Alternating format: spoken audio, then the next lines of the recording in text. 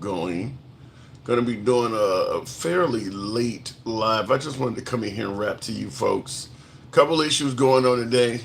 Um, Oddly enough, this is different because normally we talk about. Well, I'll save it for the live. Give me a minute to log in because I want to run this conversation by everyone. So give me about 30 to 60 seconds and we'll be able to get the live stream up on all platforms. So we're going to be talking about we expect National Guard troops to be in Chicago in a few days. And we also, you probably heard about Kamala Harris losing her security detail. So we're going to talk about those two things. And as always, you know the live stream will spawn off into other topics. So give me a minute to log in and we will be up momentarily here. So I just want to put in my information. And like I said, you notice I titled it Trump exposes Kamala Harris. He's left her exposed now with no security details. So wow, wow, wow. Uh, Let me see. And I know a lot of MAGA are happy about that. So we'll talk about that as well. But a lot of MAGA were really happy to hear when Trump got rid of, or better yet, terminated the security detail for Kamala Harris. So um, a lot of, I mean, listen, if you voted for Trump, every day is like Christmas. He's doing a whole lot of things that his supporters really like. So, uh, part of that part of that whole you're gonna be tired of winning thing. They are winning, so we'll talk about it from that aspect too. But almost, I want to get this thing going here. Let's see. I think I got everything in here, so we can start the program, get the party going. Okay, so I appreciate you folks that are filtering in already. It's bringing you in, and we'll go ahead and start up on TikTok, and we'll get the live going in 3, 2, 1. What up, folks? Once again, it is indeed your boy Tim, the handsome liberal. Depending on who you ask. A couple things to talk about. Now, this today's different. This is a different way to start it out. Normally, if I'm off for a day or so, when I come back, there's all kinds of shit to talk about. And I usually make that clear, like, I wasn't on yesterday, so it's going to be 3, 4, 5 topics and things like that. Today is different because there is not a whole host of topics. And you know why? President Trump has not been on television every day. In fact, some are starting to speculate. Some of the left wing hopefuls are starting to speculate that maybe something is wrong with his health or something. Now, listen, I know it's speculation, and I'm not saying I'm buying into it whatsoever. But fact is, Trump is always on TV. Trump hosts press conferences. You hear from Trump every day. And I think he went. He was. I think he was on television today, photographed going golfing, but he didn't take any questions or anything like that. In fact, he hasn't been on television of any significance since Wednesday. Now, if this was President Biden, that wouldn't mean shit. Biden can go. We know the whole notion that Biden was hiding in his basement and you wouldn't see him on TV for a long. But Trump not being on television for several days in a row for Trump is that's different. That's not the normal Trump. So, and I see that in the comments. Michael Woodward says, "Love everything you do." Thank you very much for that compliment. I appreciate it. I'm sure I'll get plenty of counter insults tonight from some of my more lovely insultants. So, thank you, Mr. Woodward, to hear somebody give me a nice pick me up. So, thank you for that, Michael Woodward. But yeah, President Trump hasn't been on television for the better part of a week, and for Trump, that's a long time. For Biden, like I said, that ain't nothing out of the ordinary. You may have 2 weeks go by without hearing from Biden, whereas Trump every single day. So because he hasn't been on television every day, the amount of controversial topics and shit going on has been less. You know what a lot of folks have stated? I wanted politics to get back to being boring again. You've probably heard people say that. Well, Trump politics are never going to be boring under Trump. But fact is, the last few days have been sort of chill because he hasn't been there.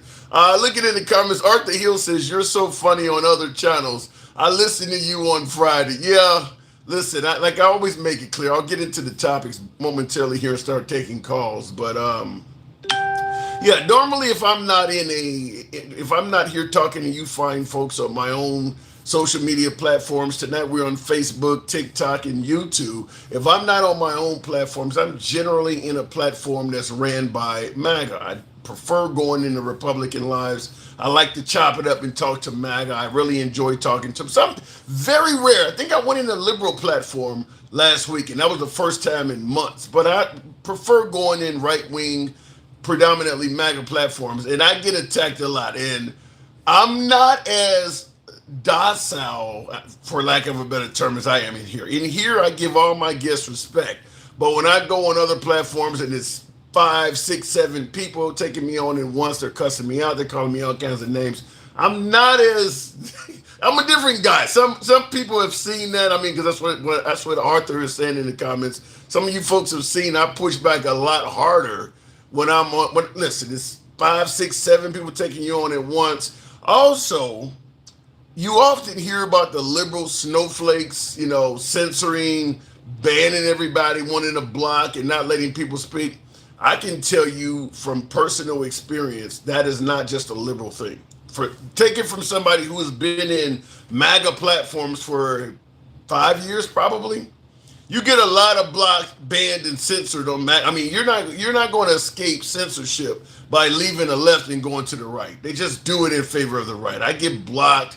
My mic gets muted. We don't do any of that on this program. We don't have a moderator, any of that. So when you come up, no matter what you're saying, you're allowed to say it without any concern of the host trying to limit your speech or dictate how you should say. And that is the reason we do that here, is because when I started out on this, I went straight to talk to MAGA, and I started noticing that was happening all the time. If you say something they don't like, they're muting your microphone. If you get a good point across, they're taking you and blocking you from the platform. We don't do that here. You can score punches all damn day and we'll bring you right back up the next time. We don't believe in censorship. You don't have hidden moderators here, turning off your microphone. We don't do any of that. But I can tell you for certain that happens in a hell of a lot of MAGA platforms. I've been on a lot of them.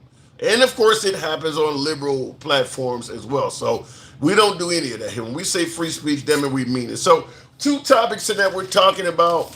You see what's on the monitor behind me. Now, I'm going to admit this is somewhat of I don't want to say clickbait, but it's not. Listen, I'm saying the screen says Chicago's under attack. Chicago's not going to be under attack, but it is going to be flooded likely with federal agents and ICE. Now, the reason I'm just finagling with the words and saying under attack is because the residents of Chicago, the overwhelming majority of residents of Chicago, do not want this to happen. And of course, with President Trump, that doesn't make any difference. It's going to happen anyway. Now, there are people in these cities that do want the National Guard. It's not 100% don't send them. There are some people in Chicago that are fed up with the crime and do want them here.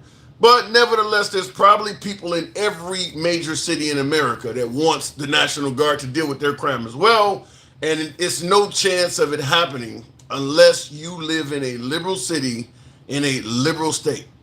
Anywhere else, it's not going to happen. He's not going to send them there for you. So we'll talk about it from that aspect. But nevertheless, the mayor of Chicago is expecting this to happen really, really soon. Let me start by saying this. I do not take this executive action lightly. I would have preferred to work in a more collaborative approach. I would have preferred to do the work with our allies in City Council to pass legislation ultimately. And we were doing that. We were doing just that. But some of the leaders who we are working with are standing behind me today. But unfortunately, we do not have the luxury of time. We have received credible reports that we have days, not weeks, before our city sees some type of militarized activity by the federal government. It is unclear at this time what that will look like exactly. We may see militarized immigration enforcement. We may also see National Guard troops We may even see active duty military and armed vehicles in our streets. We have not called for this. Our people have not asked for this. But nevertheless, we find ourselves having to respond to this. And that's why I'm titling the video, Chicago under attack, is because as you hear the mayor stating with his administration behind them, we didn't ask for this. Not only did they not ask for it, they're not even fully aware what Trump is going to send them. So clearly the Trump administration is not collaborating what they're doing with the government of Chicago at all. They don't even know what's coming. You heard him state we received credible information.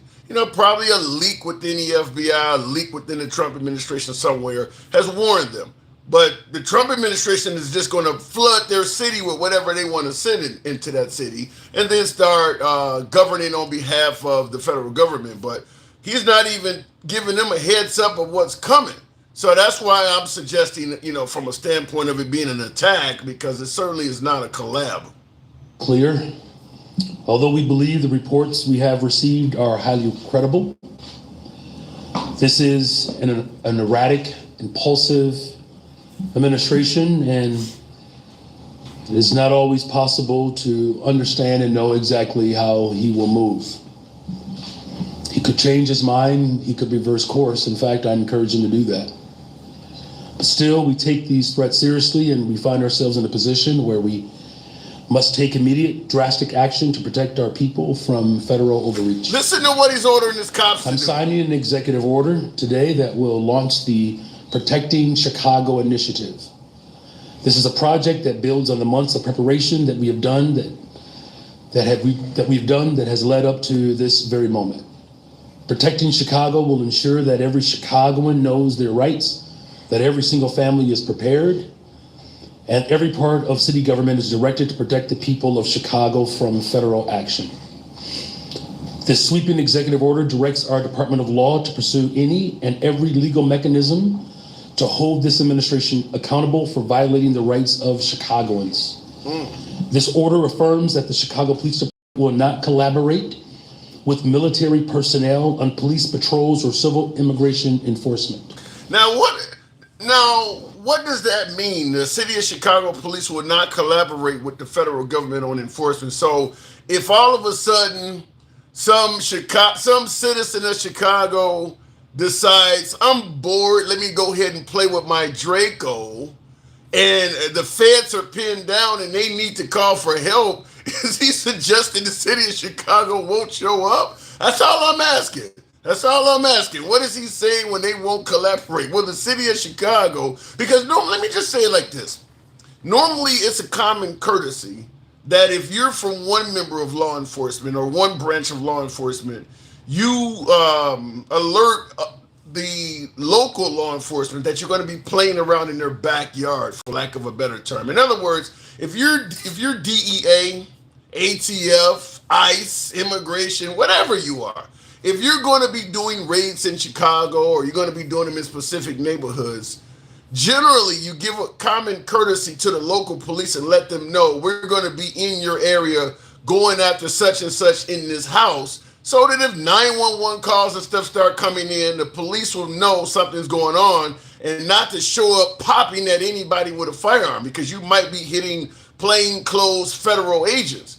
But in this case, it's pretty clear. The Trump administration is not collaborating or advising Chicago of anything. They're just going to pop up there and start operating. So that could cause a whole lot of problems, considering that the federal agents are walking around in masks and barely even identifying themselves. That could cause a big, big problem. So we'll see. And that's where we're talking about Chicago is somewhat under attack, because this is an unwanted invite. Now, also, too, Kamala Harris, before we get into the box and taking the calls, and by the way, tap the screen.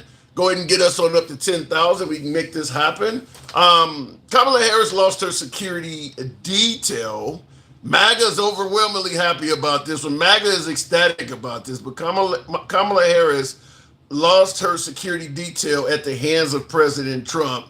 And to some degree, she's kind of joined the ranks of many others that have had the same thing happen to them, including Biden's children, Ambassador Biden, et cetera, et cetera. Revoking Secret Service protection for former Vice President Kamala Harris. Former President Biden extended Harris's protective detail for an additional year on top of the 6 months she's required to have by law. Now the president's saying they can terminate that effective September 1st. How significant is that? Yeah, it is significant. The former vice president, is about to do a very big book tour in just a couple of weeks that has her traveling around the country. This is very highly publicized. A spokesperson for the former... Now think about that. She's about to do a book tour. So, you know, Kamala's going to be at Barnes & Noble's on Thursday signing her book to anybody who purchases a copy. That's kind of how a book tour works. The bookstores, you know, make a space for you, and people who come in and purchase your book know that they can have the possibility of getting the author to sign it. So this, as you heard the reporter state, this is a highly publicized tour. So this absolutely, if somebody wanted to take a bite out of Kamala Harris's safety, you got a full schedule of cities and where she's going to be down to actual times she's going to be there. And now you know for certain Secret Service will not be accompanying her. Just want to point that out. He's doing this right before she's about to go on a nationwide book tour where all of her travel dates and locations and times are scheduled. So this would make it pretty easy for someone who is looking for a good time to take a pot shot at her. You know right where she's going to be at, what time and everything. So understand it. Anyway, looking in the comments, we'll start the program off. People is just a ploy. She too is Rev. Look who her husband is. We are, okay, I don't know what you're trying to say. We are government to them. Read their Talmud. I don't know what you're saying there, sir. Just look at the present and previous mayors of Chicago. That tells their entire story as to why Chicago is in such a sad state of affairs. Here's one thing I want to say on that. You know, Chicago's a shithole. As you say, Chicago's in this, a sad state of affairs.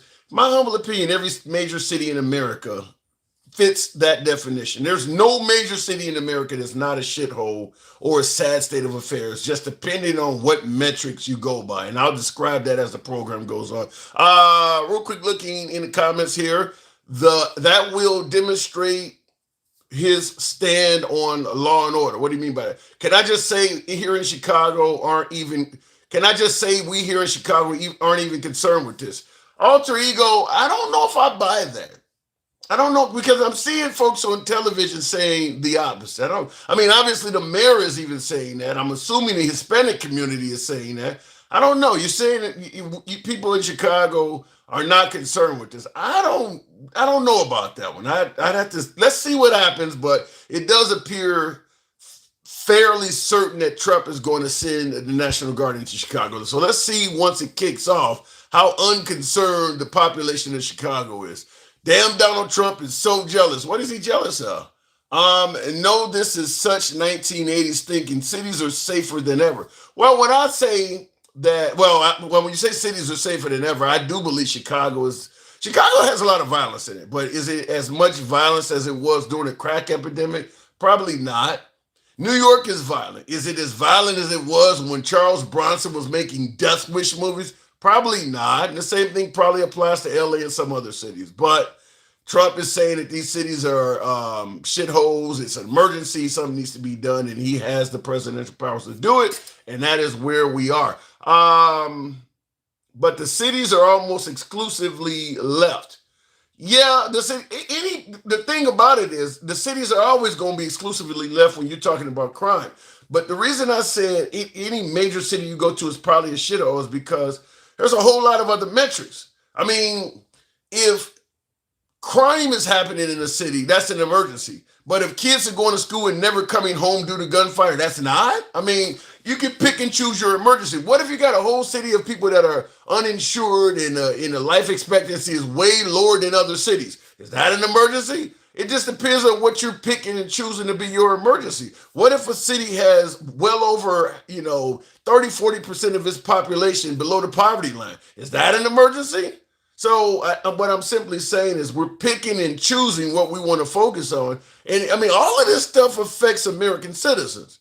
You don't have to get your purse snatched or be involved in a drive-by to have a really bad outcome. Getting sick and not having health care can take your life too. There's a whole bunch of other things. Poverty, all that stuff can take your life. So do we pick and choose what's an emergency and ignore other things that may be? Let's say infant mortality rate. Children dying in childbirth is way higher in one state than another than all the other states. Is that an emergency? So it really depends on what you're picking and choosing to meet the criteria of what happens to be an emergency. Nate Moreno. Good evening, Nate. Welcome to the program. Now, we'll start out with Kamala Harris. Do you think Trump? Do you have any issue at all with him just suddenly getting rid of Secret Service protection for Kamala Harris? Yeah, he should have left it alone, just like every other president does. Yeah. Why do you think he did it? Why do you think he chopped off a lot of it too? Being an asshole.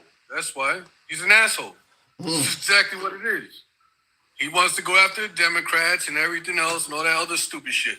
Like he's talking about he's going to send the military over here and in New York and all that. He lived in New York his whole life. He never got shot.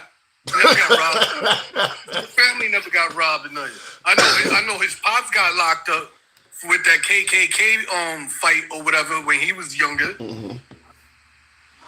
Well, but you don't use the fact that a super wealthy guy like Trump never got shot as a way to judge whether New York is high crime or not, do you? I mean, we don't expect somebody in the 1% to deal with this. No, but he does walk on the street.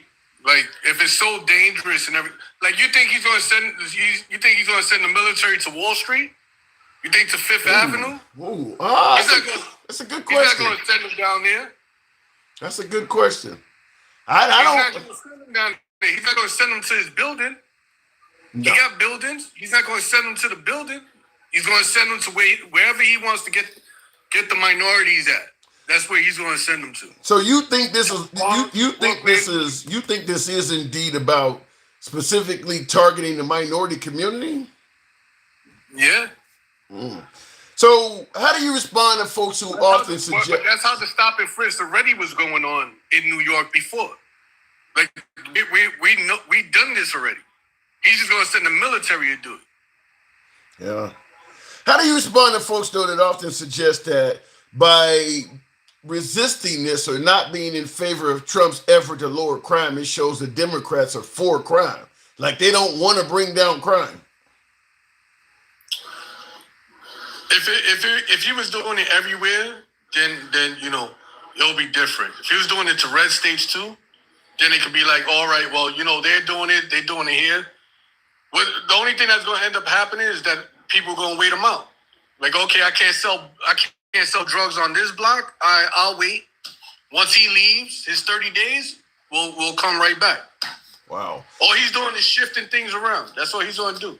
Yeah, I tend to agree with that. That if you're not arresting a whole, a large amount of drug dealers, you're not arresting a bunch of killers and murderers, then that means they still exist and they're still in the community somewhere. And like, I kind of tend to agree with you that they're just laying low until all this is over with. So, I mean, but what if he just leaves them there indefinitely, though?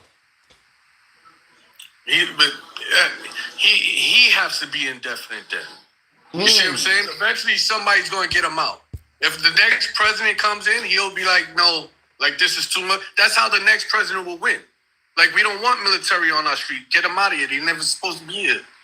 But how would that look? Let's say, for instance, you do get a liberal in there after Trump, and the liberal says exactly what you said. We don't want the military on our streets, and they take them out, and then the crime goes back up. How does that make the liberals look? Well, they'll just get more police. Like, they'll do it the right way. There's cops and then there's military. Military is not supposed to be guarding us. Yeah. I don't understand why he doesn't just simply allocate more money to expand the size of the police force. I don't know why he would talk about sending in the Marines and things like that when, if you can afford to do it that way. Now, if he did it temporarily, I guess there's an argument to be made, but he hasn't even talked about expanding the police force in these cities. Well, I think he could hide the money that he's going to steal through the military easier than through the police department. What do you mean when you say steal? Yeah, he's a crook. So eventually he's stealing money somehow. So he's not just doing this just to do it, just to say, hey, like, look, I'm doing something great. He doesn't do anything that doesn't benefit him. Well, So, he does like to look. The military, they lost all those. What was it, like $2 or $4 billion they couldn't find. They never do their numbers right at the end of the year. the Pentagon in particular. Yeah, the Pentagon in particular can't So pass an they audit. lose money all the time through there, and nobody gets caught up in that or nothing. The police department, a regular citizen could walk in and do a Freedom of Information Act and find out where the money's going and what's going to what. Well, because it's military, it's often government and military oriented. They'll just say it's confidential, and we can't tell you. We can't tell you, for instance, how much we spent on F-35s or how much we spent on radar. They couldn't tell the Senate either. Yeah. They went to the Senate. And the Senate is like, hey, where's this money? Where's this going to? Oh, we don't know. But I was told, but here's what I was told. And before I get to that, Eric in the comments says the National Guard is already paid. Well, the thing about it is, if you extend their deployment, the cost for that is going to go up. I mean, if you're used to serving, I don't know how often they serve, a weekend every month or whatever it is, but all of a sudden now you're serving for 30 straight days, the cost associated with your deployment is going to be higher. So the idea that it's already paid, no, this is an extended deployment. You send in National Guards from Tennessee and places like West Virginia and in Ohio, some distant places away. Louisiana got National Guard in D.C. The cost for that is going to be expensive to send those folks all the way to D.C., the equipment and everything. So that's more expensive than their normal deployment in Louisiana. So there is a cost associated with it. So. But at the end of the day, is there possible anything good could come out of this, Nate? I mean, crime in D.C. is currently down. But I don't see nobody getting arrested for selling drugs. I don't see people getting arrested for killing anybody. So if there's no arrest, then it's just on hold. That's all that is. Yeah, and I see some if of them somebody's selling drugs, he's going to be selling drugs regardless. So that means you're not catching him. There's somebody selling drugs 24 hours a day. Somewhere. Yeah. There's always somewhere. Someone's getting high at some point. So there's a dealer somewhere. Yeah. I mean, the thing about it is, if I used to sell big drugs in D.C. and they got all these cops and shit around, I'm just going to tell you, right now the drop-off spot is the 7-Eleven out in the burbs. Meet me by highway, whatever. They don't have him out there. This is where we're going to do our drops until they get rid of this shit. That's what I mean. It's just moving it around. That's all that is. We're just not going to be here where they know that we're going to be here. Like criminals are not dumb. Right. You know this is a spot where we got the drugs at. All right, let's go to the West Side. Let's go to Wall Street. If I was going to sell drugs, I'll sell drugs on Wall Street. Nobody checks Wall Street. Well, we don't want to be locking up hedge fund managers, do we? Well, if you were going to do crimes, I'll do it in the White House. I wonder who does that. Well, they're going to say Hunter Biden. You know how they're going to respond to that. A lot of them. It could be Hunter Biden. It could be whoever. You know what I'm saying? It doesn't matter. But most crimes go through the White House. It doesn't matter which politician or whatever. Somebody in there is always... Reagan was the one who... You're talking about drugs, right? He wanted to stop drugs. Why didn't he go lock up Reagan? They knew the CIA was fucking selling the drugs. They proved that. Yeah, The fundamental wars. Yeah, that allegedly was what started the crack epidemic in black communities, was the CIA or somebody trying to get money for the Contras or something. I mean, I heard all sorts of rumors about it, but... That's how Freeway Ross got off. He had tapes on it. He was getting it for them. It was all proven. That's how he got out of life. I didn't know that. Really? Freeway Ricky Ross used that? I didn't know that. Yeah, look it up. He was selling, but he had tried to find out who was giving him the stuff. So he had an investigator. When the investigator came with the proof and everything, they were like, "Yo, we can't put him on the stand," and he got out. Wow. I watch him a lot on all of the different... I mean, he's on Vlad TV and a lot of those other programs, and that is a very smart dude. I mean, if he had just simply used his education... Well, he didn't have a formal education, but he certainly is equivalent to anybody with a managerial degree. He is far more advanced just brain-wise than the average person running a company. He just don't have the official paperwork behind him to state it, but that is a very, very smart dude. Talking about Freeway But Ricky it's Ross. also where he came up from. The To poverty me- state, the lack of education, the schools, Yeah. the lack of opportunities. That's where it came from.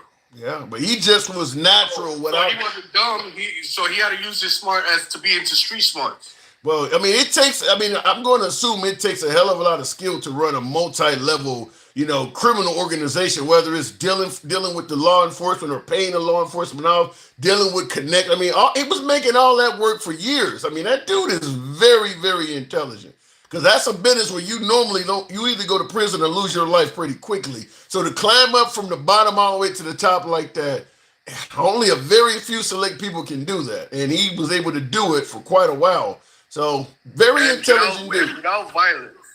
And without violence. Right.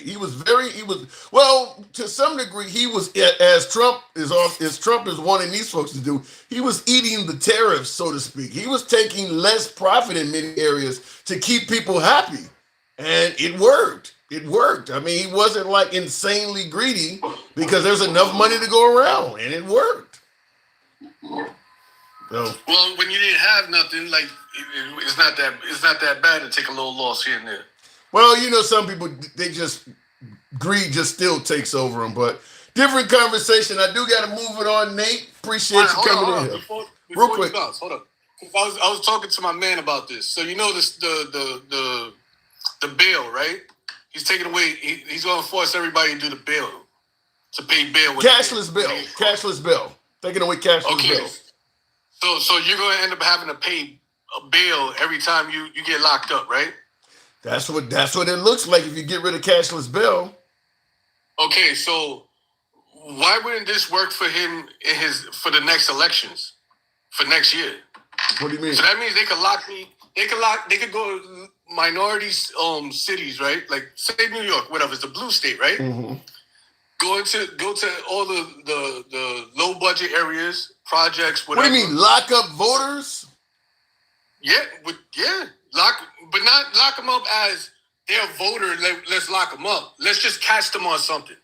So if I get locked up now, if it's not an R&R, it's not a release on my own recognizance, I got to come up with bail. I can't pay the money.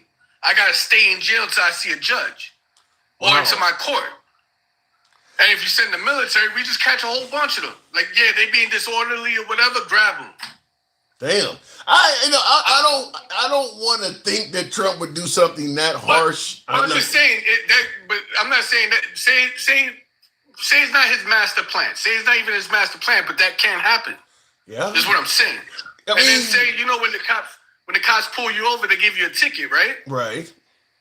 So they make you sign in and everything to say, hey, yeah, I got the ticket, and yes, I'll appear in court. Right. Right? So wouldn't that start too? Like now I can't give you a ticket. So what he said, if you get pulled over for a moving violation, every moving violation now requires you pay on the spot or go to jail. The ticket is supposed to make sure that you appear in court. I don't want to say Trump is going to do nothing. But I'm just saying, not thinking whatever. I'm not saying like it's. I get what you're saying is there's a Pandora's box where it could spiral into that. Anything's possible. Because I'm going to give you a ticket. You're supposed to sign it so you could say that you could get locked up. Like you're going to appear in court. This is you saying that you got the ticket. You know your court date, and you're going to appear. So now if there's no R&R, well, I'm going to have to lock you up so you can get the bail, and then we'll lock you, and then we'll see you in court. I'm going to say I think that's stretching. I don't think Trump will ever do it. I mean, man, take you to jail for a moving violation and require you pay bail on the spot. I don't see it. I don't think it'll get that bad. I got to move it on, Nate. Anything's possible, but I don't think that's likely. Appreciate it. All right. Thank you. But I do believe that cashless bail will net a large amount of minorities. Remember Biden's crime bill and the whole notion that he was locking up black people and how racist it is? Cashless bail is going to lock up a whole lot of black people. I mean, there's just no other way around it. I mean, if you start making it so that a person cannot get what is it, an I bond or a reconnaissance bond or what? Every time you get locked up, as my last caller was saying, anytime you are locked up, you have to pay money to get out. Well, the poorest among us are not going to get out. It's as simple as that. It could be something as simple as a minor shoplifting. Let's say you go in Walmart and while you're scanning your items, you decide to do the 5-finger discount on something. You know what I mean? So all of a sudden you haven't paid for those T-bones and the eye in the sky sees you doing it. They call the cops on the way out. They find out you're trying to steal a T-bone steak. That is an arrestable offense. If you couldn't pay for that steak, you probably can't pay for bail.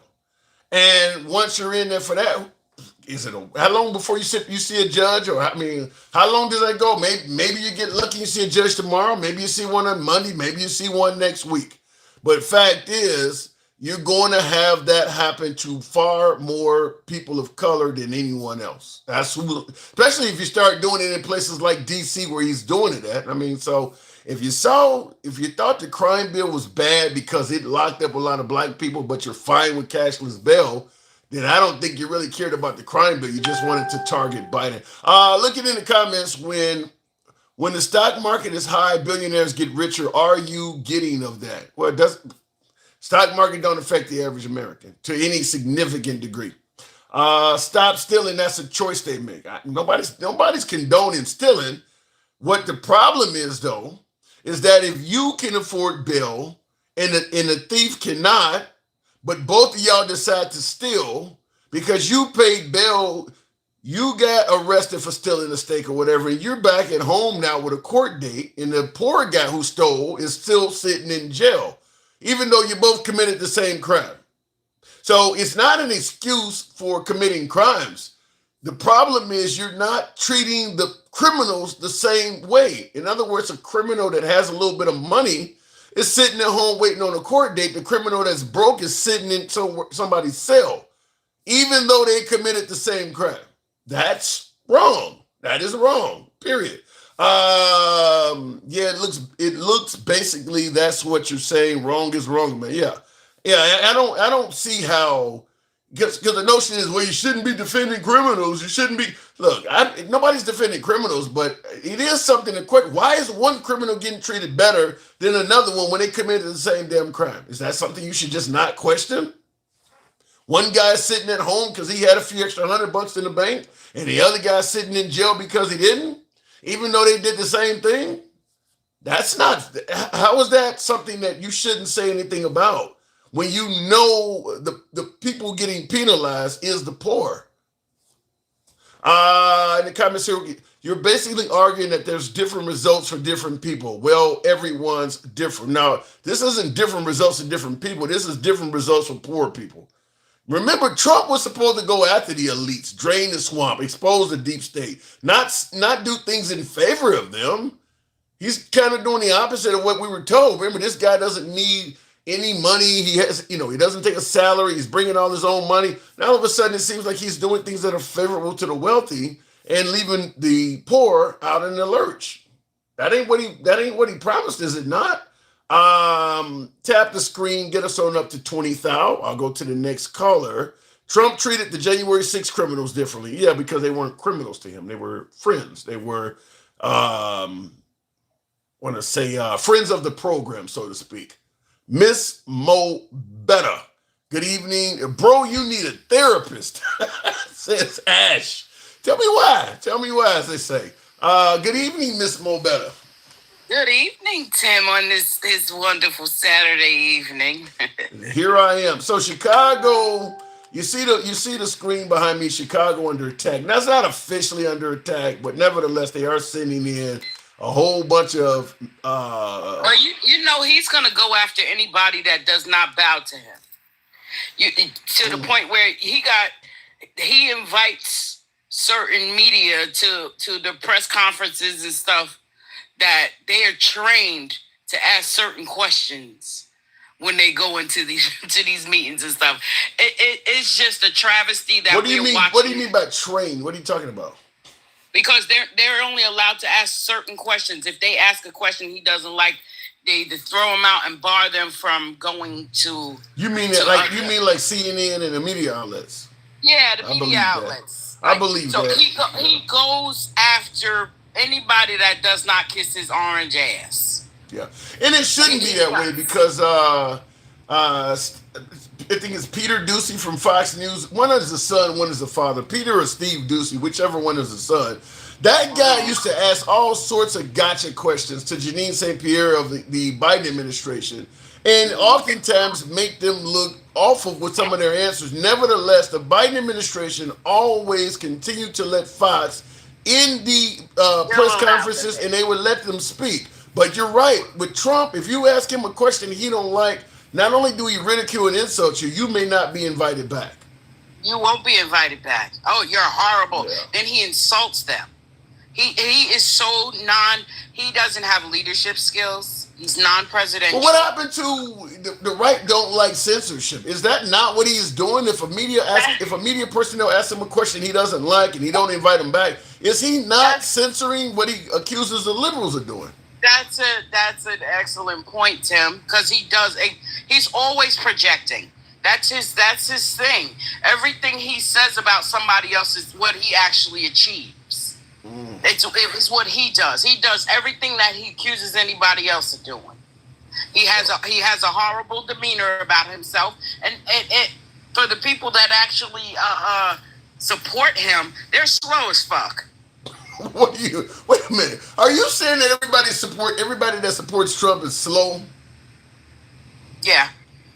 There's no more justifying how they act and react to things. First of all, Trump is supposed to be the president for all people, not just just one base. Yeah, but come on, Mr. Montebello. He speaks so divisive till it's like it's really a travesty. Yeah, but let's be honest. But everybody knew. I am being honest. Hold on, hear me out. Okay, but hear me out. When Trump was running for re-election in 2024, I don't even believe his own supporters, the ones that really like his job, really favor having him as our leader, I don't even think they believe he was going to be a president for everybody. He was pretty clear that he was going to be divisive. Red state, blue states are shitholes. He didn't like blue state politicians. No, I give you that. No, I do give you that. But they had such a disdain, hate for the black woman till they didn't give a fuck what Trump said or did. As long as, like they call her, the cackling hyena didn't get in there, that they didn't care what he did. So now they're gonna have to continue running with supporting him because they don't want to appear wrong. But wait a minute, was it, because you say disdain, hate for the black woman? You're talking about Kamala Harris. Was it hate? But was it genuinely hate for Kamala Harris, or was it that they just simply thought she was not qualified? Tim, you and I both know. Let's sit down and compare resumes. Stop playing. There's no way you're not going to tell me she's not qualified. Who are we comparing the resume to? I will not buy into that. She's been into almost every level of government there is, except the presidency. But who are we comparing her resume? You said let's compare resumes. Trump. Well, the Trumps. Well, but here's the problem though with that. It ain't no well, Tim. Now you're fluffing. You're fluffing like a motherfucker right now, and I'm not gonna let you do that. No, hear me out. Now, I would agree with you more if we were comparing the resume of Kamala Harris to President Trump in 2015. But she was running against him in 2024. He has 4 years of actually being commander in chief under his belt. That still don't mean shit. Her resume still outweighs his. What are you talking about? You don't. Just because did you? I don't know if you seen his poll numbers today. Everything was in the negative. Well, yeah, I mean, he's constantly attacking half the country. I mean, his poll numbers are not going to be good now. He's only beat out one other person, and that was himself. But I do disagree with you. That's what I just saw on the news. I'm not making that stuff up. Well, look, when you're starting to threaten cities and things like that against their wishes, and obviously what he's doing with ICE and immigration, there are a lot of people. I mean, obviously his poll numbers are going to be low right now, but I disagree with you about the resume thing. I think Trump had a really competitive resume to Kamala Harris in 2024. Well, that's your opinion. I disagree. I totally disagree. But as far as him cutting off He's fired that lady Lisa. You're cutting off security for Kamala. Why are you attacking all African American people if you're not racist? Well, he is. It's not just. I'm gonna need help with that. It's not just all African Americans. I mean, Ambassador Bolton is not African American, and he's going after him. Just had his house raided the other day. Because he ain't kissing his ass anymore. Right.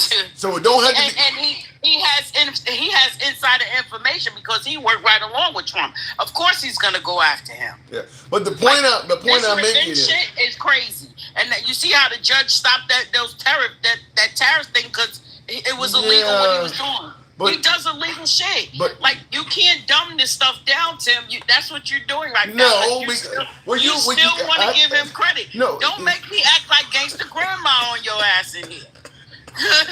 Come on now.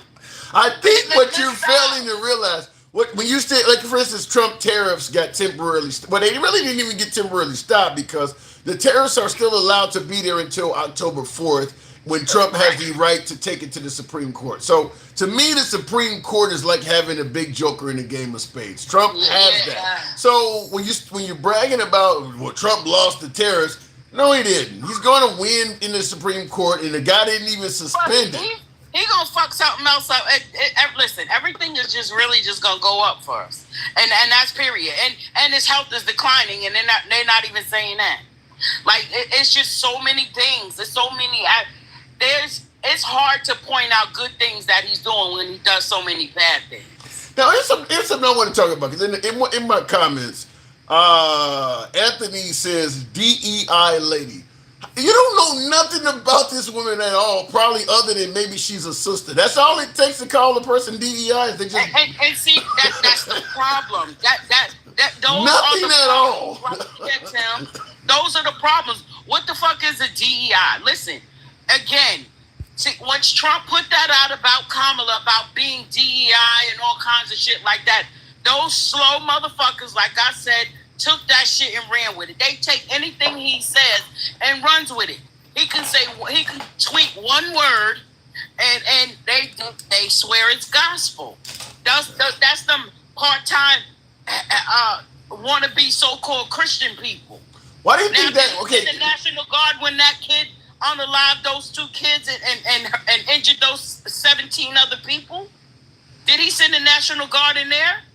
You mean the school shooting in Minneapolis? Oh, absolutely. Did he send the National Guard in there? I don't think other than thoughts and prayers he said much more about that since it happened. No, he's trying to give Ashley Babbitt a military burial. What do you think about that? I mean, she did serve the country honorably. No, she didn't die serving the country. Whether she did or not, she didn't die serving the country. She died defying it. Yeah, but you don't. But Mr. Mobetta, you don't have to. Like, I give you an example. My dad died from drug use. I mean, he had there were military people. He was a Vietnam vet. He served honorably. He was discharged honorably. But when he passed away, I mean, you could have one of them come in, they play the trumpet or whatever. His thing was harm to himself. It wasn't harm to the country. It wasn't a harm to anybody else. Nobody else was unalived but your dad. He didn't harm anybody but himself. So what you're saying is Ashley Babbitt's actions should have pretty much disqualified her from her. Disqualified her. She was committing an actual crime when she was unalived. I trust me. I know that. One of that happened. A friend of mine was unalived during a crime with somebody, and they didn't want to give him a military burial. I didn't know that. Huh. Yeah. So if you served in the military, even if you served honorably, but you lose your life while actively committing a felony, you say they can deny that. I don't know. I don't know. You'll really have to fight to get the justice. You really do. Yeah, I'll admit I'm ignorant on it. I'm ignorant on it. I don't know, so that's why I'm asking. They don't want to do it.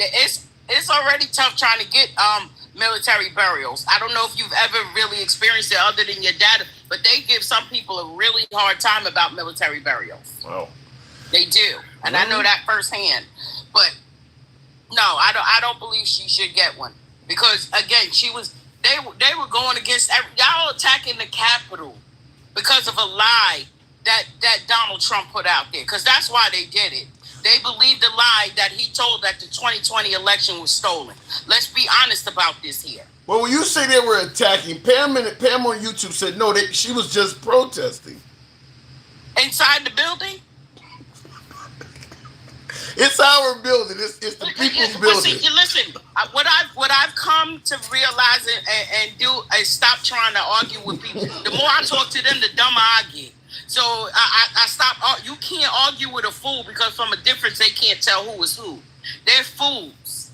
How do you respond to folks who say though that is the people's building? That building is owned by the people. Tell Trump that. What do you mean? Tell Trump that right now. That this is our building. We don't want you in there. Damn. Go somewhere, scratch and sniff with that. Okay. I'm trying not to fluff too much tonight. I know you trying not. I know you trying not to fluff. I know, Tim. But we all seen the same videos when it came to that January 6th shit. It was a total insurrection. There's no other way to put it. Trump referred to that. While they trying to call people like me DEI and we too woke and all of that shit. Like I said, Trump he's very racist. He's attacking going after everything that black people. He's trying to erase black history from the Smithsonian's. He's firing all the black heads of things. How do you fire somebody from the Congressional Library? Who goes in there? You know what I'm saying? That's been holding these positions for years, and they're not the ones that are actually costing the country any money. It's interesting you said it. And by the way, Further Great, appreciate the hat mustache. Yeah, thank you. What I want to say though, Ms. Mobetta, is considering how you paint Trump as someone who is doing things that are detrimental to black history and the black community, Black MAGA is still overwhelmingly happy with Trump. I talk to Black MAGA all the time. They really like the job he's doing right now. Can you explain that? He got them believing that they're going to be rich, Tim. So this is what they do. They're like, oh, check my portfolio. That's their main thing. Oh, my portfolio. Oh, we're on a plantation. Y'all on a plantation. Yeah. So this is where, when you ask them what is an actual plantation, what is the plantation, they could never answer it. They just say whatever the plantation is. The belief is it is ran by the Democrat Party, so that you need to get off the Democrat plantation. And the crazy thing is, y'all claim that the Democrats are still on a plantation. Y'all left the plantation to go into a cult. They block me all the time. Tim, they block me all the time because I go back and forth. I say, y'all slow as fuck. And half of them be on here lying. I keep telling you, Tim, I don't trust people who are afraid to turn their cameras on. That's why I always turn mine on. Because, listen, I'm not hiding behind no keyboard. I stand 10 toes down on the shit I say. I do a lot of research. I do a lot of reading, studying, and listening. You got when people show you who they are, you have to believe them. That is my answer. Trump told me who he was a long time ago, and it's a no for me, a hard no. All right, Miss Mobetta, you bring the passion every time. I appreciate you coming through as always. Such a pleasure. Indeed, it's always a pleasure. Like I said, I'm glad I have to go against the grandma on your fluffing ass. There is no fluffiness in I fucks with you though, Tim. My sentiments exactly. Thank you, Ms. Mobetta. All right, moving on with the program. By the way, tap the screen. Get the likes on up to about 25,000. We should certainly be at that. Let your thumbs not be lazy. We can make that happen. I made a huge mistake. I made huge gains on the video. And Shamir Stocks thanks Trump. I'd be curious to know crack pipes. I haven't talked to crack pipes for racial equity. Good evening. Haven't seen that name up there for a long time, but I'll be curious what did Trump do for your stocks in the video and Shamir to be so great? I'd be curious to know, what did he do? CNN is a motherfucker. What about CNN? Do you understand the significance of $2,475 and what it could mean for what you say? Do I understand the significance? Tell me a little bit more about this $2,475. Is Trump giving out some kind of stimulus or something? Let me know. What are you getting at? My black brother How should we view the Epstein file issue as a fellow supporter? I am concerned. You're not gonna get shit from the Epstein file. In my opinion, the way the Epstein thing is going to turn out is it's a 90-10 rule. The folks who originally wanted to hammer Biden over the head for not being transparent about the Epstein stuff, one of the many reasons we went with Trump is because he was going to tell us the truth and expose all of the bad people in the deep state and all of this stuff. Well, the 90-10 rule is 90% of the things I like to, this is what folks are going to say. 90% of the things he's doing is really good for this country. I'm not going to throw him under the bus for the 10%. And Epstein would be part of the 10%. So I don't think Trump has to produce anything in regards to Epstein at all. If middle of Fifth Avenue, remember all of that? Not giving the Epstein list, not giving up the Epstein list is not going to really waver any significant amount of Trump support. It just is not. I mean, I think at this point he's proven that we've went from Epstein to talking about sending the military and the National Guard into liberal cities and things like that, and it really took the conversation off Epstein. And now we're looking like we're about to be at war with Venezuela, or at least having some kind of military conflict with them. Epstein is buried. Epstein is gone. Epstein is dead. You're not going to get anything about Epstein. My humble opinion, it probably will come out in the future, maybe after Trump's term is over, after Trump is, passed on or whatever. It probably will come out that there was a reason why he wasn't giving you that information. But right now, in the moment, people like him enough that if he doesn't give it up, his support is not going to be wavered. Looking in the comments, so New York Democrat judge is holding the court records. Holding the court on what, Epstein? Probably the most shocking day in my lifetime. I'd like to know what you mean by that. And somebody said, damn right, we still happy. We're winning. It adds to the many things and is slowly turning people away from him. Not 90-10. I'm just simply saying 90-10. Trump is sticking it to the liberals over and over and over again. And if you are a Trump supporter, every time he sticks it to the liberals, causes the liberals to cry, gain some more liberal tears. It's like Christmas every day. And Trump is doing it. I don't think Trump has to do a lot of things that make MAGA's life personally better.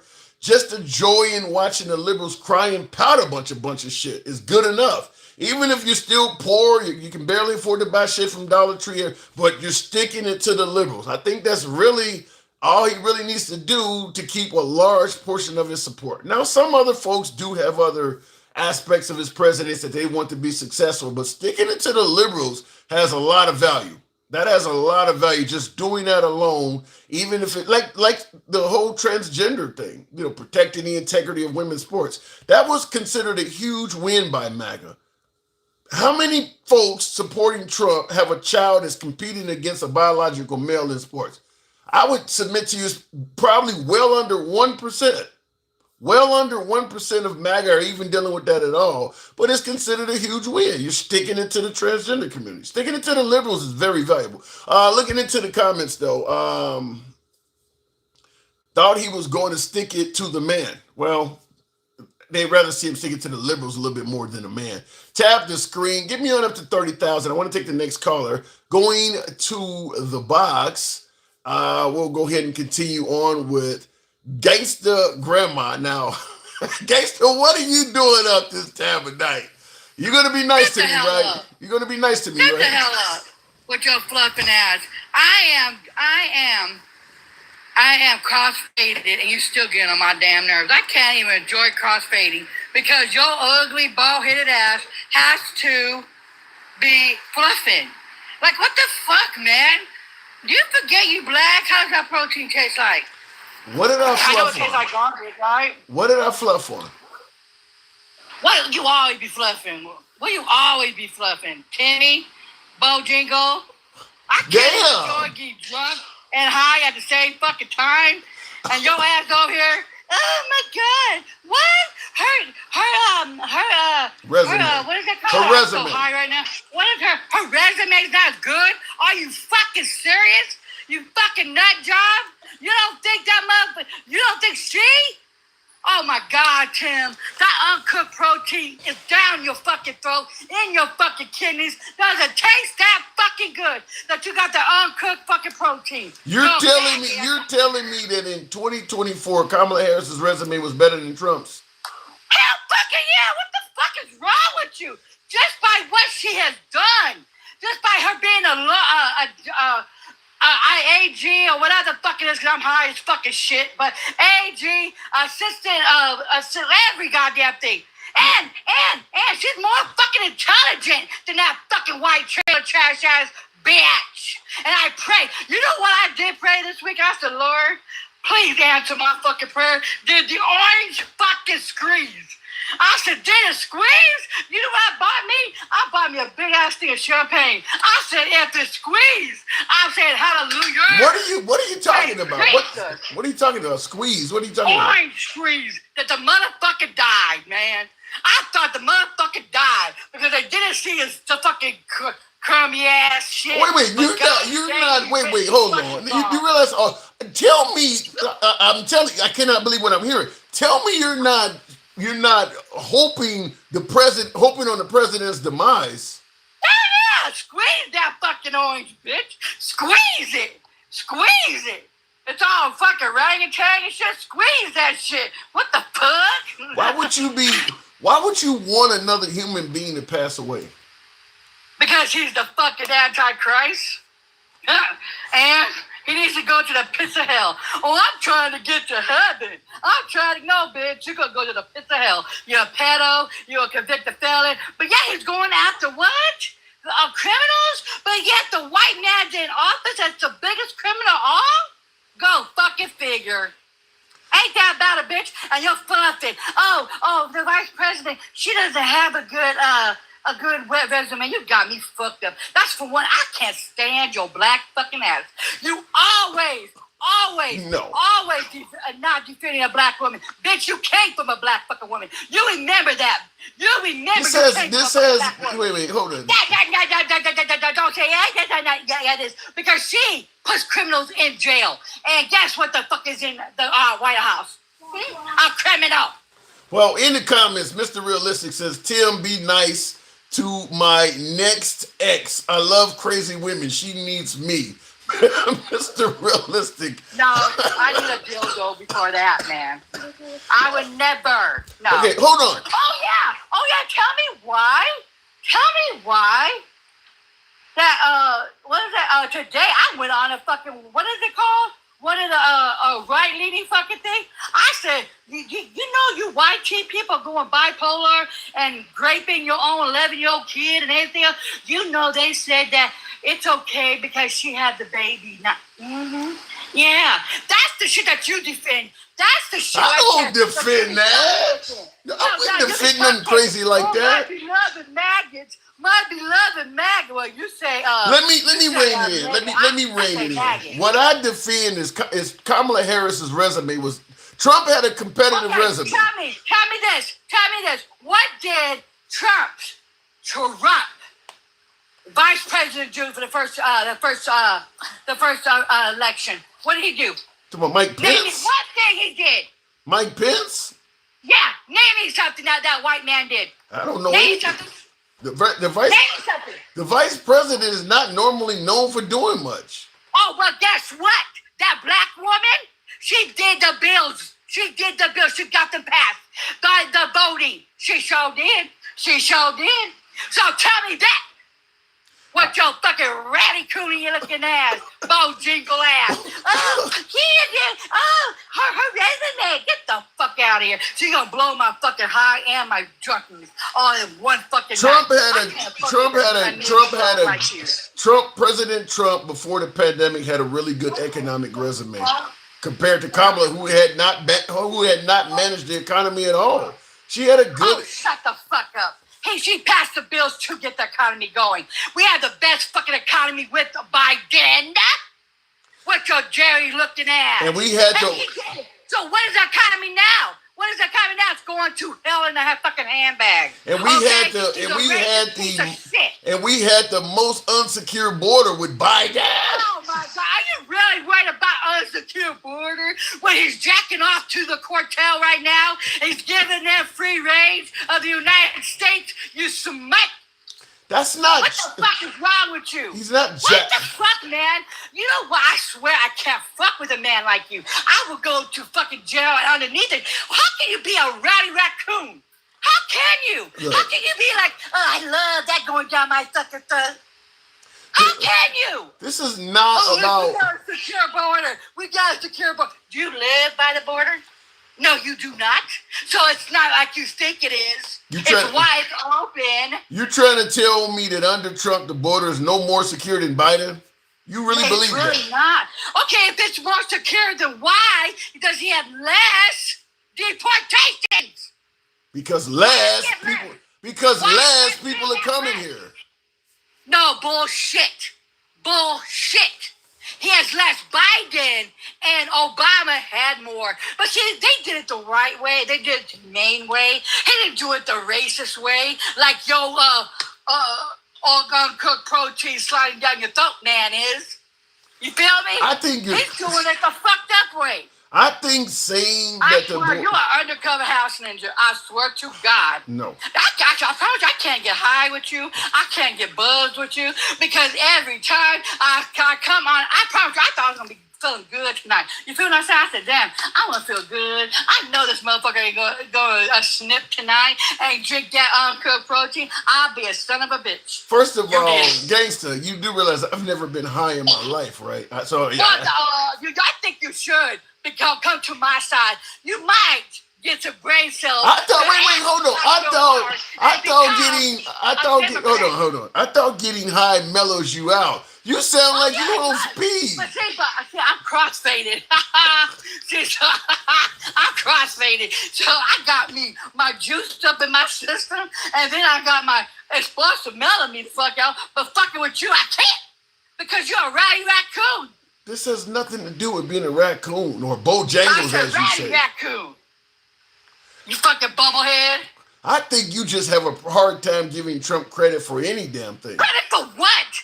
What has he done? He's going into the black cities, the black states, run by black people. Don't forget about that, right? Rowdy raccoon. But the most violent states are all fucking red. Go fucking figure. Are you aware that this Labor Day weekend, the price of fuel is down compared to Biden's Labor Day weekend? It's really not. Who lied to your ass? It's really not because I pay over what? I pay almost $5. I'm talking about on that. And I see your comment there.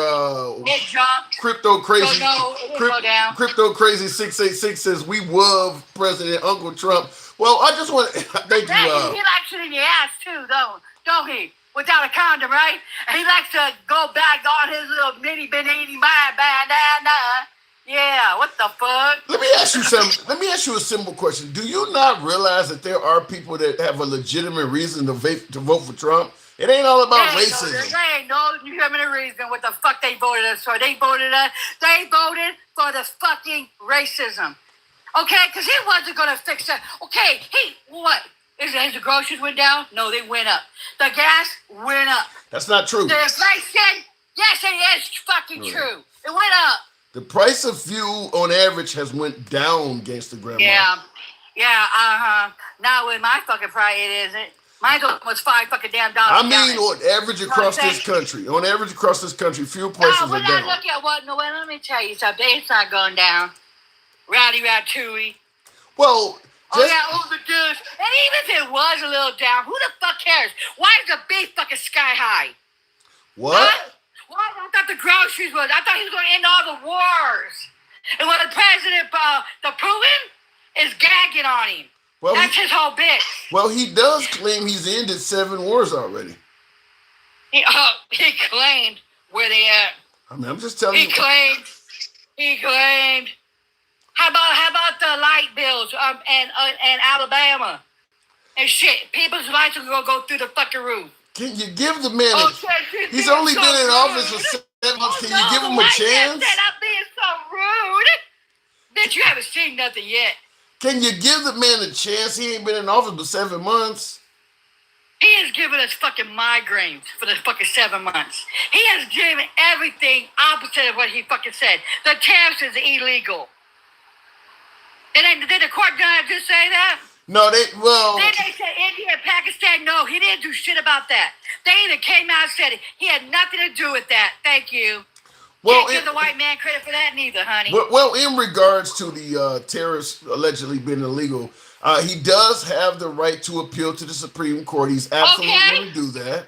And if the And Supreme I guarantee they're probably going to knock it down because it totally is illegal and it's unconstitutional. if they knock it down, then it ain't illegal anymore. If the Supreme Court says it's legal, then it's legal. If they knock it, okay, then they better change this. They better change the Constitution because in the Constitution. So what are you talking about? Well, the appeals court said that should be decided by the you legislative can't branch. Timmy. You can't have that. His little dingling thing coming down your throat. What he's doing is totally fucking illegal. He's even trying to take your First Amendment right. Are you gonna gag on that too?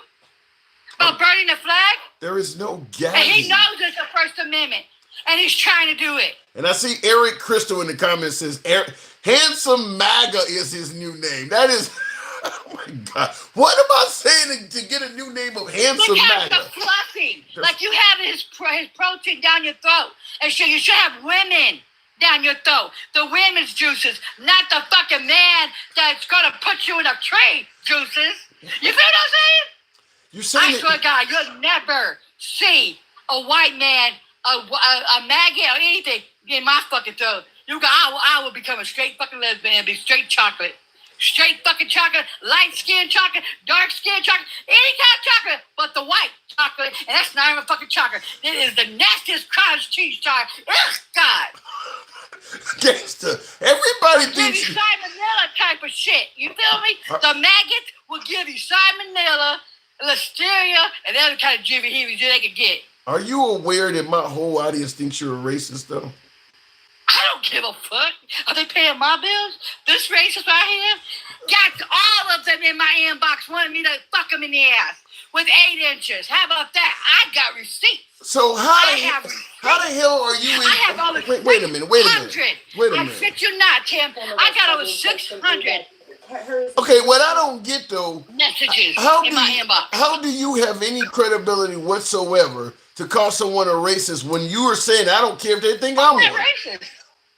I'm not racist. They're racist. I'm giving the same shit back. See, I'm not like you. I'm not fluffing. They don't like our asses. They do not. Why do you think they're going into the things with military and stuff? Why are they taking Black history out of fucking books and stuff? Why are they denying everything to Black and brown people, right? And you want me to say, yes, master, or be nice to them? Get the fuck out of here. Well, you got me fucked up. But first of all, let's make it clear. All white people don't fit the stereotype you're I giving did them. not say all white people, Timmy. Get that shit out your that's going into your ears, right? I said maggots. I never said our allies. I said I'll save an ally before I save a maggot if they were drowning. The maggots know who I'm talking to. My allies better if they have any fucking brain cells. I'm not talking to them. I'm talking to the maggots, unlike you. Yes, master. Get the whip, master. Did I hear you indicate that you wouldn't save MAGA if they were drowning? Did I just hear that? I wouldn't. Nope. Bye, bitch. See you in the pits of hell. What the fuck? What would they save me? Fuck no, they will put us in a tree. Why do you think MAGA would try to hang African Americans? Hell yeah!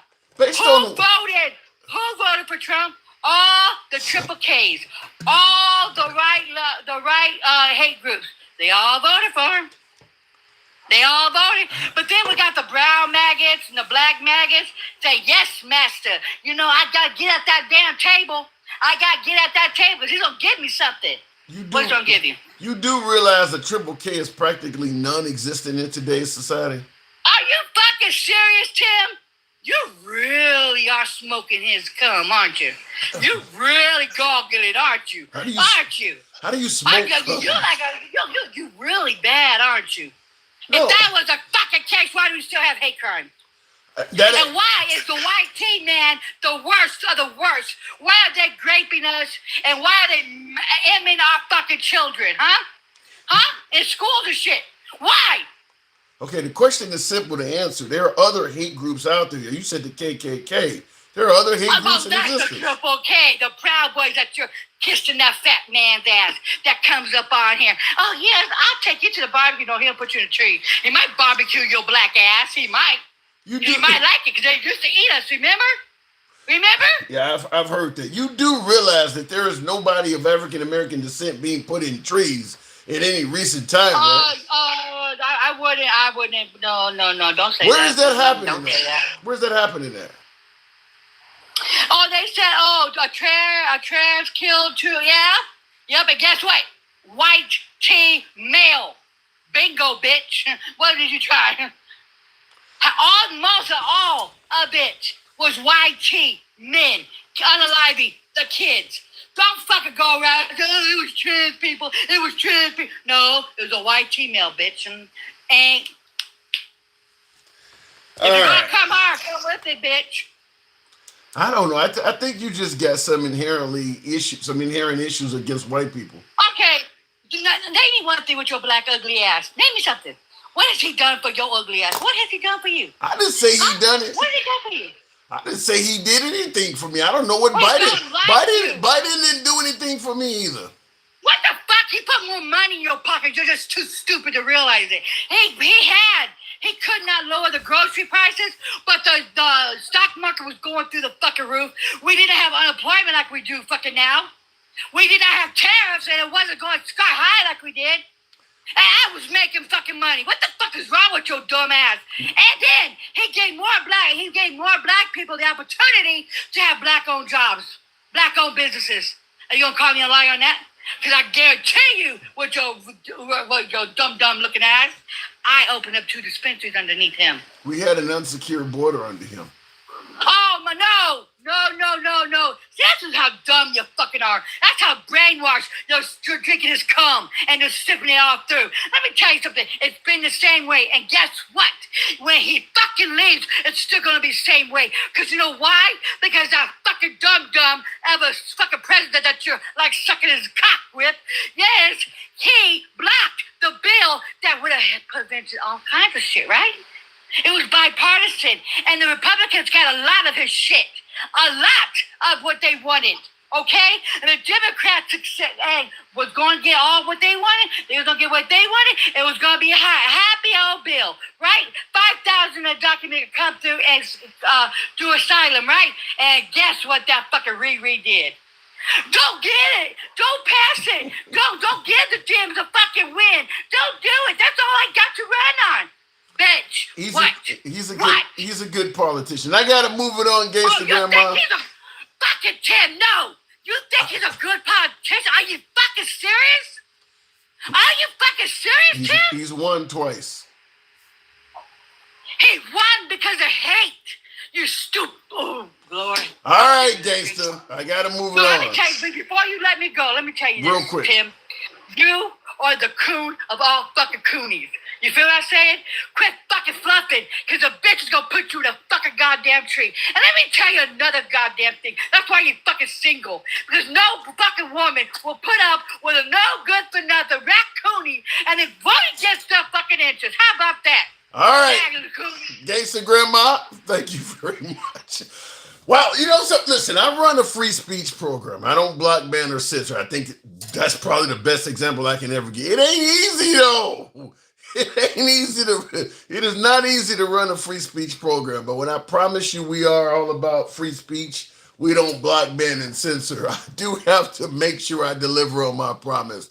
And of course, as she may have indicated to you, we are MAGA friendly. We've always been MAGA friendly. We always will be MAGA friendly. MAGA often are our preferred guests. We just get more liberals on the program. So if you enjoy open dialogue where everyone gets to speak without any concern of the host trying to block, ban, or censor you, you're in the right place. I would ask you to follow the program if you're watching on TikTok. Happen to be watching on Facebook. We're currently on Facebook as well. And if you're watching on YouTube, give your boy a sub. We're generally here most days. She probably run the only man she had. Wait, well, I see that in the comments. It's okay to run. Yeah, she has 0 standards. Someone says there. Wow. It's like I said, it can be challenging. it can be challenging to have a free speech program, but we do believe in free speech. So there you go. Anyway, looking at the comments, bring her back, says Sir Yurkin. Look, we give the guests plenty of time. Sherbert on Facebook. Good evening. Welcome to the program. Howdy, Tim. I got blocked on TikTok, so I had to come over here. Wow. Well, and that can be a leeway to everybody else that's watching. If your TikTok account ever goes down and you want to come live, Tim Liberals on Facebook. You see it scrolling behind me on the ticker there, but we're also on Facebook and we can take callers there as well. So you can, if you're on TikTok or Facebook, you can actually come up. Sherbert, I just went through the pits of hell. Tell me you're gonna be easy on me now. I'm probably gonna be easier. Honestly, I heard the very end there where she wilded out. Okay. All right. That's pretty much every time with Gangster Grandma. Gangster Grandma is like that. Chicago's about to be flooded. Apparently, the mayor of Chicago is saying they got a tip that they're about to send a whole bunch of ICE and possibly federal agents, if not the military, to Chicago. Now, the right is saying that this is a good thing because it's lowering crime, but the people of Chicago have a difference of opinion. Is this a case of the liberals just favoring crime? Why are the liberals pushing back? Oh, yeah, we're just waiting for all that crime to happen.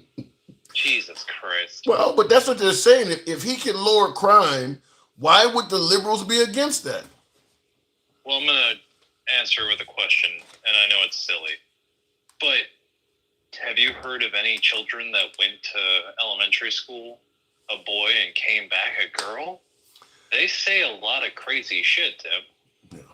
Trump has said that a boy goes to school and a few days comes home a girl. He has said that before. No, I have never heard of that happening in real life. Have we gotten any evidence of they're eating the cats and the dogs? I ran multiple programs. MAGA tried to prove to me that people were in Springfield eating cats and dogs, but they never did. So no. Have we gotten any evidence that the 2024 or the 2020 election was stolen other than, hey, that looked weird? No. Okay. And I've had I probably had about 30 shows on the 2020 election, and no, there is no definitive proof or even really any mild proof that Trump won that election. I haven't seen anything. Like you said, other than, well, this didn't look right. Some people say, well, what happened to the 20 million votes? They have questions about stuff, but in terms of proving he won by a landslide, like what he's saying, nothing. So when they want to say that all this crime and, if you're against this, you're for crime, you can get the hell out of here with that. I'm not listening to MAGA when they try and badmouth liberals with their crazy shit like that, when they're the ones that are trying to defy the Constitution and be living in a military state. I don't know about you, but I really don't want to live in a military state where we have Humvees running around all day. And like I said, with the mortar cannons in the middle of Washington, D.C., that's not what we're fighting. That's not what this is for. And if you signed up for that, I don't want to be your friend. Yeah, when you said living in a military state, and I totally agree with that part. I did a video on YouTube. It's titled 5 Rights You Will Lose Under Trump. MAGA trashed me for this. And that was one of the things I talked about is the loss of states' rights, because the right is big fans of states' rights, small government, things like that. And with Trump going into states and telling them, I'm going to do what I want in your state, whether you agree or not, militarized, as you're talking about, I do believe that states' rights could be in jeopardy under President Trump, because who knows what he will deem as an emergency. Today it's crime. Tomorrow it could be drag queen shows with kids. The next day it could be something. It could be anything. It's going to be something. It's always going to be some kind of emergency. Yeah. When you're equality, when you have to give other people equality and it feels like you're losing, well, then you obviously don't care about other people. I'm so over this at this point, and they're going to be authoritarians. We're going to have to step up. I'm really happy to see the veterans organizing peaceful protests at Union Station, apparently. And that's pretty encouraging that people are actually out saying something, especially when they are the veterans. Now, you and I have talked about this. Their voice. Yeah. Now, you and I have talked about this before. You believe that civil war. I want to say civil unrest, but you believe civil war is likely to happen, if I'm correct, right? Yes, and as we've brought the Marines into LA, and now the National Guard into Washington, and as Chicago is terrified that they're about to be overrun, it sure as hell seems like I wasn't that far off the mark. But let me give it to you this way, because we know he's done all of this in DC so far. Is DC really being overrun? I mean, if you live in DC, you still can go grocery shopping, you can go to the skate rink or the movie theater or what you normally do on weekends. Is that city really being overrun? No, but it is the military state, and I don't feel like that's comfortable, especially in a touristy town like Chicago. Washington, D.C. has a tiny bit more respect than a major city in the fact that it is the nation's capital. There has to be an elevated security force there on a regular basis. I understand that. But howitzers? Yeah. There's a line to be drawn there, and I don't trust MAGA to draw a line these days. That and a fair line, especially when in my state of Texas, where they're clearly willing to overreach.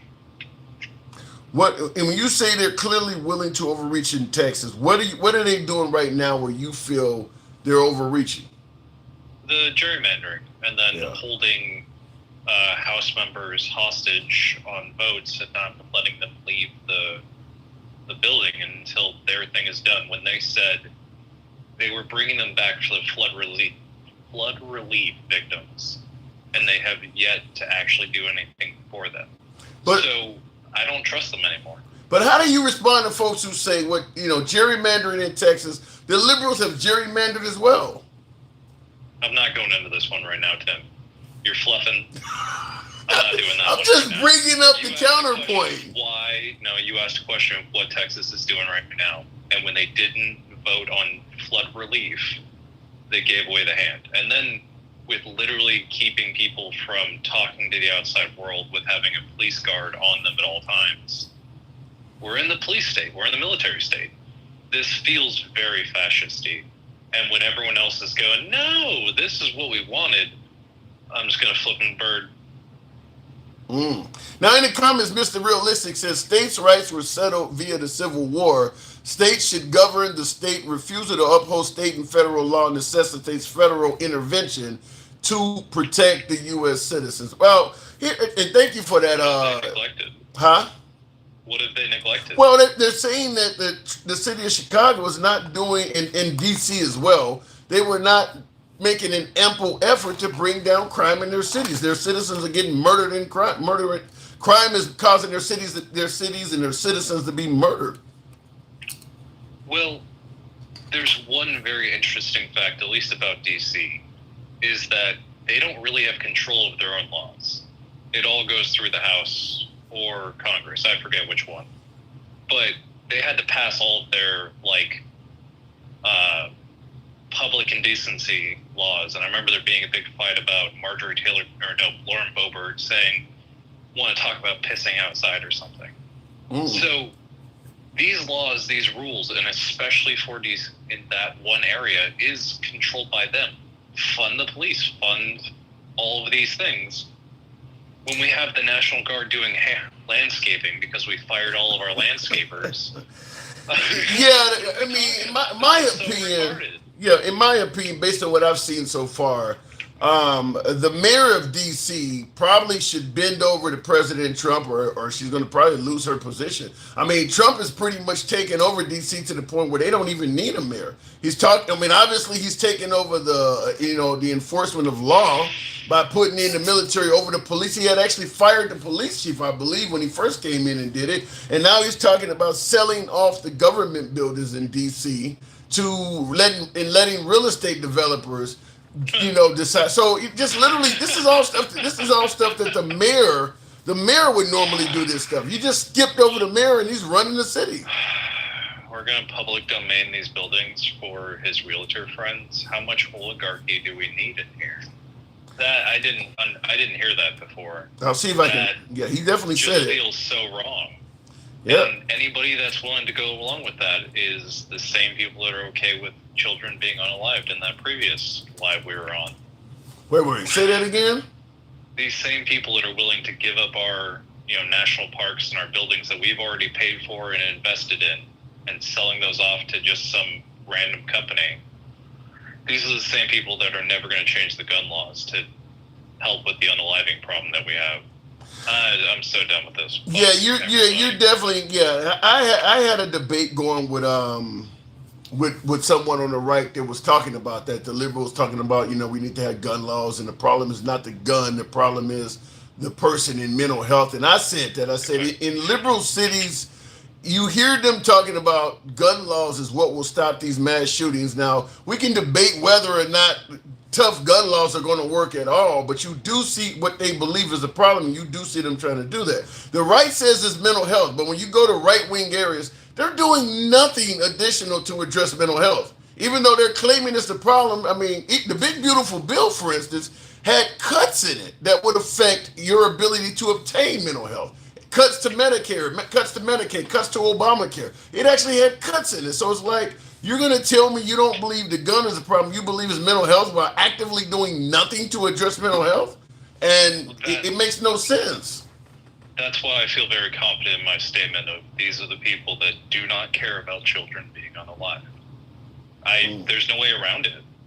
If you're going to be horrible on every angle, I can't give you any grace anymore.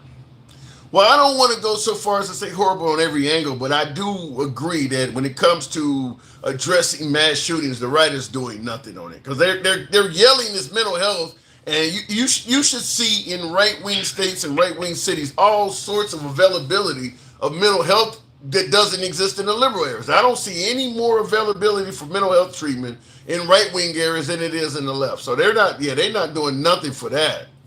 Well, if they don't want to help with Medicaid, Medicare, and they're willing to take that away from little grannies, they obviously don't care about this problem. If that's what they've been saying for the longest time, and that's what they're saying now, they clearly don't care. They're not willing to fix any of the problems. This is all a system of me right now versus helping the people. I don't have a counter argument to that. I don't have a counter argument. It's not a business. So when everyone says, I want them to run it like a business, a government is not a business. We're not supposed to make money. We are supposed to serve the citizens. That's why it's different. Not a capitalist. It is a capitalist system, but it is not how the government is supposed to treat its people. This is. Yeah, I'll agree with you. There are a whole lot of aspects of our government that have no business being ran like a business. For instance, the penal institution. I always say I don't believe in incarceration because a business is ran on a for-profit basis. There are a lot of areas of our government that profit shouldn't be involved in it. You should not have people running it. The public school system, you shouldn't be running that with an effort to make a profit. I mean, whether it's dialing 911 services, the goal should not be profit. So there are a lot of areas of our government that running it like a business is going to, because a business, because it's focused on profit, if you do not have enough money to purchase their good or service, a business don't have a time of day for you. So if you need 911 or you need to send your kid to public school, or God forbid you get locked up, it shouldn't be based on how much money you got. Yep. And I heard something that I saw on TikTok the other day where it was, if libraries didn't exist, there is no way we're getting them now. And that feels pretty true. If we are a business, there is no need for that.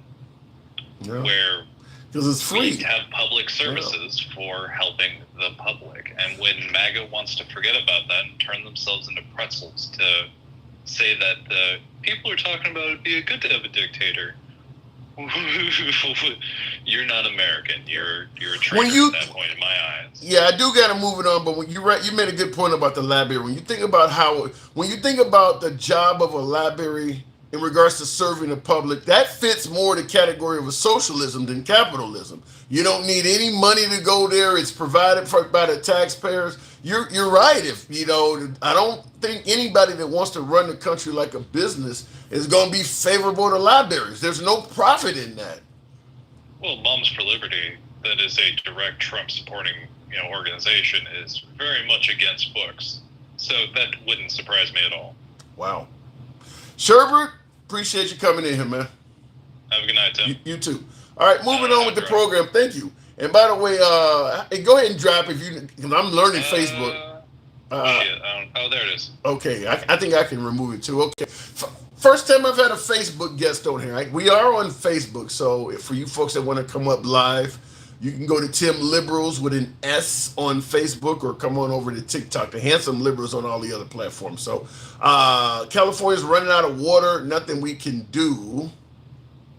Okay, I don't know what that's got to do with the conversation. Real quick in the cup. Excuse me, Mr. Realistic. He said states' rights were settled during the Civil War, and I do wanted to point out another comment coming in from Ed G. So millions of illegals is not an invasion, but a couple thousand ICE agents around the U.S. to help remove them is an invasion. This is why I can't take you guys seriously, and that's a good point, Ed. I made it. You weren't watching when I first started the show. I made it clear that I was just playing a finagle with words. I don't view what's going on in Chicago as an invasion. I don't view it as an invasion. It's more like unwanted guests. I don't see Trump flooding the area with federal agents and the military. I don't see it as an invasion. They're not trying to. They are going to be taking over Chicago's law enforcement, but they're not going to come in, kick you out of your house, and take over the businesses. I don't see it as an invasion. So I'll concede the point to you. But they're more qualifying as unwanted guests. But I did make it clear when I started the live that I just used that to kind of a play on words. They're not under attack officially. But at the same time, I don't believe the illegal immigrants that are in this country was an invasion either. And that's what Trump is saying, is that the illegal immigrants in this country are invaders. I don't believe that either. If you can't read it in a school, if you cannot read it in a school board meeting without it offending adults, it ain't for children.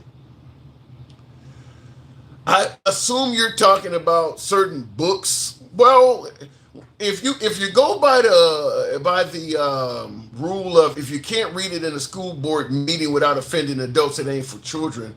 I mean, my guess is any book concerning slavery, any book concerning anything about the Jim Crow laws could be offending to an adult. Should you remove all of that?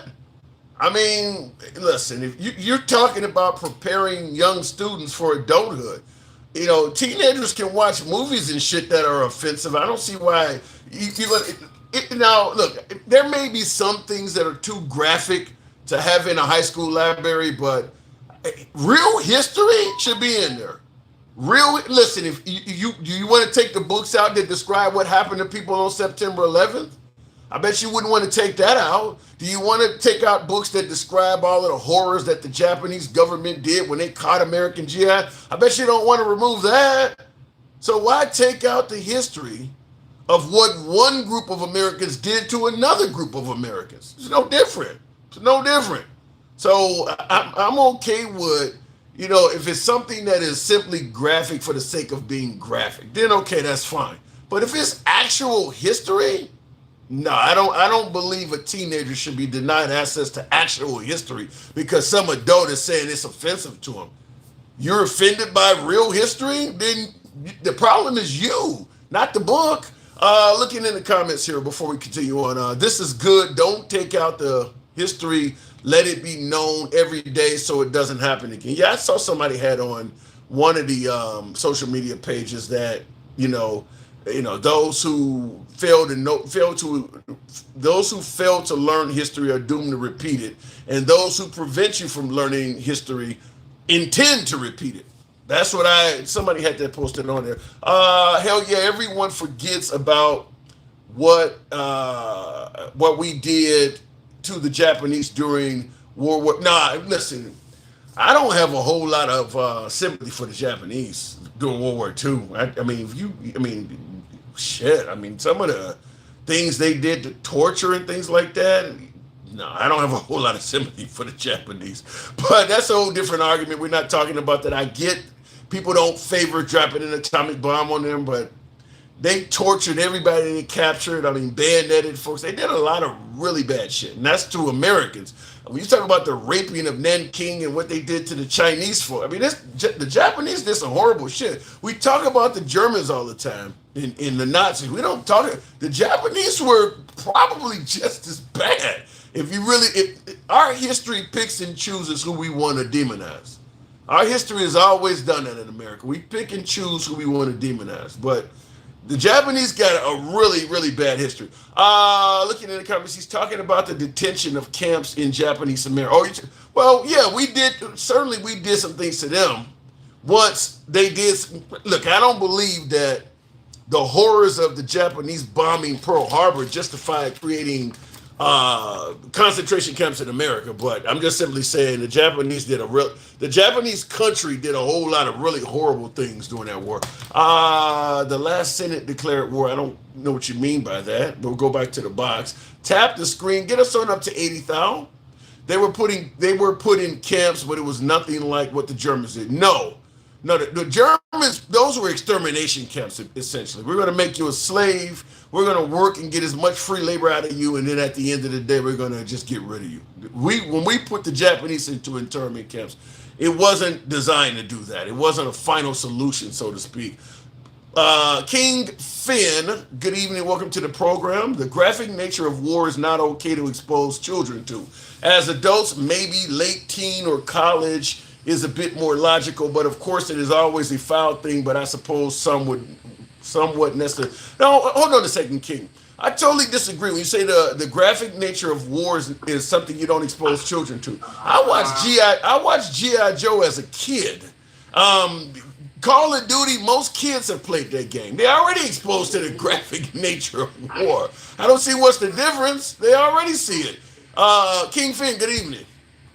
Because it's all bullshit. That's why. The reason they don't want to keep those books about history in the fucking library is they don't want their kids. They feel admonished about how bad they did black people in this fucking country.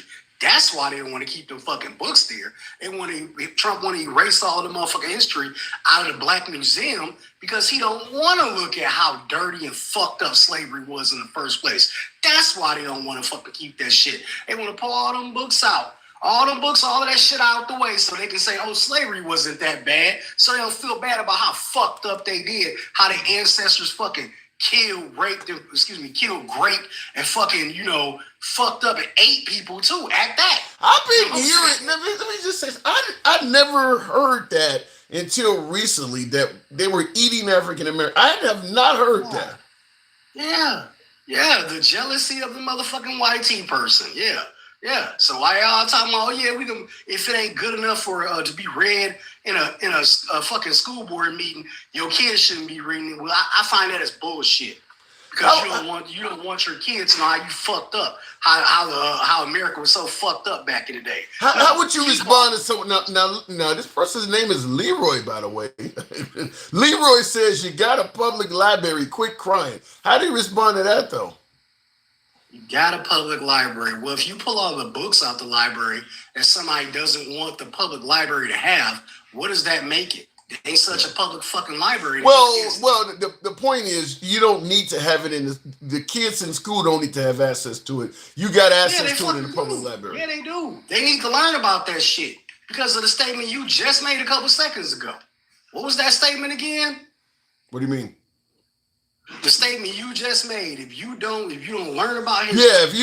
Those who don't know history are doomed to repeat it, and those who prevent you from learning history intend to repeat it. Exactly. That's why the fuck you need to know about it. Yeah. Period, point blank. I don't know though. I don't know in this day and age though. Do you think the administration has the power to really prevent people from learning about this shit? I mean, it's floating all around on the internet. Now, I saw the guest said the public library. Nobody really goes to the public library anymore. You're saying that when you're saying that when the shit-tator is trying to basically make this a dictatorship, what else goes along with the dictatorship? The freedom of fucking information leaves as well. Yeah. What happens in China? What was happening before? They had a ban on how many kids you could have at one time. All the information and free speech was gone. All of that shit happened, right? You don't think that can happen here? Because it can. Yeah, I do. It can very easily happen here when motherfuckers talking about, yeah, I think a dictatorship might work. That might be a good thing. Because he already got a bunch of lemons following behind him. Not only do I think it can happen. For some of you folks, if you ever get bored, I have a video on my YouTube channel, 5 Rights You Will Lose Under Trump, and that's the first one I say is freedom of speech. And I don't just orbit it around the flag burning thing, which by itself alone is you losing part of your free speech rights right there, because they deem that as free speech protected, and Trump is making it illegal. But the freedom of speech covers press, assembly, religion, and there's another one in there. Freedom of speech, freedom of the press, freedom of assembly, freedom of religion is in there.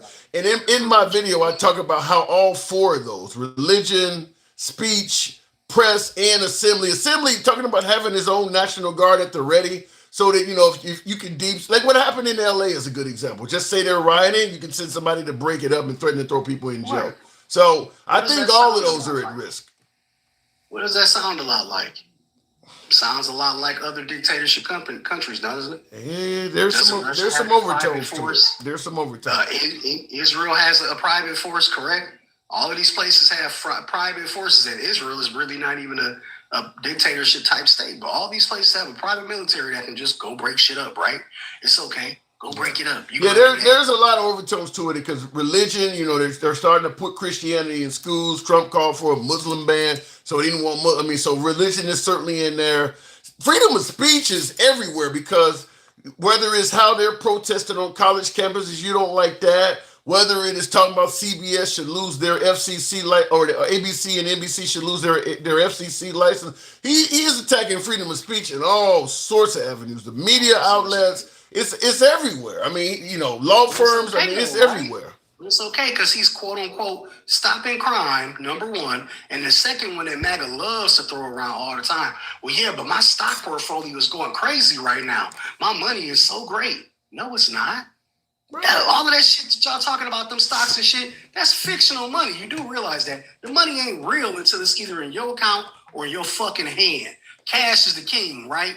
So all of that bullshit you talking about, they can send a shockwave through Wall Street and y'all lose all y'all shit.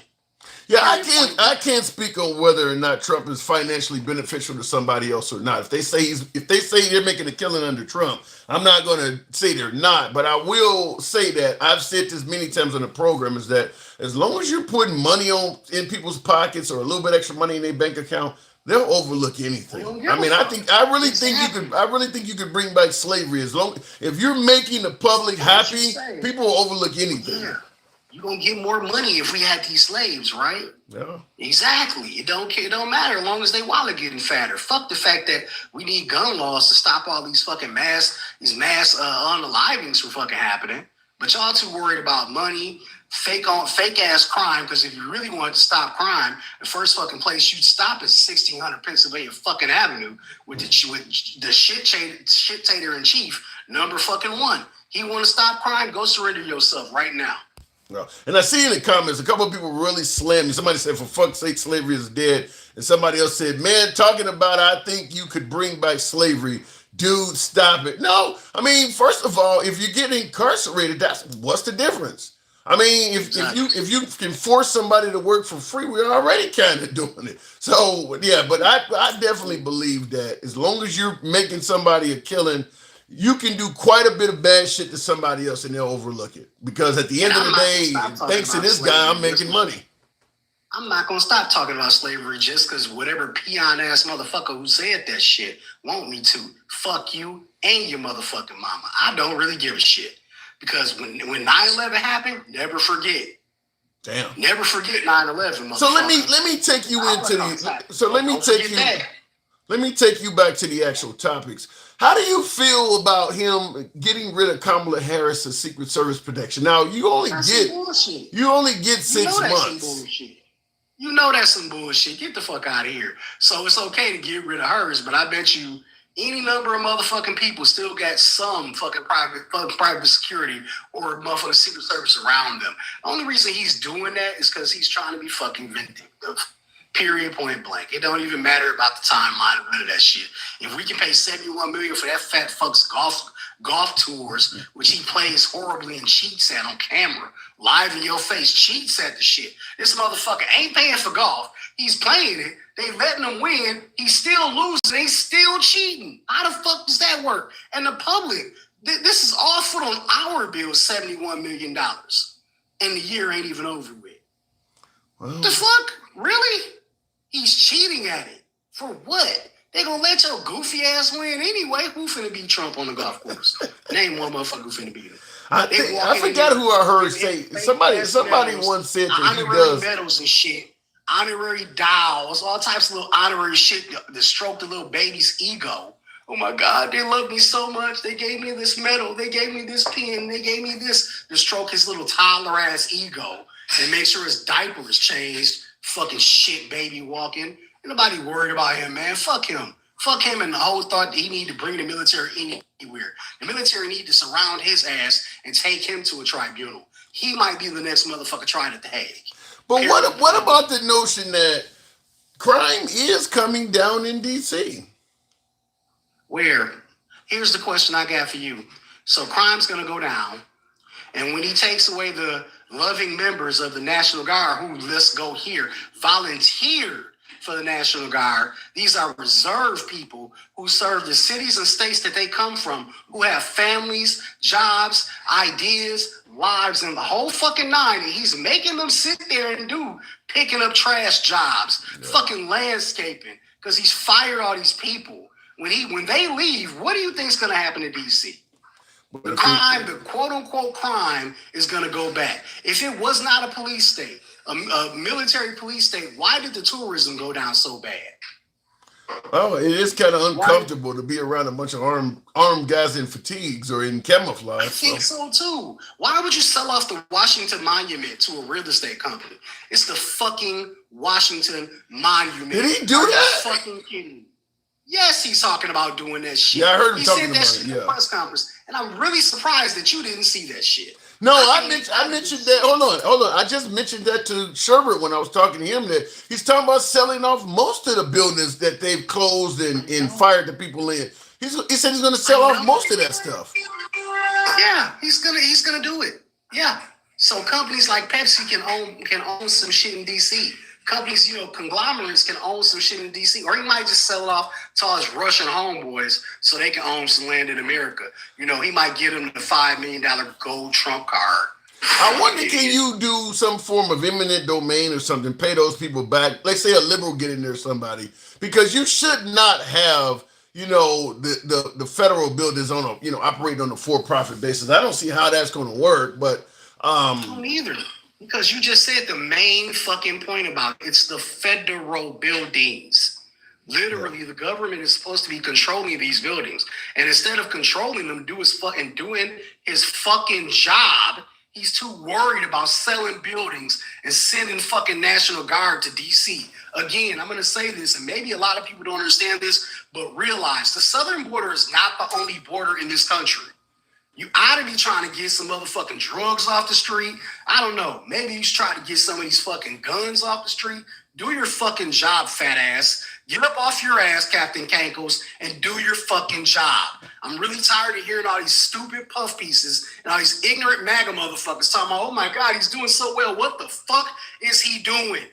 When in the school, kids in Tennessee the other day, thousands of kids in Tennessee marched to the legislature and sat in on a fucking House meeting and not disrupted it. They stood very fucking clearly unified together and sat in on a meeting. Well, so much to the fact of after the fucking meeting, because the legislators are so scared of the kids, the Republican legislators are so scared of the kids, they left. And it looked like a bunch of motherfuckers being hazed, or a Soul Train line where National Guards had to walk these punk motherfuckers down the road with kids who all they're asking is, please stop us from getting killed at school. Please stop us from getting shot. Please help us, save us. You fake ass Republicans who swear you tough on crime. Fuck you. It's over. I'm sick of kids being scared to go to school. The shit is sick. You motherfuckers need a real fucking job or a real fucking idea of how this country is ran. It's too fucking bad. It doesn't make any sense that kids are scared to go to school now, dude. For real? Yeah. But y'all too worried about your wallet. What about the next generation of people? And y'all wonder why these kids are scared and unaliving themselves. What do they have to look to? Y'all getting rid of all of the books. Y'all doing dumb shit right in front of their face. You following an orange idiot that doesn't make sense to them. And they got to be worried about getting home from school alive. Wow. Well, thanks, Republicans. All right, King Finn, I do got to move it on. I'm going to leave it at that. I'm not even going to try to do anything but leave that sculpture right there as it is. Appreciate it, man. Peace. Good talk. All right, moving on with the program. Now, I do agree with the idea that, and I know this sounds really harsh to say this, but it does appear as if the right is unconcerned with what happens to children in schools. And I'll tell you why I say that, because I know the right is like, get the fuck out of here. We care about kids, you liberals. If the right is going to continue suggesting that the problem is mental health and it's not guns, then mental health. It's as simple as that. If you truly believe that guns is not the problem, gun laws don't work, it's mental health. In your areas, there should be a clear indication that you're doing a lot about mental health. And that's just not there. I mean, so when because the Democrats believe it's gun control is necessary. Now, we can argue forever about whether gun control is going to help or not. And there's plenty of argument that it doesn't. There's argument that it does. I'm not here to debate that right now. But what I'm saying is the Democrats believe gun control is the answer, and you see them trying to do that. We can talk about whether or not it works, but the Republicans are saying the problem is mental health, and you don't see them trying to address that. So if you're going to say you know what the problem is and do nothing to address the problem, it's hard to feel like you care about it. If you go to a right-wing state, you should see mental health facilities damn near free. I mean, you're saying that mental health is what's getting kids killed. If you truly care about it, mental health should be damn near free. It's not. You don't have any more access to mental health in right-wing areas than you do in left-wing areas. And in fact, oftentimes it's less because the right tends to be not a big fan of giving you access to free health care. So it does come across as if the right does not care about it. And I've asked many folks on the right this question, and they didn't like it starting out with, well, don't dare say we don't care about kids getting shot. But then when you start out, well, you said it's mental health. What are you doing about mental health? Well, I really don't know why they're not doing anything about it. Then that kind of fits the bill of you don't seem like you care about it. So to me, it does come across as if the right does not care about this. Because I think we're well aware that telling the family of a deceased loved one thoughts and prayers has zero effect, zero benefit in terms of saving that, doing anything for the body that's been lost and doing anything for future kids. It does no good at all. We've tried that about 1,000 times at this point. So we do need a step above thoughts and prayers. And I don't see where the right is trying to do that at all. I see the left making an effort. We just think the effort that the left is making is not effective, but they are trying something. I don't see where the right's doing anything at all on the mental health thing. Now, the right do believe putting more, security personnel, armed security in schools might help. They do believe that, but I don't know even if you go in right-wing areas if they're even doing that either. If you go down in, red states, does every school have an armed personnel in it? So I don't know what the right is doing in regards to what they're saying they think would solve the problem. They're coming up with ideas of what would solve it, but then doing nothing at all to enact any of those ideas. Someone said, I live in a red state and they put security at every school, so you're wrong. Okay, but do they address mental health? Because that's what they're saying is the problem. Do they address mental health issues at every school? Or better yet, for the citizens rather. If you're a citizen and you have no health care, do they make it easier for you to get mental health treatment than, say, in a liberal state? The right isn't doing anything. Yeah, I don't see it. It is more important how people treat you or how you treat people. I think both matter. Because one can kind of be reciprocal. If somebody's treating you like shit, oftentimes the person, listen, you see how I run the program. I'm a patient person. So if you treat me like shit, I do not always reflect it back. But in most cases in society, if you treat somebody poorly, they tend to start treating you the same way. So it matters in both directions. Real quick before we go back to the box and start taking callers again, man, and tap the screen. We might be able to get over 100,000 if you guys tap the screen. I'm Matt Galka in Washington, where the Trump administration wants to seriously cut down on the country's real estate portfolio. The for sale signs could be going up around D.C. and other parts of the country that are home to federal buildings. The Trump administration is looking to offload government buildings they say are sitting mostly empty and burning money to maintain. The federal government is pouring billions of dollars into wasteful, empty office buildings and luxurious high-end furniture, which they, the American taxpayers, can't even afford themselves. A DOJ subcommittee tried to tackle the issue, highlighting the large sums of money spent on physical office space, even when remote work was encouraged. During the peak years of the COVID emergency, from 2020 to 2022, agencies spent $3.3 billion on furniture, even as work migrated to Zoom. Government watchdog opened the books, found that a single SEC conference room cost $700,000 to furnish. The State Department spent $1.4 million on artwork. There's been a total of $4.6 billion spent on just... Okay, I'm not going to go too deep into them talking about the prices, but I think this could go...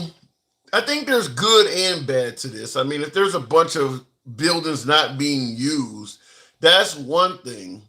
But the problem is if you need buildings and you gotta use buildings that are on the free market, for instance, then you could have landlords that try to, gouge you and things like that. I mean, it could go, there's good and bad to this, because all of a sudden, if an agency needs to be in a building and the building has to be, the building is owned by a private owner, the private owner then has certain powers. Maybe you want to expand it. Maybe you want to do this or that with the building. They can tell you yes or no, which can interfere with government operations. So I think now the saving of money sounds great. If you're paying for empty buildings, it's a waste of money. But if you can sell those buildings and the money comes back to the government, it sounds good. But I'm going to tell you what I often suggest. Just like when we talked about America First, we're going to stop sending money to USAID, going to stop sending money to Ukraine. We're going to get rid of the immigrants so that they're not using entitlement programs. At the end of the day, if all of this money saved doesn't affect my life or your life at all, I don't give a damn what you're doing. I'd rather you let the immigrant continue having the money, or the starving kid in Africa continue getting USAID. If you're going to reject them and you're not going to give a penny of that to me, I'd rather they still get the money. And when I say a penny of that to me, I'm talking about you're not going to forgive my student loans. You're not going to give me universal health care. I mean, you're not doing anything for me. So bragging about how much of our money you're no longer sending overseas when it does not affect my life whatsoever, and I am aware that you are negatively affecting lives overseas, I'd rather you just continue helping them people out. Because what's happening is, like this money here with these properties, it's only going to a handful of ultra wealthy Americans. You think you're going to see any of this money if they sell off these federal buildings, and all of a sudden now they got some private owner paying millions of dollars for this? Do you think it's going to affect your life at all? At all. So my opinion is I would rather the money still be going to this shit, because there are Americans that are benefiting from it, as opposed to you screwing them over and doing nothing for me in the process. And I don't see where Trump is talking about, if we do this and this and this and this, you're going to benefit, there's going to be a windfall in it for you. I don't see it. I mean, I heard Elon Musk talking about saving us. I think he was well into the billions of dollars with Doge. I don't see how that benefited the average American whatsoever. All I know is a whole bunch of Americans lost their jobs, got laid off and things like that. I don't hear where any American was positively affected by what he did at Doge. Just tens of thousands that were negatively affected. So I'd rather they just have their jobs back if it ain't gonna do nothing for me. But that's my opinion. Looking in the comments, real quick, they just got to stop paying $3 billion to Israel. That will pay for the buildings. once again, if now I'm not a fan of funding Israel because I think they're using the money for genocide. But if they were not at war with in Gaza, and they're beyond just at war, they're talking about literally taking those people's homeland. I'm not a fan of that. But at the same time, if it was just about giving Israel help to defend their country, and I was told we're going to stop helping Israel out, but we're going to do nothing for you at all, I would say keep helping Israel out. If you're going to hurt people that need help, and I'm not going to benefit from it at all, I'd rather you keep helping the people out. That's just how I feel about it. Just go ahead and keep helping them out. I don't want to know that you're going to stop sending money to USAID, and you're going to have hundreds of people that are used to free doctors coming over and helping them out when they don't get medical care or free food when they are starving. You're going to stop doing that, and just a handful of wealthy people in this country is going to pocket that money. I'd rather it keep going to them. That's just the way I feel about it. Now, if you're going to take the money and truly operate on an American first agenda, which is we're going to stop looking out for people overseas and we're going to help out our people in this country, then you have an argument. But I don't see where that's happening. You can't tell me you're going to be America first and be pull yourself up by your bootstraps simultaneously. You're doing nothing for the people. So I'd rather you keep helping the other folks out. We used to be the country that did the Lord's work around the world. Well, we definitely are not that anymore. Like Biden, should we give it to Iran? We didn't. Well, Ed, that is and thank you for the support in the super chat. That's a right wing talking point. We didn't give Iran anything.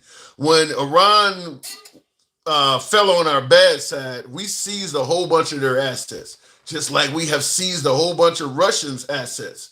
And when Obama made a deal with Iran that they were not going to seek a nuclear weapon, we unfroze their assets. But I understand during the Obama term, people were saying, well, America's sending Iran piles of cash and we could use that money for something else. It wasn't our money. It was their money was frozen. And once again, I'm going to go back to the original statement that if Trump had froze their assets, I'm still not going to get universal health care. I'm still not going to get tuition forgiveness or anything to help me out. So give Iran their money back. That's all I'm going to say. If you're going to stop helping somebody else out and you're not going to help out the American people, I would rather you keep helping that person out. That's just the way I feel about it. Going back to the box, tap the screen. We're getting close to 100. HUNNIT. Mike, good evening. Welcome to the program, Mike.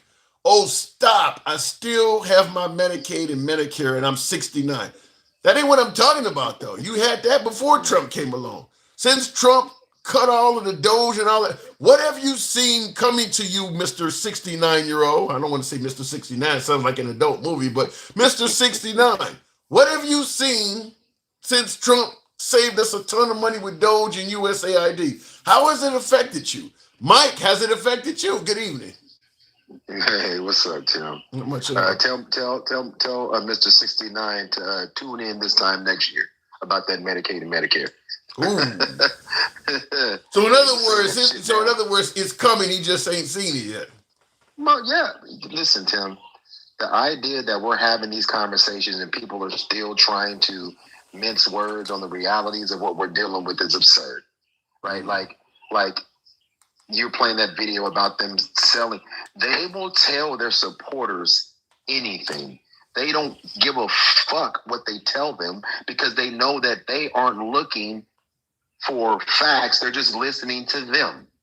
Yeah, but it goes back to my statement. As opposed to listening to what a politician is telling you, I asked that simple question. Elon said he saved us double-digit billions with Doge. How has that affected your life at all? I'm talking to my beloved MAGA because I know they favored what Elon was doing. How did it affect your life at all? Other than you're happy these people are not getting our money no more. But did you get any of it?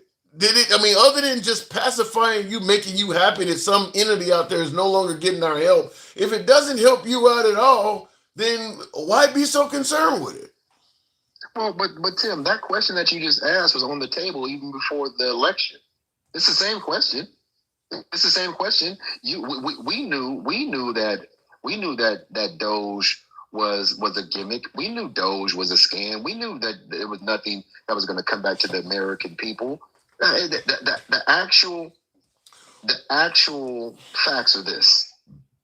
Just like everything else, it's all for an agenda. They know who their audience is. They know all they got to do is play cover songs and tell them that they're original songs, and they'll believe it.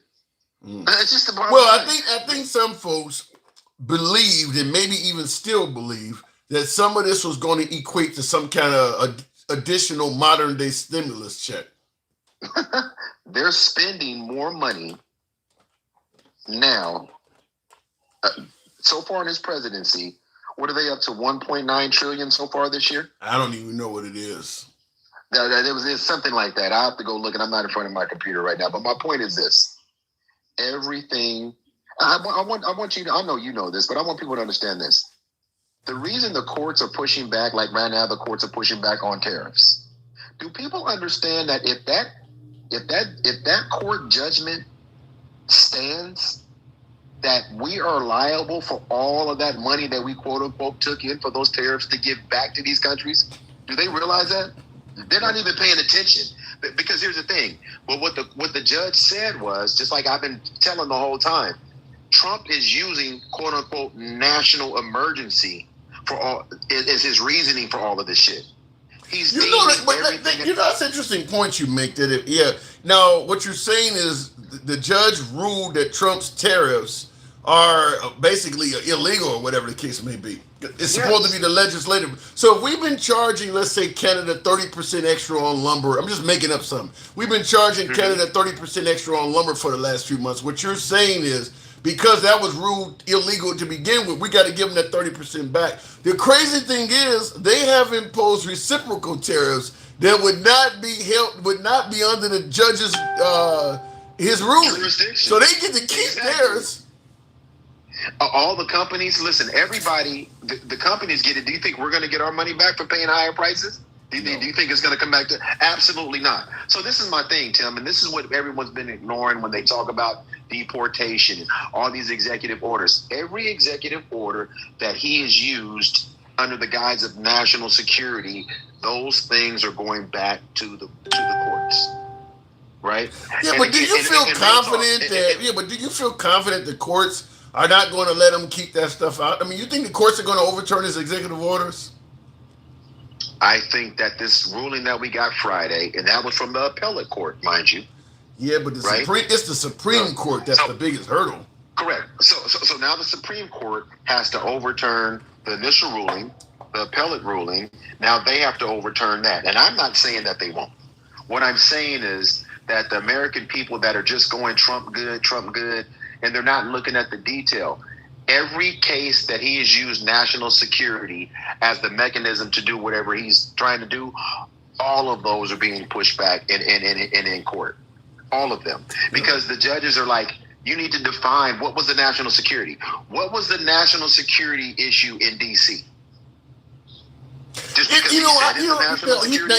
He says crime, but you raise a good point, because obviously he's talking about Chicago next, and he's threatening Baltimore, and that's what I said in my video about the 5 rights you might lose under Trump, is that based on how he's treating crime, you can just pick and choose an emergency anywhere, because he's not going down the list of most violent city first, next violent city second. He's just picking, I'm going to pick a city I don't like for some reason, and I'm going to use that one to say there's an emergency. Because Chicago and Baltimore are not number 1 and 2.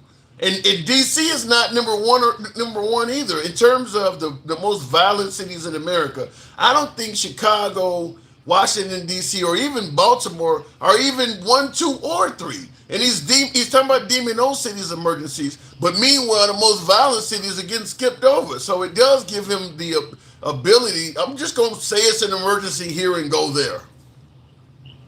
Well, yeah, because that's what he's claiming, and that's what he gets. And he doesn't care about what's going to happen later. He doesn't care, right? He doesn't care that these things get overturned. I mean, he came right out after the judge, and he called them partisan hacks or whatever he called them. The entire appellate court. I'm not surprised he's saying that, but the point is, when you talk about Chicago, and all these democratic cities that he wants to go to, but he's not talking to any of the red states and these governors. And some of these blue cities are in red states, but he's not addressing them with the governors. So at the end of the day, people that are sitting back still making excuses, listen, this you can ignore it all you want, but at the end of the day, facts are facts. What we're seeing is what we're seeing. Yeah, and I have someone in my comments asking the question of, you must not know anything about Chicago, and have you ever walked around? I'm born and raised in Chicago. It's been 30 some odd years of my life. I know a lot about Chicago. I'm there quite often. I don't pretend that Chicago is not violent. Chicago is a violent city, but I'm saying if you're going to deem a city to be an emergency based on crime, wouldn't you start out with the worst city? When you go down the list, worst city, second worst, third worst. I mean, Baltimore is not number 3. DC is not number 1. I mean, he's just picking and choosing. He's talking about Los Angeles. Los Angeles is not in the top 5. He's just picking wherever he wants to start. I got a mayor in this city that's talking shit. I'm going to deem his town as an emergency. I mean, because all big cities are violent. So you could, the way Trump is doing it, if the mayor of Cincinnati starts talking shit, well, I'm going to deem your city an emergency. Because that's how he started talking about Baltimore. He got into a spat with, I believe, either the governor of Maryland or somebody in Baltimore. Well, then maybe your city needs a visit. It could be anything. Yeah, and that's the crazy part. And then this is how crazy it is. He can say something, and his beloved MAGA will support this thing he said for the very first time. And then they'll sit up here and they want to debate this thing that he said, like being in D.C. That shit. What he literally, Tim. Let's be clear. 3 months ago, the man was praising the mayor and the chief of police for bringing crime down in D.C. Yeah, just 3 fucking months ago. So, but you'll get people coming up here talking about how the violent, them blue cities. You guys are buying into his rhetoric. No one is saying that crime isn't an issue in this country, but I also will submit to you that we have more pew-pews on the streets of this country than we do people. Yeah, that's a fact. That's a fact. That is a fact.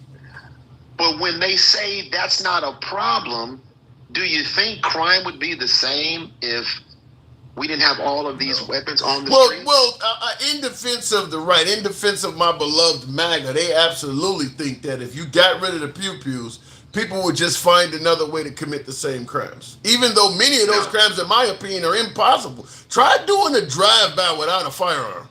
You know, what are you going to do? Throw rocks? Water bottles? What are you going to do? Right. Let me ask you this. And by the way, let's be clear, because I hate when they do this, when they bring up mental health. I think it was 2022 or 2023. Don't quote me on the date. There was a bill put forth in Congress to address mental health in this country. And do you know who voted against it? Anybody? Do you know who voted against it? Yeah, of course. The pull yourself up by your bootstraps. To me, I call it the "don't ask me for shit" party. If what you need is going to cost some of my tax money, then I'm not for it. Don't ask me for shit. Don't ask me for shit. So I'll answer the question just so people are clear. Go look it up. The Republicans voted against it. But then they turn around and scream mental health because they figure if it's a health crisis, then they don't have to address anything that has to do with 2A. You see how that works, you guys? But you fall for it every time. But Tim, I've been telling you this for 5 months now.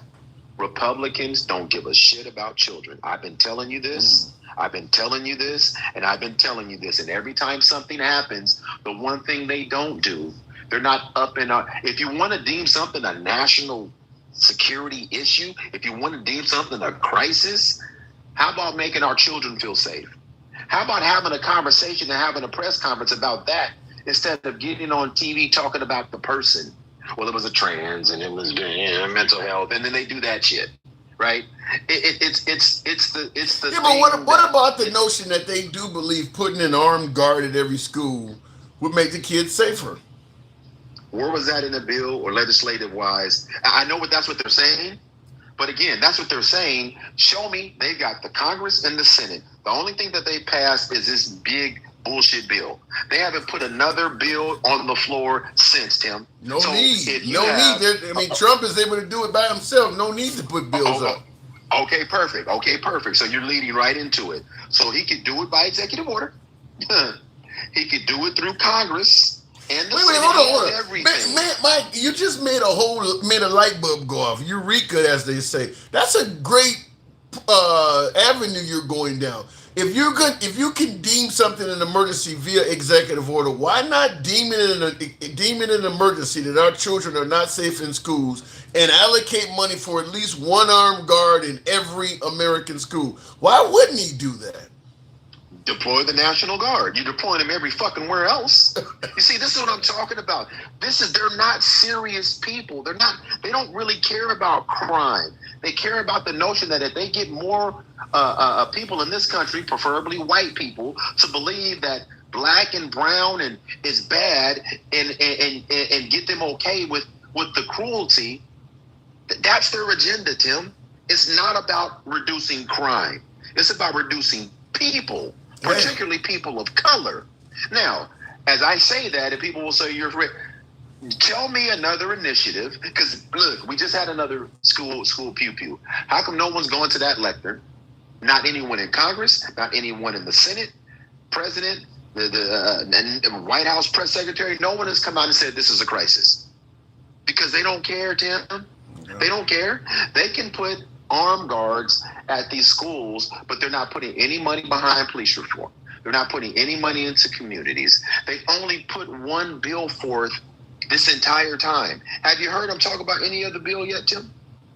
Like I said, they've kind of stepped to the side and into missing man formation, where they just just letting Trump take the lead. You can do whatever you want to do, sir. You see the planes flying across. We're going to pardon away, sir. You take the lead. And he just pulls his F-16 up there and flies in lead. And we're not going to question anything you do. That's kind of what has happened, that he's running the country via executive order. And they're standing by letting it happen. So, I'm going to give you another example. We've got the National Guard out there picking up trash. Picking up fucking trash. I've seen videos of that. They were able to set up alligator Alcatraz in weeks. I already know where you're going. They could be setting up this. They could be using the same strategy for homeless camps across this country if they really gave a fuck. But they don't. They don't.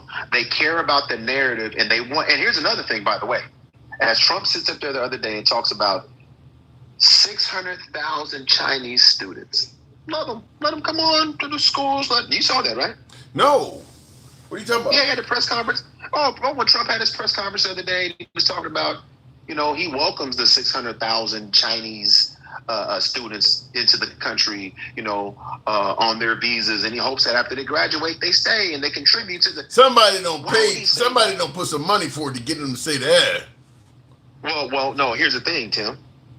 The money is the students, because they don't get scholarships. They pay full. They pay for their education when they come here.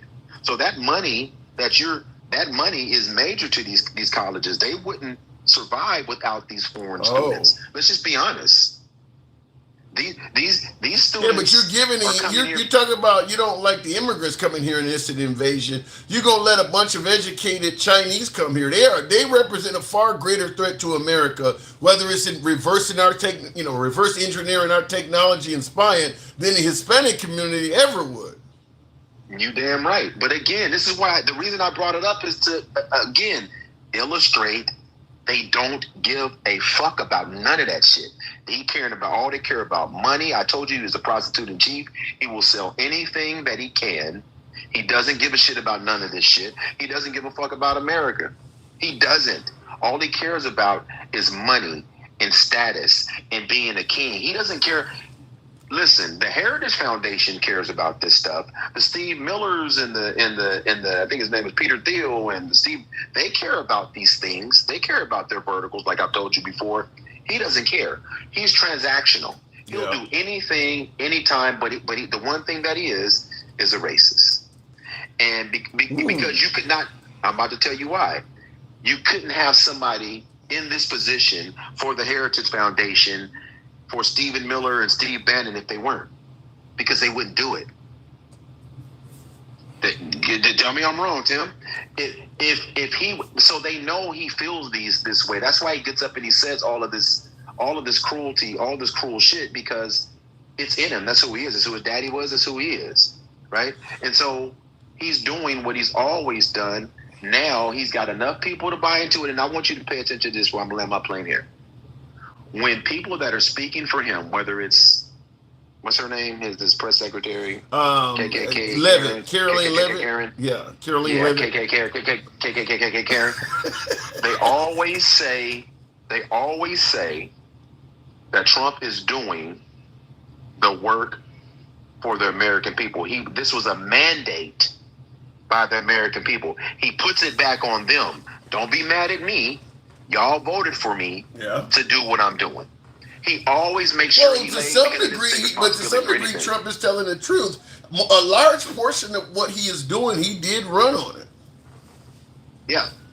And again, and by the way, so MAGA Reacts always has something to say. MAGA, I told you not built for this. By the way, you can be a racist and be around other minorities. You can be a racist and get on stage and want these students here because if there's money involved. That doesn't mean he gives a fuck about them, you dummy. See, that's how I know that half the country doesn't understand what racism is, because they think being a racist means that you, by and large, don't talk to, don't speak to, don't associate with, can't have a conversation with any minority at all. I mean, I would give you the fictional TV show Archie Bunker hung around George Jefferson. I mean, he was racist as hell. About as racist as he can be. Yeah, Right? I mean, that ain't saying nothing. Yeah, it doesn't say shit. So at the end of the day, if you think I'm full of shit, fact check everything I'm telling you. If you think I'm full of shit, listen to the words that they use. State of emergency.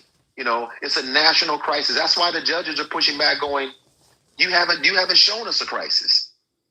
You haven't shown us a crisis. What's the emergency? What's the emergency? Bro, they're saying crime. Before I say it. They're saying crime is again. an emergency.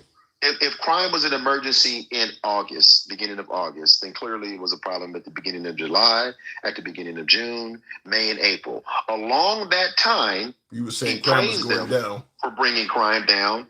We had a parade in the same city where we spent millions of dollars in June.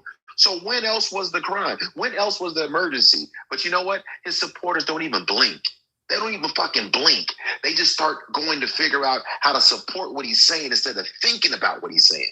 What he's saying is he's trying to, and that's where he wants them. Because you can want 600,000 Chinese foreign students to come here.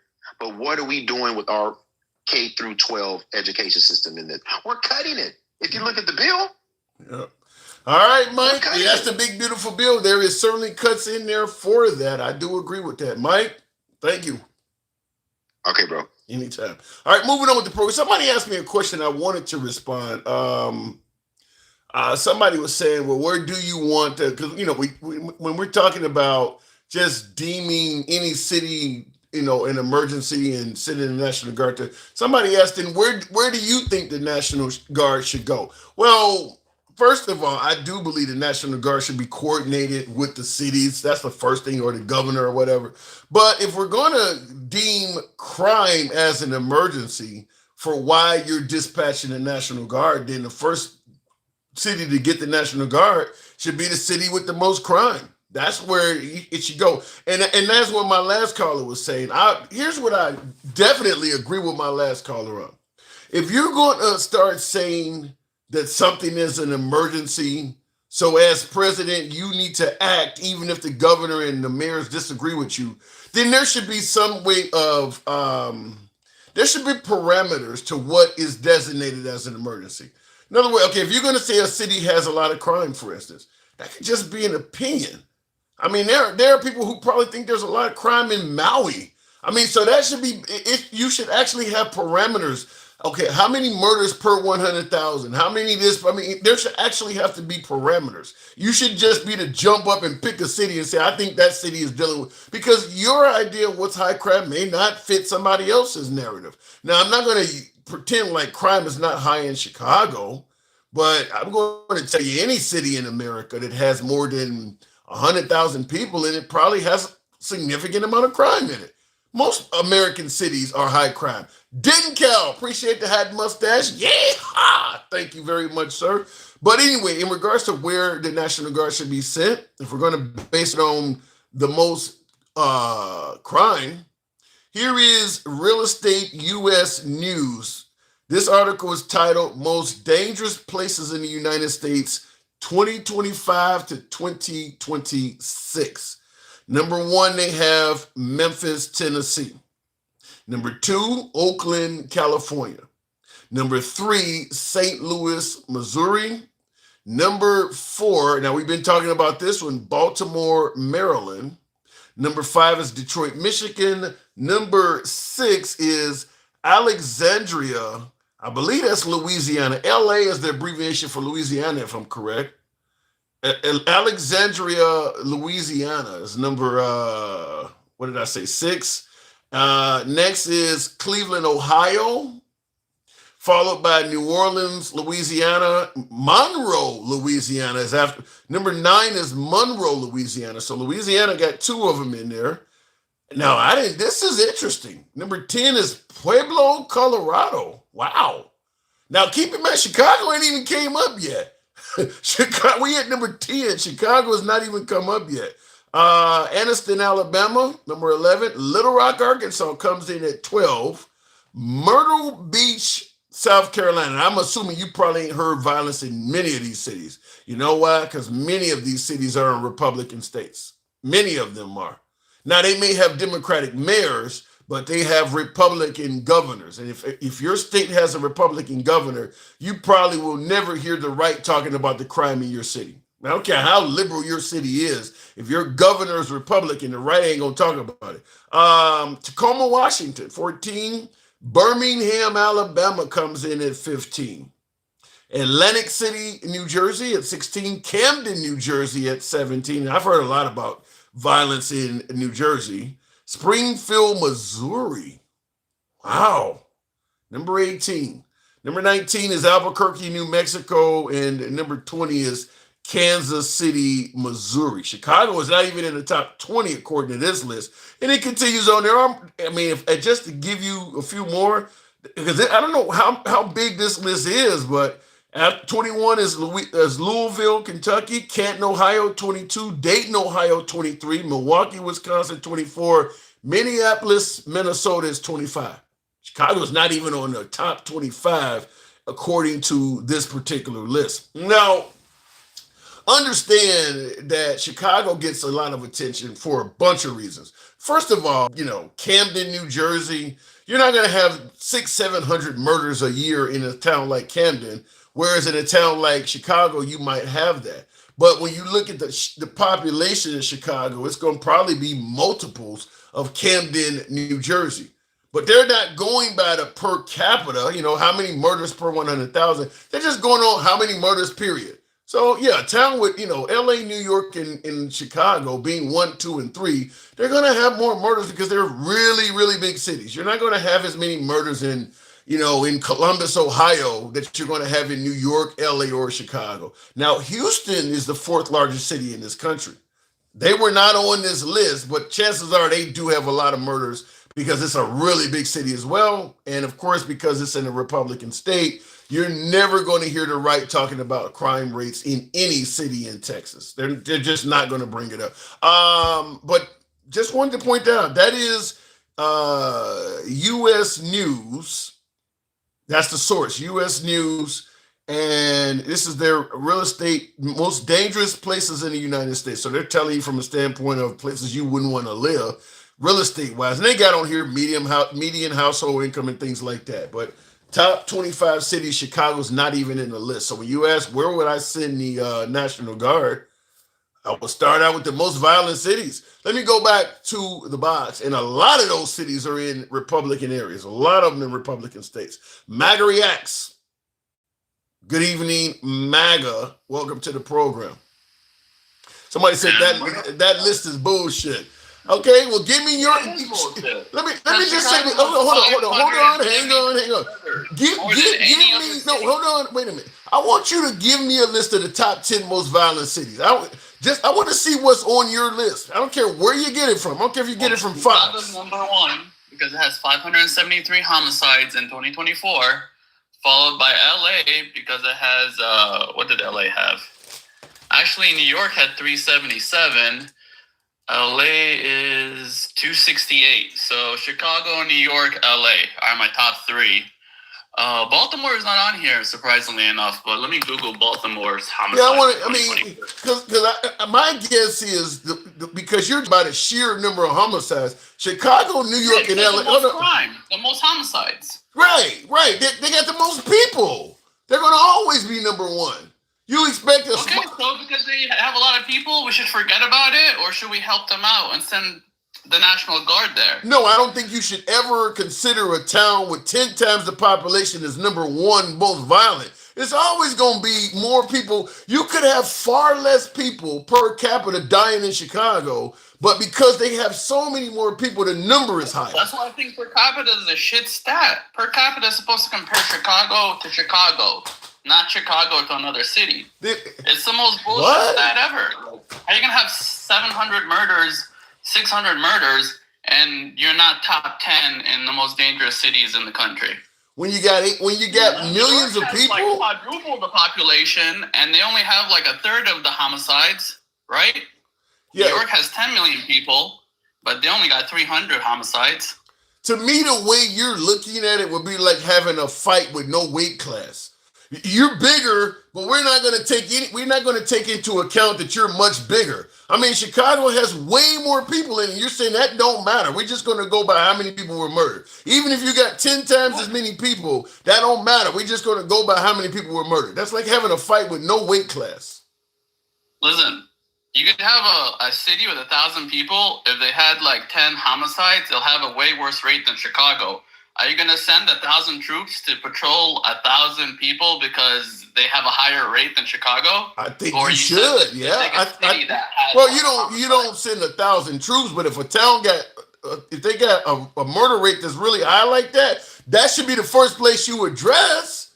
You don't have to send 1,000 troops, but that should be the first place you go.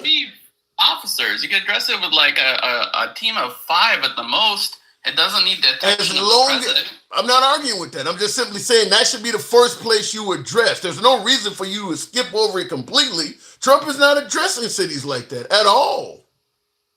Yeah, because he doesn't need to. He needs to address the big cities like Chicago, New York, Baltimore. I got to figure out homicide numbers for Baltimore. I don't get why you're saying if a town has a higher homicide rate, why are you saying he doesn't need to?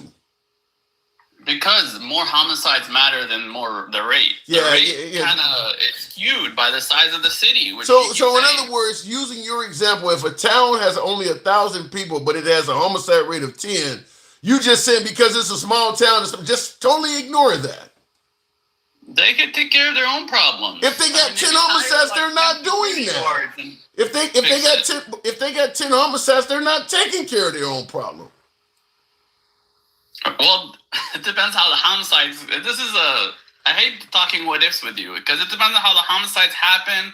If they happened all at once, if it was just one like shooting spree, or is like it was spread out across like 100 people. It depends on a lot of shit. That's why this is a shitty stat to look at. What if it's over the course of a year, just like what if it's over the course of a year, just like any other town? What the point I'm making is, if your goal is to address towns that have a high homicide rate, saying, well, your town is small, so we're going to skip over your town. That makes no sense. Your goal is to address high homicides. It shouldn't be, well, this city is small, so we're going to just totally ignore it. That doesn't make sense. It's the opposite. Yeah, you should ignore the small cities and concentrate on the big ones because they need more help because they have a lot more people. So the people that are dying in a small town, you just are totally unconcerned with them. No, there's a lot of other people take care of that. You got the governor, you got the mayor, you got 1,000 people before the president. The president is here to take care of the whole country. So if you said there's other people to take care of them, if they have a high homicide rate. Clearly, those other people are not doing it. This is what Trump is saying in Chicago. Yeah, they got the governor and they got the mayor of Chicago, but clearly they're not doing their job, so I'm going to go in with the National Guard. Why would you ignore the small city and say, well, they could take care of themselves? Why don't the same logic that they're not doing their job apply to them? It also depends on the cause of the homicides. Like in St. Louis, a lot of them get solved. A lot of those get solved because they're regular homicides. But in Chicago, a lot of them don't get solved because they're random acts of violence. So you don't know, because like, remember how you're talking about the first 48 and how it was making some cities look bad? Mm-hmm. Most of those got solved because it was always like a relative or someone that knew the victim. In Chicago, it's just random violence. This is why when me and my last caller was talking, I stated that for a president to deem a city is an emergency that you have to send in the National Guard, there should be parameters because you're making it clear you can play all kinds of, well, how did the homicides happen? Did they happen all? You're making it clear that you can completely look over cities that you don't want to attack for whatever reason and make up reasons why you need to go in others. You're doing exactly that right now. Well, it's a small town, or they can use their governor and their mayor. I mean, you're coming up with any reason to not address certain cities and reasons to address other cities, even if the crime in a smaller town is greater. You're finding reasons not to do anything about it. They need to have specific parameters like per capita murders for any, if you're going to deem something an emergency, it needs to meet a certain criteria. Otherwise, it exposes people like what you're doing. Having the most homicides, period, regardless of size. Let's go to the city that has the most homicides, which is Chicago.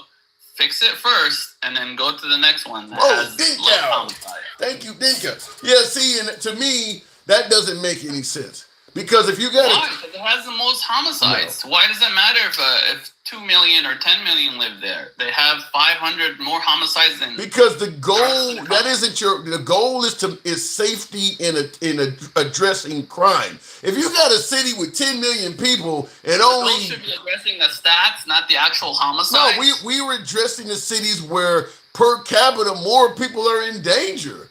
Not just like I said, you're talking about fighting without a weight class. That's what this is crime. Crime shouldn't have weight classes. Yes, crime should be you go. So per capita means nothing. Biggest criminal. So per capita means nothing in your eyes. No, per capita is a stupid stat. It's only meant to compare Chicago to Chicago. When you use it to compare Chicago to St. Louis, it makes no sense whatsoever because they're completely different cities. I mean, you're not going to go to the city with the most homicides. Those are 500 to 700 people that have been dying every year in that city.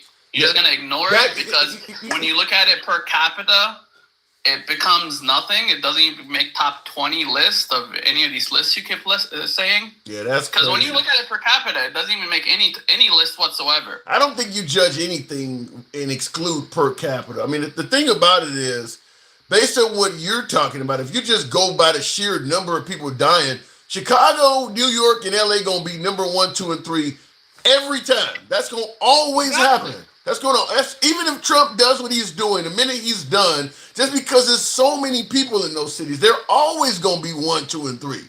That's always gonna be the case because they just have a lot more people. You should always be tough on crime in those cities.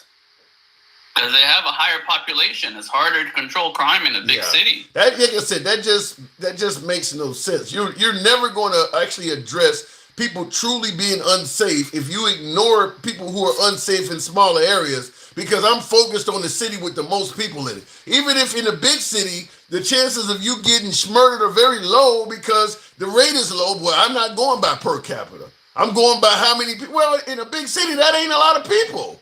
But because you're focusing on sheer numbers and not per capita, that town's always going to be number 1, and they're going to be getting attention that they don't need, and some other town that needs it is going to be getting skipped over. They need it because they have a lot of people dying. Yeah. I mean, they have more people dying than any other city, and then it's also a game of like how big the city is. I told you how Miami is divided into 20 cities. That makes all our cities small. That means none of our cities are going to have a low per capita rate. Yeah, like I said, based on what you're saying, any very violent city will never get addressed, because if you got a city that's only 50,000, 60,000 people, it can be violent than a motherfucker. And it's not going to have the same rate as Chicago. So you're going to keep skipping over it. It could be a city that is genuinely really, really bad. But because you don't have as many people dying in your city as Chicago, we're going to keep skipping over you. I mean, you would never get around to it. Skip the city with the most homicides, just because when you do the I want to address the cities where the people are the least safe, not just where you got the sheer amount of numbers. I mean, in a city, that's why we say per capita. If you got 10 murders per 100,000. And a big city like Chicago has 2 per 100,000. The people in the city with they're 5 times more. The danger is 5 times greater.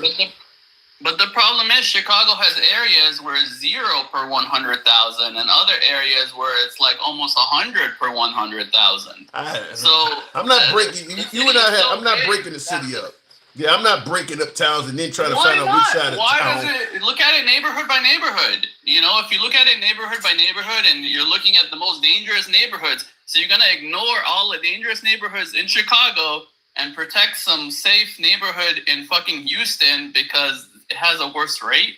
Yeah. If you start talking about violent neighborhoods in Chicago, then you're going to have some really small cities like Oakland and things like that. They're going to have neighborhoods that are even more violent than Chicago because the neighborhood is even more compressed. It's going to be even more violent than that.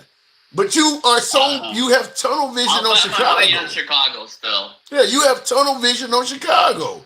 That's what it is. It's just tunnel vision focused on Chicago, just like Trump does. You have Chicago derangement syndrome. I gotta move it on, though, man. I'll give you the last one. Number 2 in homicides is half the homicides. New York, which is quadruple the size, has like a tenth of the homicide, like a third of the homicides. You know, the numbers don't add up, and you're just stuck on the rate. You lost me when you said per capita doesn't matter. I mean, per capita, then like I said, I can't do nothing with politics. You know why politicians use it? Because it hides how shitty of a job they're doing. Okay. All right, MAGA. Appreciate you coming in, man. Take care. All right, moving on with the program. Take care of your own bullshit first, somebody says. The problem is you don't have any vision on Chicago. I don't know what that means, considering I'm born and raised there. Let's have Trump bear down on the cities with the most illegals and what is a birthright booby? But yeah, like I said, when I was telling my last callers that if you go solely by the number of homicides, Chicago, New York, and LA are going to be 1, 2, and 3 all the time. I mean, do you really expect a town with 500,000 residents to have the same homicide numbers as a town with 3 million? I mean, you're not actually going by the town that's most dangerous at that point. You guys are bigger, so we're just going to always focus on you. According to stats, Chicago is in Savvy Dream Girl. You said according to stats, Chicago is not even in the top 5. No, it's not. But what he is saying is he's not going by how they come up with the stats. He is going by the sheer number of homicides.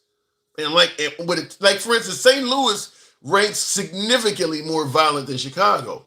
But St. Louis only has 270,000 people there. Chicago has 2.7 million. So you would never expect St. Louis to have more murders than Chicago. I mean, they could have a significant amount of murders, but let's say Chicago has 700 murders in a year, that happens. Let's say one year they have 700 murders.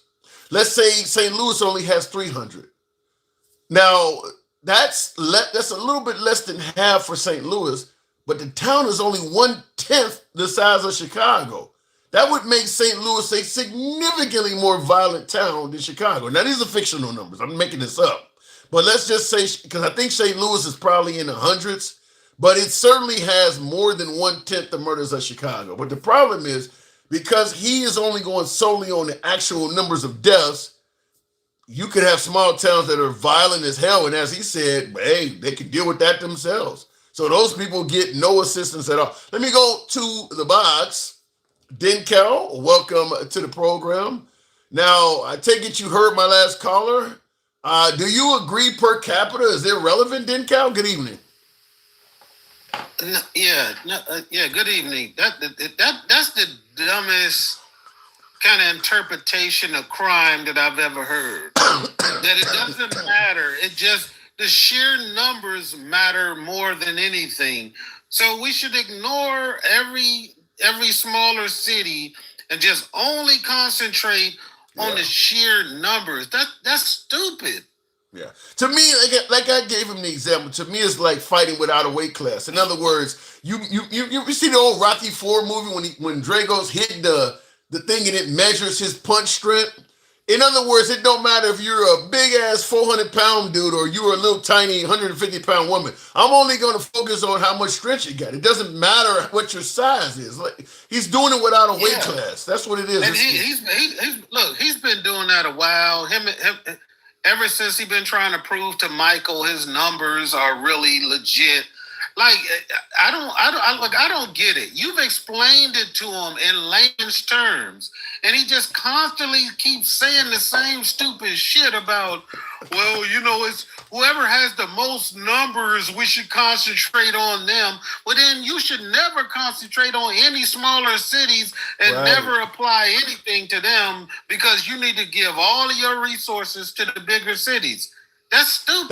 That's a good point you raised, because we're talking about crime, but really anything you address, poverty, college graduates, anything you address, who contributes the most to the federal government in terms of taxes, Chicago's going to rank high in every category because it's got more people. I mean, you're right. The smaller towns. There's a reason why we do it per capita, because it gives us a better understanding of how intensified things are within a certain population. You can't just be like, well, there's more numbers of taxi cab drivers in California or fucking New York, so they, it's just not a logical. It's not a.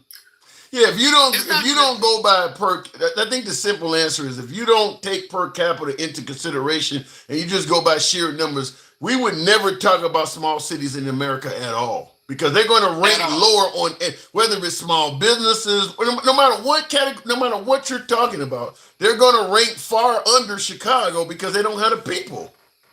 Right. Yeah, it's right. And like, look, we can have a conversation about how many Trump voters there are in a big city. Well, yeah, it's a whole bunch of Trump voters in New York or California, but you have to look at it as per capita. Right. Yeah, based on what he's talking about, then Chicago is more pro-Trump than Huntsville, Alabama. Because there's more Trump supporters in Chicago than in Huntsville, Alabama. Right, because it's sheer numbers. Right. It doesn't make sense, but he's stuck on that. He can't get off of it. Yeah. And look, I don't know what to say. Like, I think I think he's an intelligent person, but the propaganda has got to him where he can't even have a decent conversation with somebody, because he's so invested into trying to prove himself right. I'll give guests credit all the time. If you prove something, if I'm wrong, I'm wrong. But yeah, not going by per capita, to suggest per capita doesn't mean anything. When we judge everything on per capita, like I said, you would not consider small towns for anything in America. Funding, no matter what it is, there are just more people in need in Chicago than some small farming town. You would ignore them in every aspect of American life if you didn't take per capita into consideration.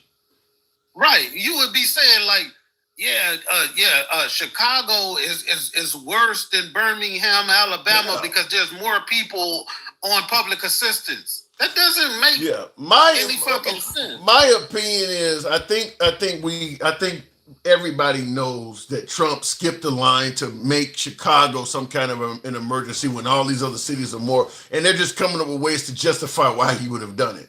I mean, that's what it is. Chicago does not fit. I wouldn't say it was just Chicago, because he's like, he's made that argument towards any blue city. Yeah. And that's why every blue city needs to be addressed before we even look at any red city. Period. Yeah. And that's why I told Mike, and I told even Maggie Reaction on the last caller, that for Trump, any president, not just Trump, but for any president to deem a town so, criminally overran that we need to declare an emergency, there should actually have to be listed parameters that have to be crossed. It just shouldn't be him waking up and saying, this city is crime ridden, I'm going to do something about it. Because it does allow him to just go through the top 50 cities and pick where he want to start at.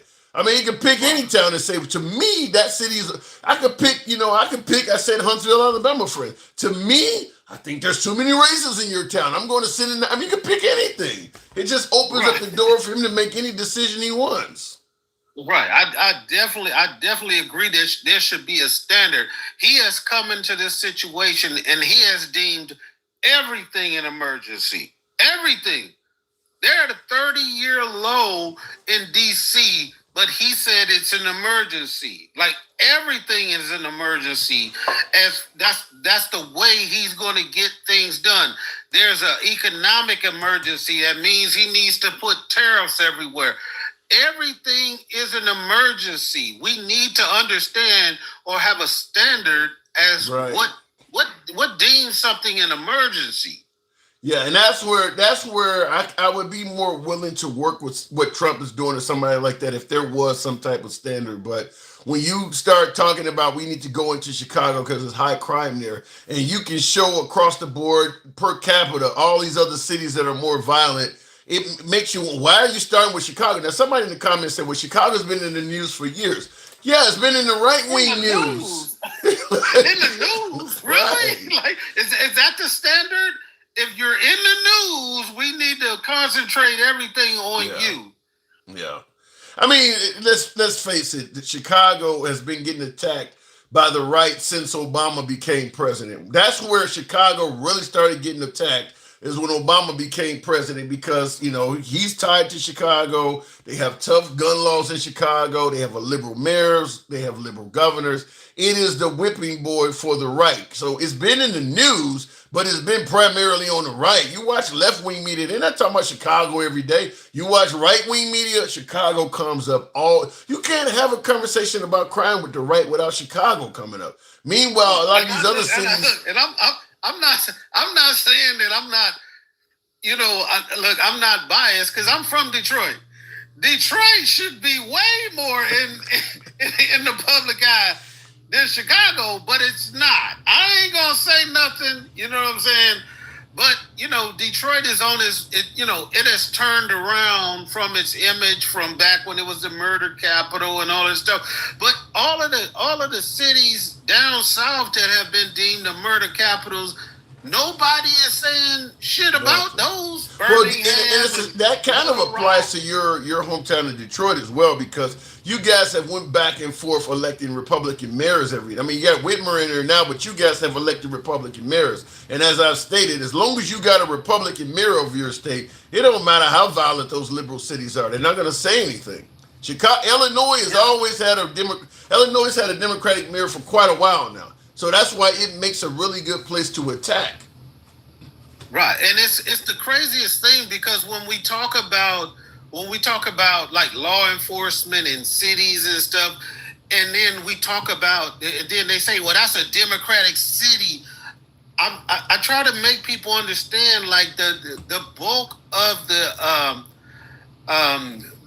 the investment in law enforcement comes from the state. It doesn't come from the city. No. And the crimes you commit are state crimes too. So they don't. I think it's kind of a game of, I want to blame the highest liberal I could find. In other words, they have no problem blaming Gavin Newsom for crime in L.A. and San Francisco, but when it comes to Republican governors, all of a sudden, no, it's only the mayor's fault. Right, and now they got they literally got a National Guard out there picking up trash in the goddamn, in the damn parks and stuff, because they done fired all of the damn people that was hired by the city to pick up trash. I don't understand that. I mean, but I will say, under what Trump is doing, crime in D.C. has come to a standstill. I mean, people are scared to do anything. So, No, I disagree with you. Crime has not come to a standstill. It has went indoors. It has went underground because because that's what crime does. But the problem with the thing is, it's not fixing crime. Well, hold on. What I'm talking about is they're claiming they haven't had a murder in like 13 days. Well, they just had a murder 2 days ago or whatever, after the 12th day or whatever. Yeah, I get it, but that's not stopping crime. It is making it go underground until they fucking leave. And look, and let me be the one to say there will be a spark in crime after they fucking leave. But I agree with that. I would bet myself that there's going to be a spike in crime once they leave because I used to be a criminal. I understand this shit. If we got fucking motherfuckers driving down the street with tanks and shit and fucking with people, I'm going to go inside and I'm going to wait for their ass to leave. But trust me, all crackheads are still getting high right now. All people that do B&Es are still scouting people's houses so they can break into their houses. Like, crime is not gone away. It has just went underground. Let me ask you this, though. In regards to crime is not going away and it's went underground. Let's say Trump keeps the National Guard there for the remainder of his term. And then you get a liberal in there after Trump, and that liberal says, listen, this is too much. We're going to withdraw all this from the city. And then the crime comes back. How does that make the liberals look? It makes them look like they are dealing with the financial aspect because they're not going to be able to keep the same assets in the street the whole time. It's going to be what it is. Like, yeah, it's going to look bad for a Democrat, but people that understand the actual, the situation that's happening, yes, it looks good because now we're putting all of these federal dollars into people marching up and down the fucking street. That's not changing the reality of the people that live in Washington, D.C. They stopping people on the street. They stopping and frisking people illegally. Yes, they're doing all of that stuff. But unless you can do that shit on a permanent basis around the fucking country, it's not changing the reality of poor people.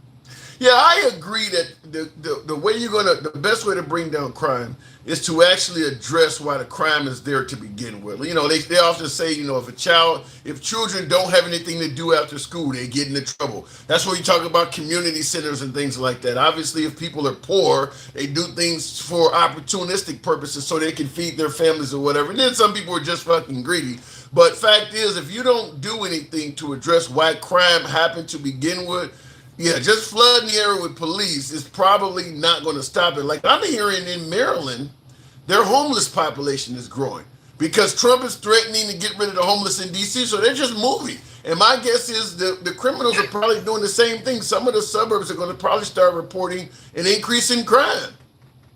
Right. So if you look, if he wanted to be practical about this shit, the hundreds of millions of dollars he's spending flooding the streets. I mean, they were showing where they had like 30 or 40 officers in the streets of D.C. stopping cars. Wow. And they talking about, well, we arrested one guy and everything. Like, just imagine how much money goes into having 30 or 40 federal agents who are making $70,000-$80,000 a year a piece, standing there, or the military people that are out there cleaning up the fucking, the park and picking up trash and shit. If they would have took all of those hundreds of millions of dollars and put them into programs for the youth coming up and getting them off the streets in the summertime and giving them summer jobs and them, those types of things that really change poverty. They give people hope, and they give, and people have a way of getting away from that type of poverty. That's what changes things, not just Not just have a bunch of police out there arresting people, because just because you arrest people, guess what? There's always somebody waiting to take the place of a dude that got arrested. Yeah. Like I said, I don't see it doing anything but being exactly what you said, a temporary stopgap, because you haven't addressed the problem of why crap happens. But I want to ask you about something else before we move the program on. What do you think about him taking away Kamala Harris's security detail right before she's about to go on a national book tour? I think it's evil, and I think that anybody that is okay with him removing Secret Service protection for somebody that he constantly goes out and talks shit about and accuses of doing things wrong. Like even when Biden was in office and Trump asked for his children to have Secret Service, Biden gave his children Secret Service. Well, he didn't have to. That's not a part of the deal. If you are a candidate, that your children get Secret Service, but Biden gave his children Secret Service because he understood, like the things that go on with you as a candidate. And then they're saying, well, it's only really supposed to be allotted to them for 6 months. Well, if he's going to be out there daily talking shit about her, yeah. And Biden says, I understand that he's going to be doing this shit, and he tried to grant her, a year more than what she would have normally been allotted. Why is that a big deal to him? It's not coming out of his fucking pocket. Yeah. Now he want to follow the rules about everything when it comes to her, but when it comes to him and his family, he's okay with getting all of these, these different privileges. It's just evil. And if something happens to her or John Bolton or all of these people who have been in public life, and we know that their lives are threatened, it's on him. I just don't. Yeah, it's what he did to John Bolton, because we know the Iranian government had a hit on John Bolton. To take John Bolton's security detail is really bad. But I mean, obviously, her being a vice president, also too, I'm sure she got some enemies. Certainly, probably people from Palestine and things like Palestine and things like that. But yeah, to remove a security detail, it's just completely unnecessary. I mean, for all of the things we waste money on. His pocket, it's not hurting him. These are things that are normally done in certain situations, because we understand that, people from other countries and stuff that you've done while you were in office are really, like people are trying to get at you. Yeah. So the next president, just imagine if they say, after 6 months, look, we're taking Secret Service away from all your family. I don't think America, let's say for instance, we do live out Trump years and everything's normal. If we get a president that comes in after Trump and he does a lot of the same vindictive retaliation style stuff that Trump does, I don't think America would survive it. I mean, because the right ain't gonna be favorable to that. They love doing it to the left, but if you get a liberal in there that's doing all that shit to them, I don't think we could survive having two guys back to back doing all of this stuff. But what else is there for the other side to do? Like, go high. When they go low, we go high. We really is kind of feeling that Gavin Newsom is trolling Trump back. He's doing the same shit. He's talking the same shit.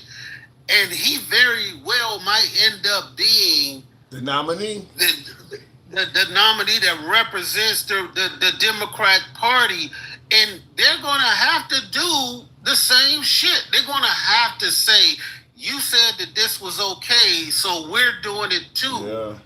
And it's going to be hard to say, just like I've heard Democrats say stuff about Michelle Obama saying, we just can't do that. If they go low, we go, go high.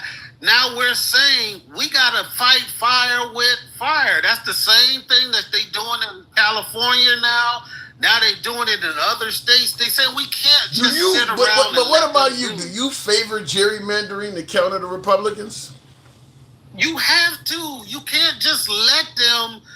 They will literally just win without like fairness. You can't just let them. What about packing the court? Oh yeah, I believe we should have packed the court when Biden was in office, when everybody was saying, no, we shouldn't really do that. That's not really right. Now we see what's happening. The Supreme Court is totally in Trump's pocket. Everything he's doing, he's getting away with. They said he got total immunity. Anything he says, he's good. No, we should have packed the fucking courts.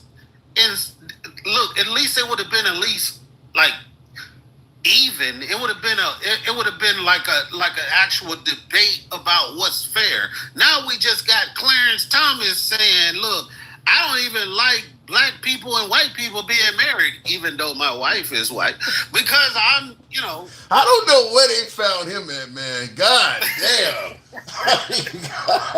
And they had the nerve to replace him over Thurgood Marshall just because he was a black man. That was the craziest shit ever. Yeah, that's like when people always say that the tree voting for the axe because you think he's made of wood. I gotta move it on, though, man. Yeah, I don't know where they found Clarence Thomas.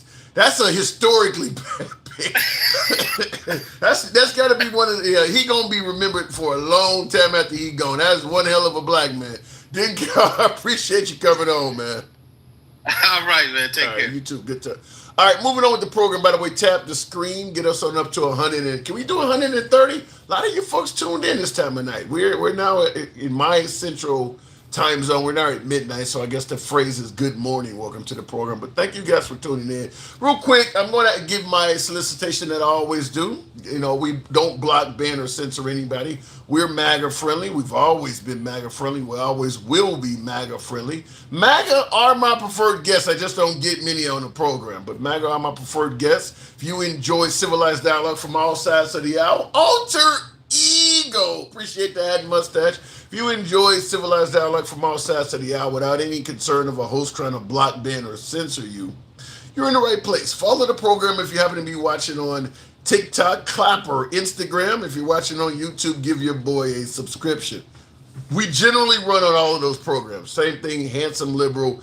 If you got Clapper, if you have Instagram, if you have TikTok, and of course, if you have YouTube, follow the program, get your guys sub. Trump seemed like the best of two options, LOL, but now I don't know. That's a fair point to make. I mean, listen, I'm not one to believe that there was no reason to vote for Trump and Kamala was some fantastic candidate. I do believe, and thank you, King Fan, appreciate it. I believe Trump, I believe there was a ton of good reasons to vote for Trump. Trump was promising to do a bunch of good shit to the point where even Kamala Harris started copying his no tax on tips. I mean, he was promising to, people dying overseas. Like, he's going to end the war in 24 hours. That's a really good promise. He's going to end that war fast. People wanted to know what was going on with the Epstein shit. He was going to release that information very quick. People were sick and tired of paying too much for their groceries. He promised to bring that stuff down fast. So I understand why people voted for Trump. He was promising good shit. And it makes sense why people voted for him.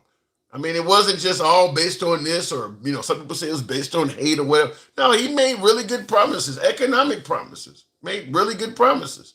Who would not argue with bringing down the price of groceries really quick or, ending all the people that are losing their lives in the Ukraine in 24 hours? That's a good promise. And of course, like I said, a lot of people wanted to know what was going on with elites being allowed to abuse children. And the Epstein list was going to reveal some of that. And he made it clear that you were going to find that out. So a lot of reasons to vote for the guy. J.D. Vance will be the next president, says We'll see. Perhaps that certainly is a possibility. He has been the middleman in settling 5 wars. He says 7 is actually 5 so far. Well, yeah, but the wars you're talking about, like for instance, he boasted he settled the war between Pakistan and India. I mean, that war never really amounted to much. I mean, they traded a few pot shots. I mean, the wars he's not breaking up are the ones where everybody's getting killed. I mean, the ones he broke up, they didn't even really make it to the national stage much. I mean, most people didn't even know that Pakistan and India were starting to have a skirmish. Whereas Russia and the Ukraine has been going on for years. We're now in the third year, I think coming up on the third year of Pakistan and Palestine, the Palestinians and the Israelis. Those are the big ones. Those are the ones he campaigned on ending. The stuff that he's taking credit for, that stuff hadn't even started when he was running for office. That stuff, a lot of that stuff is, wasn't really making much news, like the Congo and things like that. So, in terms of the ones that the people are actually dying, he hasn't done a lot. In fact, the war in Gaza and the war in Russia have stepped up under his watch. So most of the time when you see Trump speak on those wars, he's blaming President Biden. Somebody in the comments says he is trying. Okay, he's trying. You want me to give me your address? I'll send you a participation trophy if that helps. He didn't do it. He said 24 hours. I don't want to hear 8 months later he's trying. That's not what he promised. Congo has been going on for 30 years. Yeah, and like I said, nobody was concerned with what was going on in the Congo. Well, he's the president of the USA. He better try. Yeah, he feels like a puppet now. It's kind of scary. He's trying. I thought he was supposed to expose the deep state and all of that shit. Feel like when in the movie The Fifth Element. Okay, tap the screen, get us on up to 130. Let me go back to the box. Now India is looking to a new trade partner in China. Yeah, we imposed some serious tariffs on India because they trade fuel with Russia. And the whole Russian thing coming from President Trump, my opinion, has been so inconsistent. We started out, at least if you listen to the Trump side of things, we started out believing that the Ukraine started the war, according to Trump. Russia was just not having a NATO member state on their border, so they had the right to attack the Ukraine. This is what MAGA and Trump was saying when Trump first came on the scene he got elected in November. So, around this time last year, we were blaming the Ukraine for the war. And of course, Trump got in there, and obviously he met with Zelensky and he was telling them he's flirting with World War III. And of course, he was accusing Zelensky of starting the war, stating, "You don't have the cards."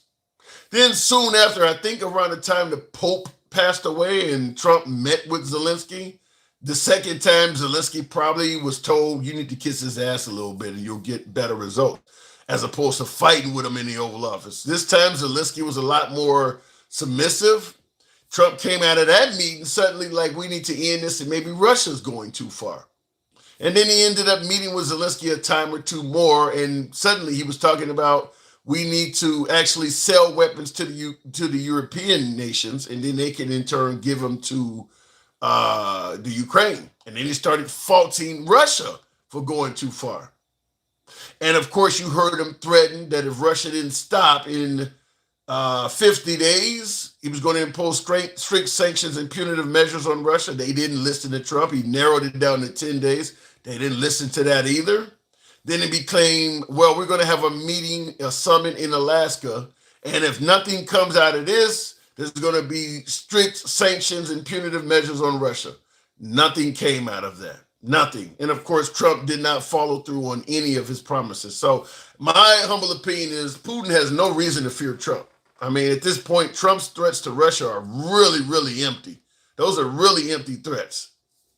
Remember the red line in Syria that Obama drew, and the right was criticizing him for not following through when he threatened to use military in Syria if they didn't stop using chemical weapons. I think it was Assad, the leader over in Syria. By the way, before I go to the next call, did anybody hear that the Israelis killed the prime minister in Yemen today? Wow. Israel really feels like they just have the United States backing them to do any damn thing. Chris, welcome to the program. What has he promised and did? The border. Trump has promised and did the border. Hey, Tim. Good evening. Or good morning, rather. Tim. Hey, I can hear you. Yeah, you all over the place. What am I getting wrong? I don't know where to start. I seen your backdrop. It says Chicago, but you talking about all this other stuff, and I don't even know where to start, Okay, my brother. let's start with Chicago then. Okay, you want to know about Chicago and the history of it? I'm from there, born and raised. Yes, so you do understand in 1919, right? In 1920, and what made Chicago bad the way it is now. Al Capone? Is exactly. And I can't say, I didn't want to say that name, but yeah. What the hell does that got to do with now? That's He died in 1939 of syphilis. What are you getting at? That's the way Chicago. That's why Chicago is the way it is. Yeah, but because you got Chris, Boston. Every city has a horrible history of corruption. If you look back into it, most big cities in America have a history of corruption. What is the difference? Sure do. And do you know why? Because America was founded on corruption. Exactly. Okay, so what's your point? So why make Chicago such a bad city? Because it's liberal. Oh, because it's liberal. Yeah, it's liberal. If the state of Illinois put in a Republican governor, this shit would stop. You think so? Yes. Yes. Any state that has a Republican governor, it don't matter how bad their city is, you don't hear the right talking about it. New Orleans is fucked up. You don't hear them saying anything about how bad New Orleans is. I bring up Memphis and St. Louis and Baton Rouge. You don't hear them saying anything about those cities. Put in the Republican governor and the complaints go away. Okay, let me ask you this. You ever heard of Johnny Torrio? Yeah. That's the Proud Boys guy. That's who? Go ahead. Who is Johnny Torrio? Maybe I'm thinking about the wrong. No, that's not the Proud Boy. No. This guy's from the 1920s. Okay. Who are you talking about? No, I don't know. I don't know this person. That's Al Capone's boss. Okay. He passed the torch to Al Capone. Okay. Right. What are you getting at? And so, yeah, you don't understand. You don't understand. No, I mean, like I said, every city in the U.S. has the mob was all over on the East Coast. Every city has a history of corruption and crime. I wouldn't say every city, but every major city does. Yeah, Detroit, Chicago, New York. The ones down in the South were all about slavery and all of that shit. So they got a history of corruption and crime too. It was just it's the only difference is what the mob was doing was illegal, so they're considered corruption and crime. Whereas what the slavery and the Jim Crow and all them, what they were doing to people was legal, but it was just as bad. The issue is, Tim, you pushing prohibition back to the 1860s. Prohibition is 1920s, my brother. You understand what I'm saying? I don't know why we're going back that far to begin with. Pardon me? We're talking about whether a city deserves to have a National Guard there. I don't know what bringing about Capone has to do with it. Chicago do not deserve to have a National Guard. Now, if you want to go to the cities outside of Chicago, the little smaller cities, yes, they probably have a high per capita. Yeah. But Chicago itself as a city, no. Yeah, I agree with you. Anybody from Chicago that know the suburbs, I guarantee Maywood, Robbins, Harvey, they all have a higher per capita. Yeah, they all have a higher per capita. Yeah, smaller cities, maybe 50,000, 100,000 people. Them are worse off than Chicago, most likely. Gary, Indiana is significantly worse. Significantly worse. Exactly. Places like that. Detroit, for example. And we're Dinkill. That's my boy. He from this area. And he would tell you it's several cities in this general area that is worse than Detroit as far as per capita. Suburbs. Yeah, suburbs. Yeah, you understand what I'm saying? So suburbs. Okay, so fair enough. Then what am I getting wrong then? Because we agree that Chicago is a lot wrong. Because you going with this? What's this guy? MAGA rats. You listen to this cat. No, me and him completely disagree. I didn't agree with him. Yeah. All I'm saying, don't fluff with them. Just tell them the truth. Because did. Tim, you smart. You a smart guy. No, I made it clear to him that per capita matters. He thinks it does not. It does matter. Yeah, It matters a lot. Of course it matters a lot. You can be 10, 15 miles outside of Detroit in another city, and it's 10 times worse than Detroit per capita. Per capita. But they look at it like, no, Detroit is worse because the numbers are higher. That's not true. You can't walk to the store. You can walk to the store in Detroit, but you can't walk to the store in a small city. You understand what I'm saying? I get what you're saying. I mean, like I said, Chicago. It's not safe. Yeah, in terms of if we're having a conversation about violent crime in a major American city, Chicago is pretty far down compared to some of those other cities. But like I said, Trump is not going to bring those cities up because many of them are in red states. Exactly. I went to Chicago, Tim, and I'll tell you what, I had a bad experience. And I went there twice, and I had a bad experience. And that's in the 80s. Mm-hmm. I had a very bad experience. We got chased up out of there. And I'm from Detroit. And we got chased up out of Chicago. And I'm like, what the hell going on? We was teenagers. Oh. We ain't do nothing. So, yeah, Chicago is a bad area as far as my experience. Now, my daughter, she go there all the time. She say, Daddy, I don't have any problem. So maybe it changed. I mean, listen, you're talking about a city like America where we got plenty of crime. You can go to any city and have a bad experience. I mean, some people, exactly. Yeah, I mean, that's not something unique to Chicago. You can go anywhere and have a bad experience. Right, exactly. So what are we going to do about it as a whole? Well, to me, like I've been saying all throughout the show, if you want to lower crime, you got to address why crime is happening. And that's not being done. Especially for President Trump, he's just going to flood the area with folks to deal with crime. He's not trying to address why it's being done. I mean, he's not like if you can't be complaining about crime and you're not even in favor of a minimum wage increase. So if I go out and get a job, you're not even in favor of making my life worthwhile even with that. So, I mean, to me, he's doing nothing to address why crime happens, whether it's, people can't afford, bills, they can't afford to eat, the price of groceries. You're not in favor of doing anything for the person. You just want to arrest them if they slip up and commit a crime. So I don't see what he's doing is going to help that out at all. Okay, explain to me why haven't Congress raised minimum wage in the last 20 years?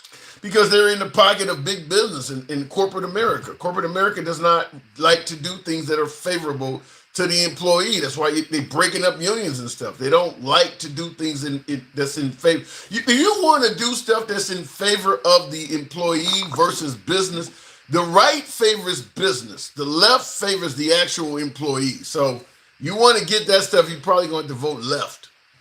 Okay, the issue is you have had left in Congress running it and right in the last 20 years. Why haven't the left raised minimum wage? They have. Look at the minimum wage in left-wing states compared to the minimum wage in right-wing states. Obama, I believe, raised the federal minimum wage to $10.10. They have done that. The federal. Yeah. The federal. No, the federal haven't been raised in 20 years, Tim. I think he tried or he done something with the minimum wage and he either got blocked or something because he was trying to take it up to $10.10 per hour. I believe maybe they stopped him, but the left is overwhelmingly in favor of raising the minimum wage. The right is overwhelmingly in favor of not doing it. Right. And that's not, it's a big deal, but it ain't a big deal. But it is a big deal in the South because the South, the minimum wage is on a federal level, but up here up north is is higher. The states kind of regulate that. So I'll let you slide with that one. Well, somebody in the comments corrected it. They said it's government jobs. So Obama raised the minimum wage for federal employees. Yeah, federal. Okay. No, I'm just talking about minimum wage in general for all citizens. Well, like I said, if you go to left-wing states, that has happened. Most left-wing states have a much higher minimum wage than right-wing states. So they are doing it. Yeah, exactly. Yeah. I mean, you got some liberal states out there now where the minimum wage is $20 an hour, and you got right wing states where the minimum wage is still in the $7-8 an hour range. Yeah, they basically they are federal minimum wage. No. I mean at the state level. I mean even at the state level. The difference between what the some of the state levels is they're going to be the bare minimum. Yeah. Well, it doesn't really. If your minimum wage in your state is higher than the federal minimum wage, they go by what the state is, which is, like I said, a lot of liberal states, the minimum wage can be $20 an hour more. In the right-wing Bible Belt states, the minimum wage is that low federal minimum. That's pretty much what they're giving you. They haven't touched it in decades. I mean, there are right-wing states in the Bible Belt area where the minimum wage is $7.20 something an hour. Yeah, that's pretty low. That's very. What is it, like 40 some bucks a day or 50 some bucks a day? I mean, that's real low. Right, less than that. Yeah, it's right, less than that.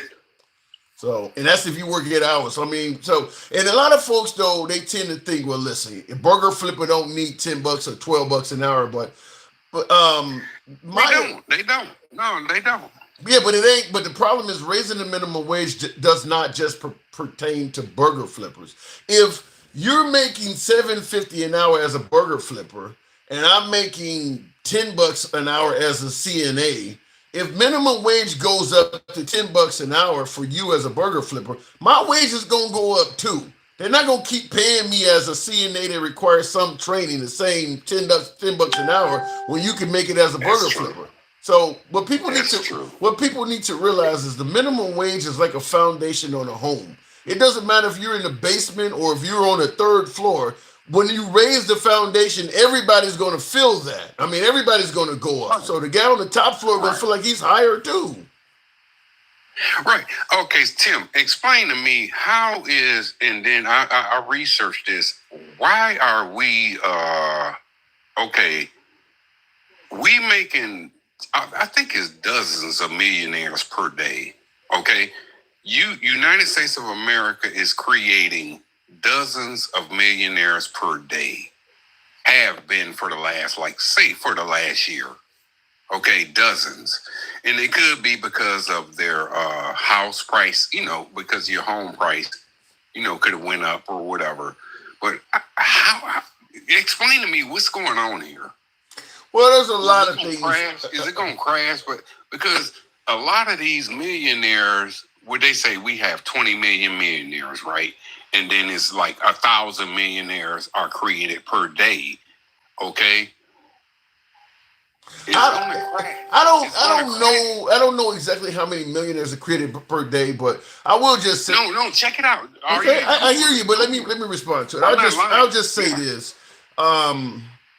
We are, as our country continues shifting further to the right, as I stated, the right tends to favor the wealthy more than they favor the downtrodden. So the further to the right we go, the more favorable this country will be to creating people, the wealthy end of it. They say the rich will get richer, the poor will get poorer. That's going to happen. If you focus on small business and you focus on big business and you keep telling the person at the bottom, I don't have nothing for you, you need to figure it out, you're going to see the wealth disparity grow that you're talking about. I do got to move it on. I'll give you the last word, though. Well, I really was hoping you would explain that to me, but yeah. It's the party you're electing is my answer. If the country keeps going further and further to the right, I believe the wealth, because the right focuses more on, they often say, I've never got a job from a poor person. Or when you talk about helping out the poor, the response is, well, if I do that, he's just going to be a louse on the system and he's not going to do better. So they tend to focus more of the gifts or more of the legislation. Everything is more favorable to small business and big business. They're not very favorable to the working employee. So the less you give the employee, the less they make. The more you give the top, the more they make, and the disparity continues to grow, which includes creating millionaires. That's what's happening. They're doing more things. If all of the programs they're cutting, for instance, who do you think benefits from that? I mean, because if you are on Medicaid or Medicare and you're barely getting by, chances are your medical insurance and things like that, a lot of that funding is coming from wealthy people. So if they make cuts to you, that's more money in their pocket. All of them cuts they're making to the lower end is helping out the wealthy end. So you're creating with more wealthy people doing that. So you agree with that? Where No, no, I don't. Yeah, No, I don't. because it really don't make sense.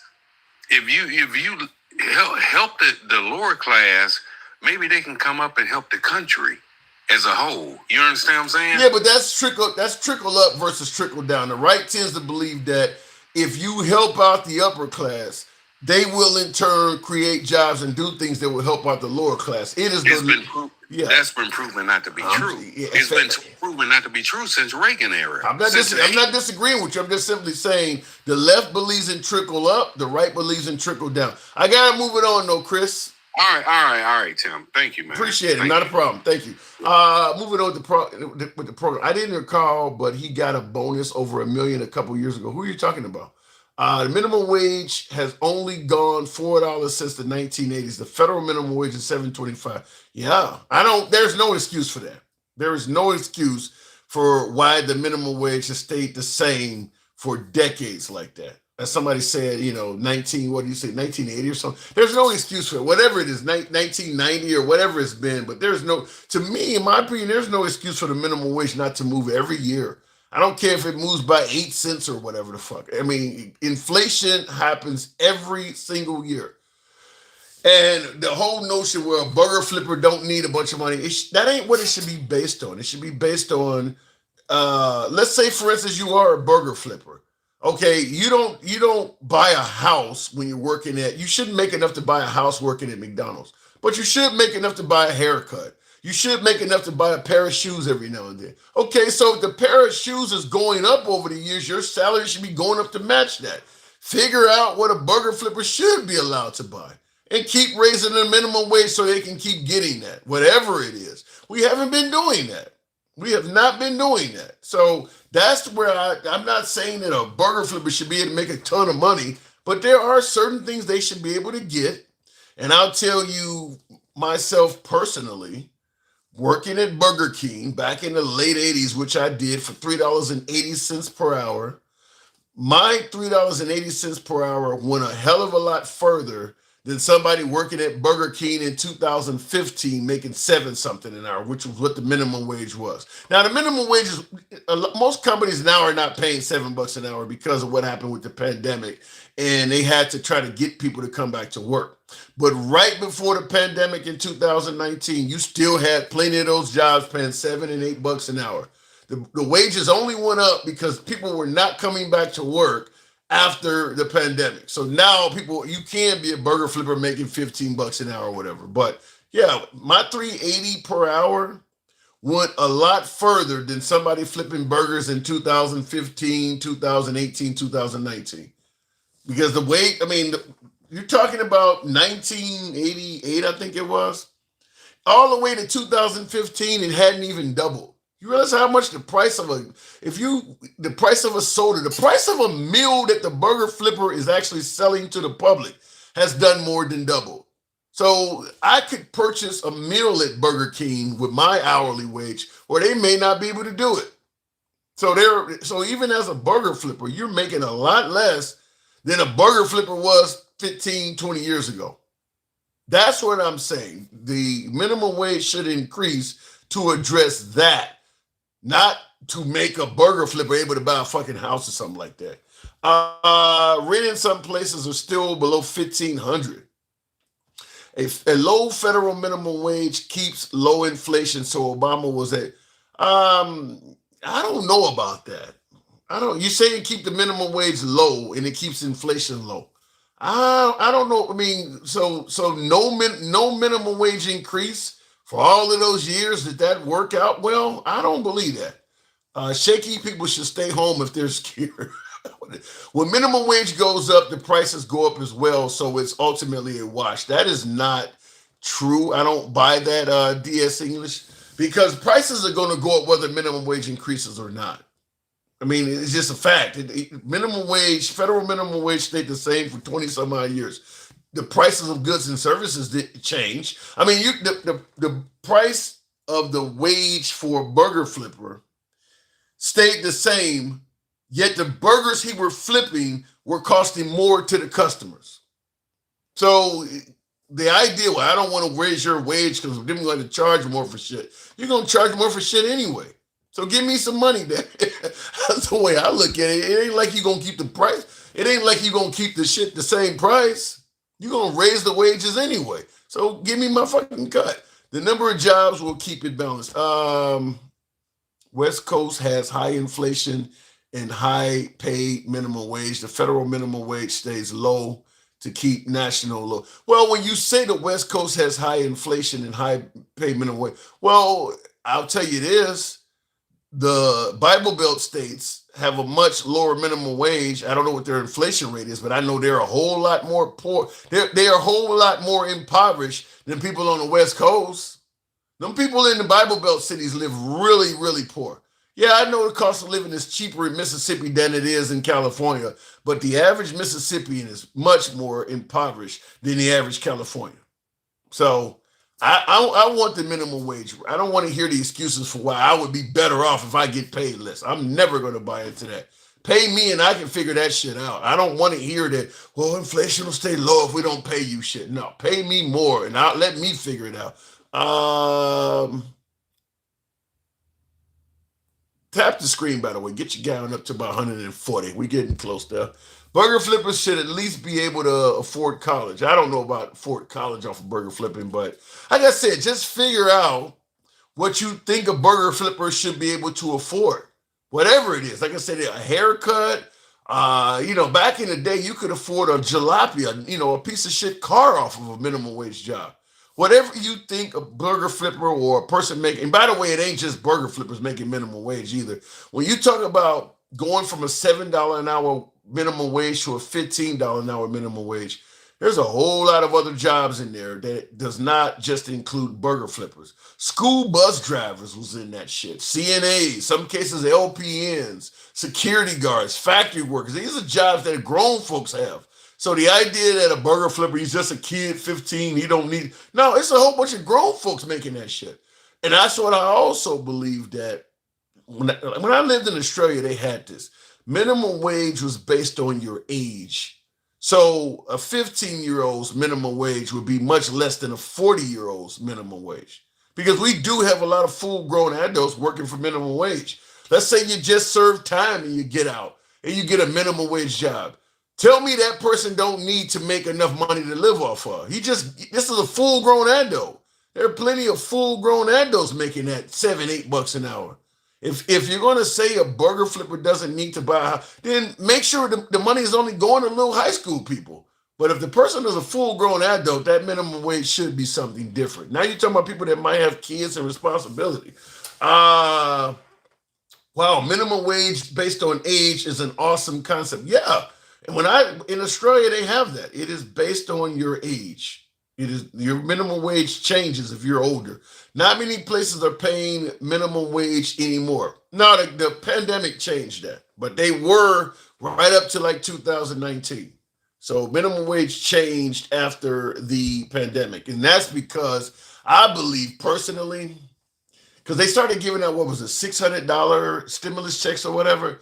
I don't know if it was, I think it was was it Nancy Pelosi or was it Trump? I can't remember who was responsible for doing it. I know Trump put his name on some checks, so I think Trump got the credit for it. But I said at the time that when all the businesses started closing and people had no income coming in, I believe that the Pelosi's and the Trumps were like, look, these people, they have no income. Let's just throw them a bone and give them just a little bit to get by. Now, Trump and Nancy Pelosi, these are rich fucks. They got plenty of money. Just give them $600 a week. They thought that was a let them eat cake moment. Yeah, it's just enough to get them by. Just give them a little. They didn't realize giving people $600 a month. I don't think the Pelosi's and the Trumps realize how low American citizens are paid. They gave folks $600 a week or whatever it was. And the minute things started to subside with the pandemic, it was hard to get people to come back to work. They didn't realize that $600 that you thought was just scraps for them to get by. That's more than what they were actually earning after a 40-hour work week. Because $600 a week, certainly without any taxes. I mean, if you're making $10 an hour, that's $400 a week, and they take taxes out of that. If you're making $15 an hour, that's 80. I'm talking about a 40-hour work week. You're making $15 an hour. That is $600 per week, and they take taxes out. You're giving them $600 a week tax free, or I think there may have been taxes coming out of it, but you're giving them $600 a week. That was more money than a whole lot of Americans was making. That's why it was hard to get people to come back to work, because you don't show them a better life than they were actually going out and working for. But like I said, I don't think the Pelosi's and the Trumps realized how little people were making. Hey, just give them $600. That's a bone. It'll help them get by. No, that's a lot of money to these people. These people ain't making shit. And they didn't realize that. And after a while, now they have to pay you more because they don't show people what it's like to live with a little bit more. But I don't think they ever realized how low people were getting paid in this country. People were actually making it off of $8, $9, $10 an hour. That's all you've gotten from my rant. Or you guys are talking amongst each other. In Canada, we have a student minimum wage for under 18. After that, it's the same as the adult minimum wage. It ranges from 15 to 19. Yeah, and that, we love being a capitalist country. We tend to view all these other countries as socialism, and we talk about equity and things like that. There's good and bad to that. If you're trying to succeed, if you're on a path to success and you're about to make a whole bunch of money, capitalism is where you want to be.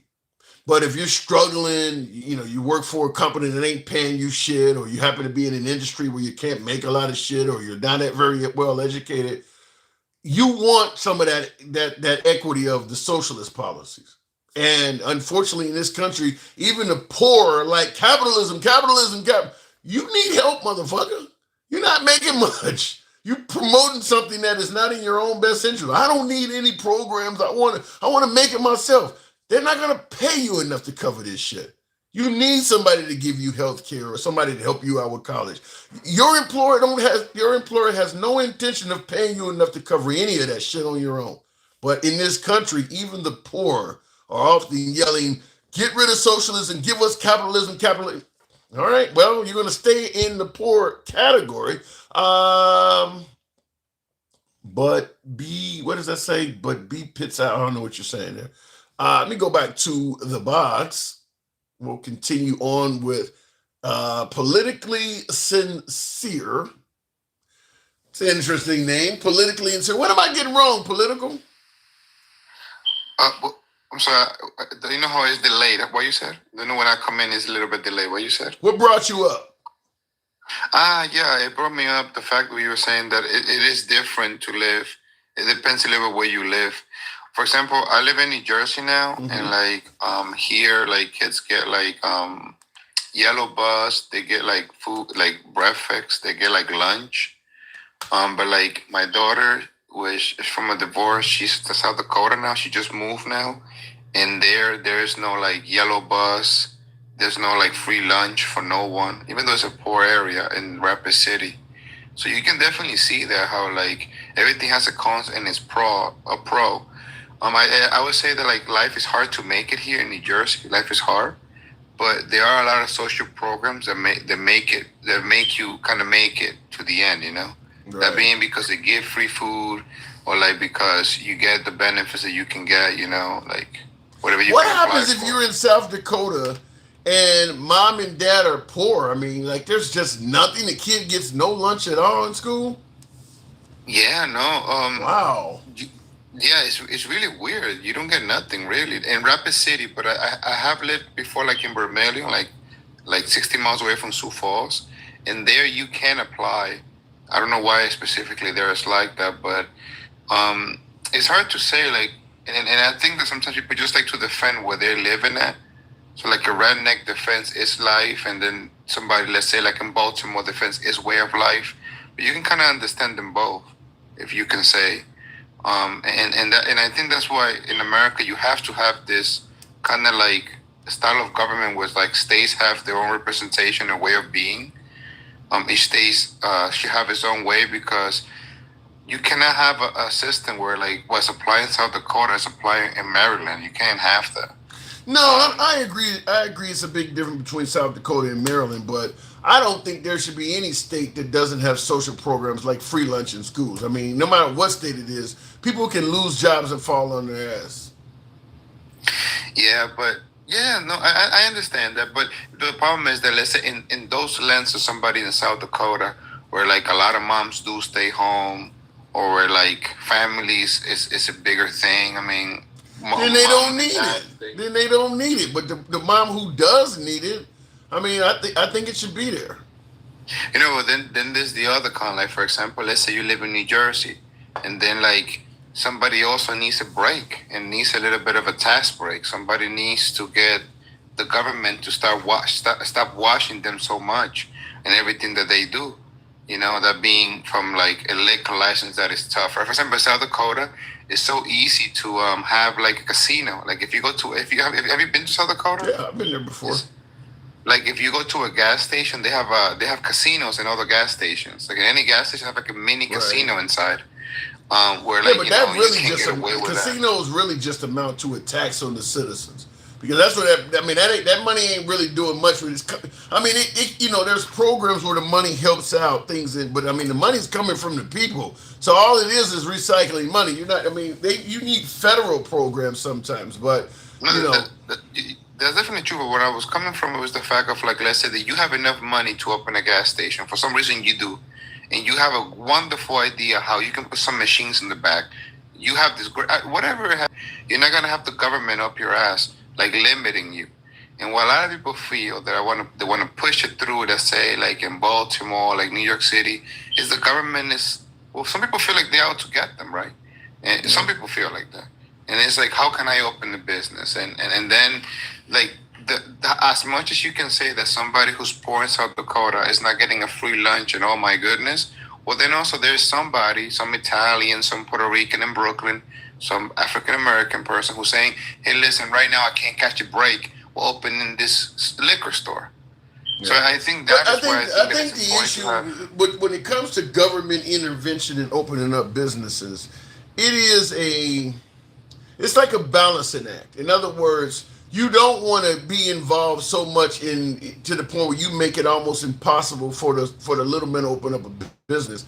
But at the same time, you don't want to relax laws so much that people start getting hurt. Like Palestine, Ohio is a good example of, you know, all of a sudden they relaxed the law so that you could have a train carrying dangerous materials, and you only need to have one or two people on it, as opposed to they used to have more, you know, engineers on it to pay attention to what's going on. And all of a sudden this train derails in the town, and now they got all these dangerous chemicals. And I mean, you don't want to relax. You don't want to have too much government intervention. But there is a danger in having too little government intervention as well, such as a lot of these stores open up in the hood. You know, they don't have big supermarkets in the hood sometimes. So some small store opens up and very little government intervention and inspection. So they're selling meat that's expired and all that kind of shit. So you need a healthy amount of government intervention, because just like the government can be corrupt, the business that you're not intervening with, they're going to exploit lack of intervention and be corrupt too. Yeah, no, that makes sense. If you allow me just to I'm going to attach it to it, but quickly, just saying something that I want to discuss with you. I watch you on YouTube, I follow you for a while. I love your channel, what you do. Thank you. What I would say about something is that, and maybe to African Americans, it doesn't apply the same way. It's like a little different, but I'm an immigrant. Italians were immigrant at one point. They're still immigrants sometimes, depending on generations. People want to move inside the country. People don't want to live in the border states. Like if you go to New Jersey, to Newark, you go to New York City, it's really hard to find American people that are like third, fourth generation. And people seem to be gravitated that, you know, like if you just come from Italy and you settle down like in Newark 100 years ago, you might have wanted to stay because your parents were born there. Then your kids might want to stay, the grandkids. But eventually, you say, let's get out of here. This is just too crazy here. And eventually what you see is that a lot of these places like New York City, Boston, with the Democrats lead, you have them being run by immigrants and also African Americans and also people who are like second, third generation. But when time keeps passing, people just move out of here. Like even like me, I grew up in the Bronx with a lot of Puerto Ricans and stuff. Mhm. They're all leaving. They all left to Pennsylvania, to Orlando. They left to Texas, and they're not looking of coming back. And in that way, you can maybe even think that the conservative states are better within the logic that I'm making. There are many ways that you can look at things, but within that logic, America, the people that are more American than others because they've been here for longer. Because the thing is that even though you are very American, if you were born here and your parents aren't, you're still very American. You still are a citizen.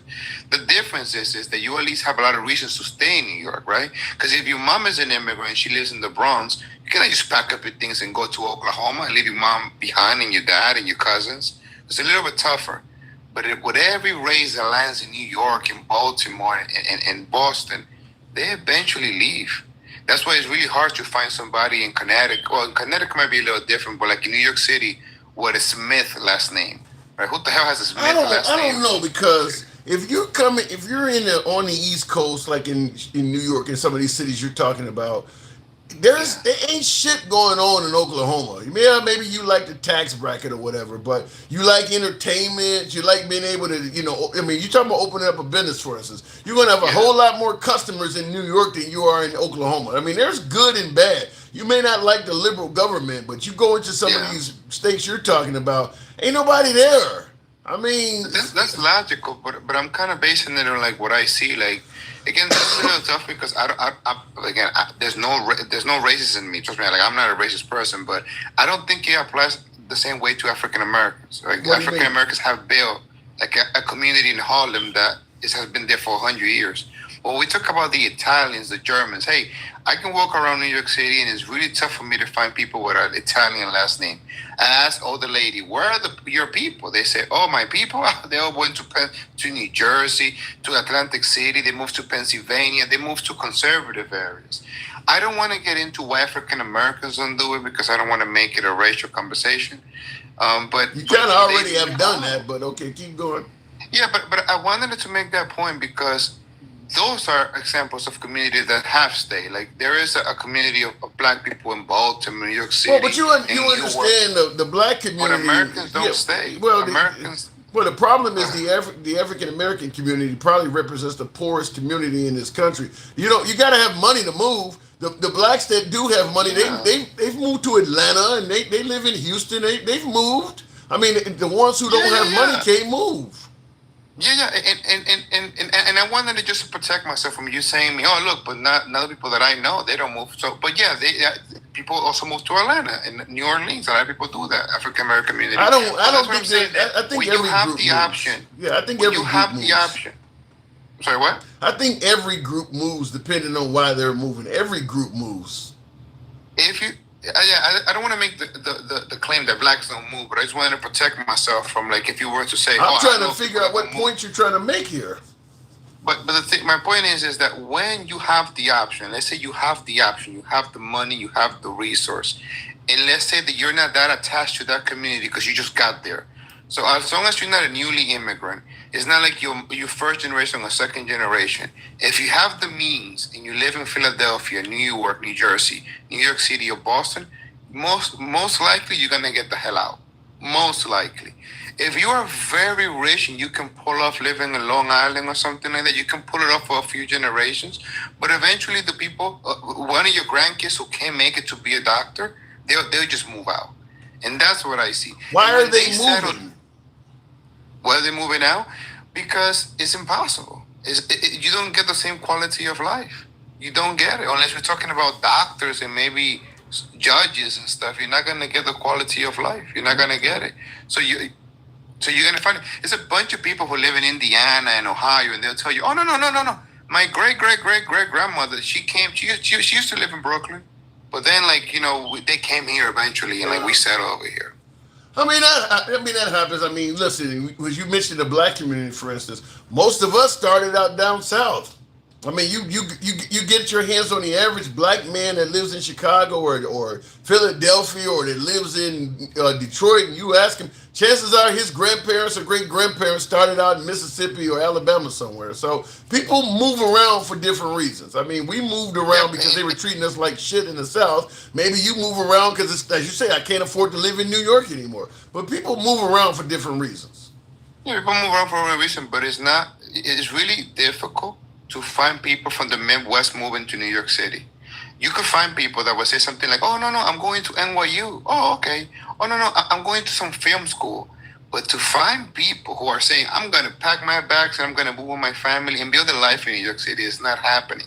And I think that says something. The people that move from the South to the North during, let's say, the Great Depression, a little bit after, maybe way before as well, they had reasons for that because it was a terrible South.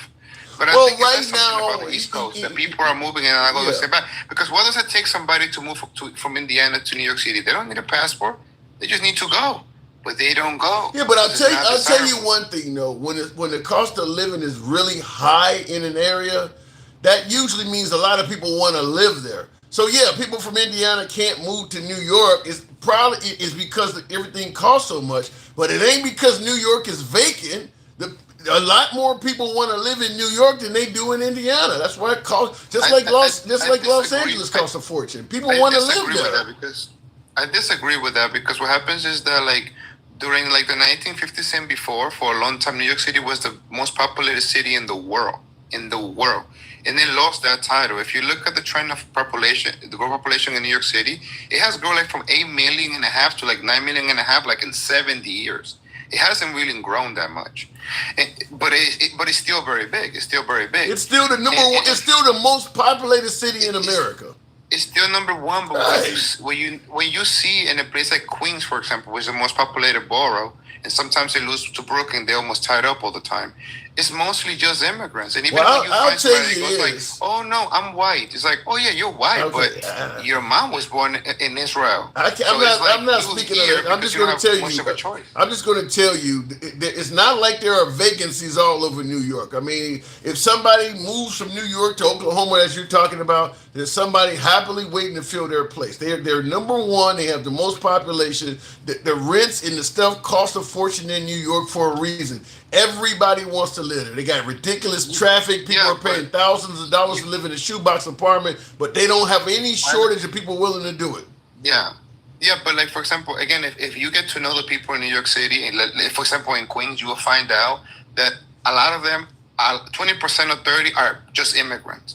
And then the other 20, 30%, they're like, "Oh, I was born here, but my mom was born in Mexico." And that still makes them American. But what that makes them is that they don't have the same opportunity as others. But when you get to no, but let me find somebody in Queens that's third generation. So if you say, "Well, why is it so populated?" Yeah, because half of them are immigrants or first generation or second generation. But we're talking about Americans who really say, "Dude, I know about my options. That I got options, bro." My grandfather went to World War II or something. I've been here for a while.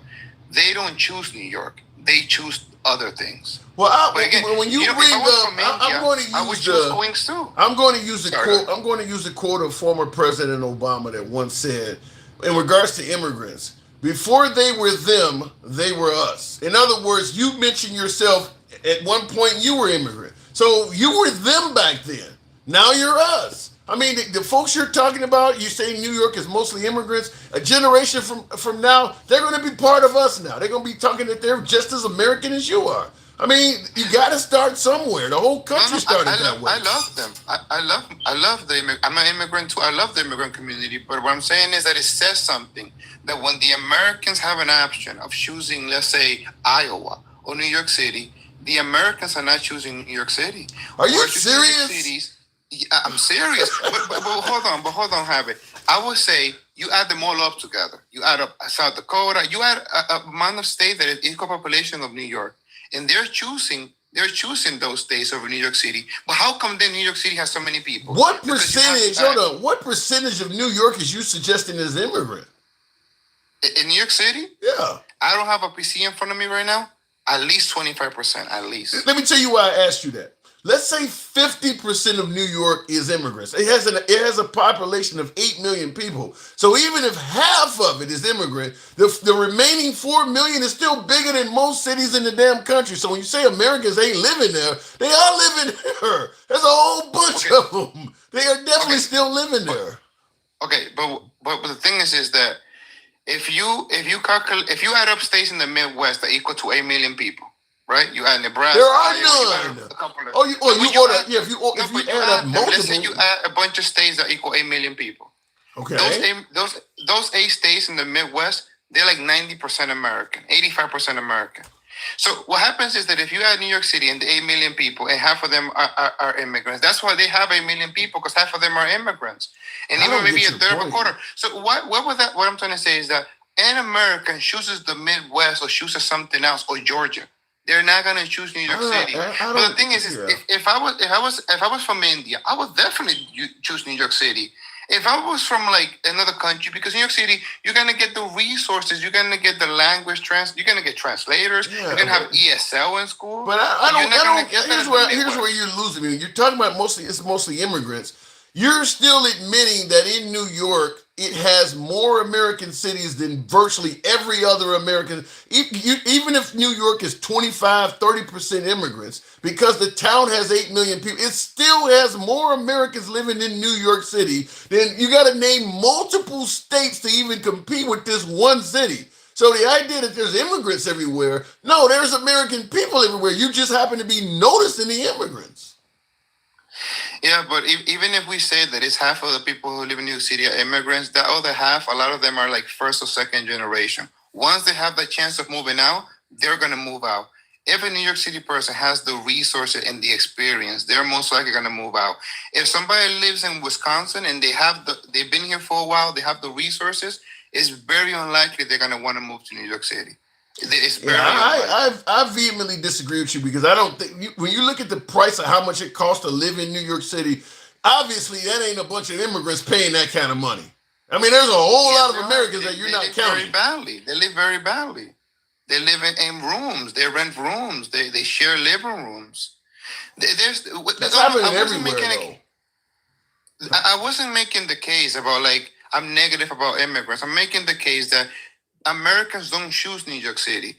New York City is chosen by immigrants and first generation, second generation, because here we make it very nice for immigrants. We already have a lot of inclusion.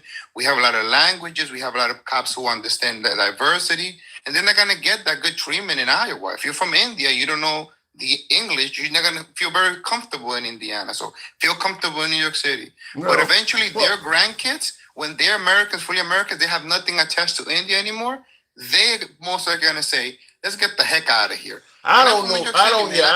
You and I disagree on that. Yeah, you and I disagree on that, because you start talking about the immigrants living in New York, they don't live very well. Look how the Americans are living in places like Mississippi and Alabama. I would submit to you an immigrant in New York is probably living just as well as some of the Americans that are living in the South. I mean, there were some really dirt poor areas. So I don't know about the whole notion, well, I want to leave New York and go move to Mississippi. I don't see that. Well, no, I wouldn't put Mississippi on my list, but I would at least say Kansas. When we're talking about New York City, Kansas is really poor. Kansas is really poor, and there's nothing to do there. I've been to Kansas. You gonna leave Queens and go hang out in Salina or Topeka? I don't think so. Yeah, but I think that's a good joke. I think nobody's doing that. For handsome liberal, there are people who have family values. There are people who are tired of getting mugged in the street. People who are tired of getting their car stolen. That's a different. There are people who are newly Christians. I don't know, but and there are some things you can do in Kansas City. There are some things you can do in Manhattan, in Wichita, Kansas. There's some things you can do, and what happens is that in New York City right now, the minimum wage is $16 an hour. Mm-hmm. Mathematically, you can't live. Mathematically, you can't. You can't pay a studio. A studio is $2,000 in the ghetto on 149th Street in the Bronx. Mathematically, you can do it. So what you have in New York City is people who can live in the projects for free. And you have people who are busting their ass trying to make it through with 2 jobs. And then they just hear, what? Wait a minute. In Kansas City, I can work in McDonald's and have a 1-bedroom apartment in the ghetto that is mine. I don't think that's true. No, in the ghetto. in the ghetto in Kansas City. And you go like, because I already live in the ghetto in Brooklyn, and all I have is a room. Crap, maybe I'll do it. But like, well, wait a minute, no. I barely speak English. I ain't moving over there. I'm just like a newly immigrant here. But when we're talking about more generations coming through, they leave. Yeah, That against what I'm saying. can't listen. I'm not from New York. I'm You don't get it. Yeah, I'm not from New York, but to me, leaving New York and moving to the ghettos of Kansas City looks like the end of Goodfellas, where you're in the witness protection program. That is a really slow area to move to. I get you want to be able to afford to live, but damn, there's like no entertainment unless you. It happens. But it happens. No. It happens. It happens all the time. If you go to Atlanta, outside of Atlanta, you see a bunch of New Yorkers. You see a bunch of New Yorkers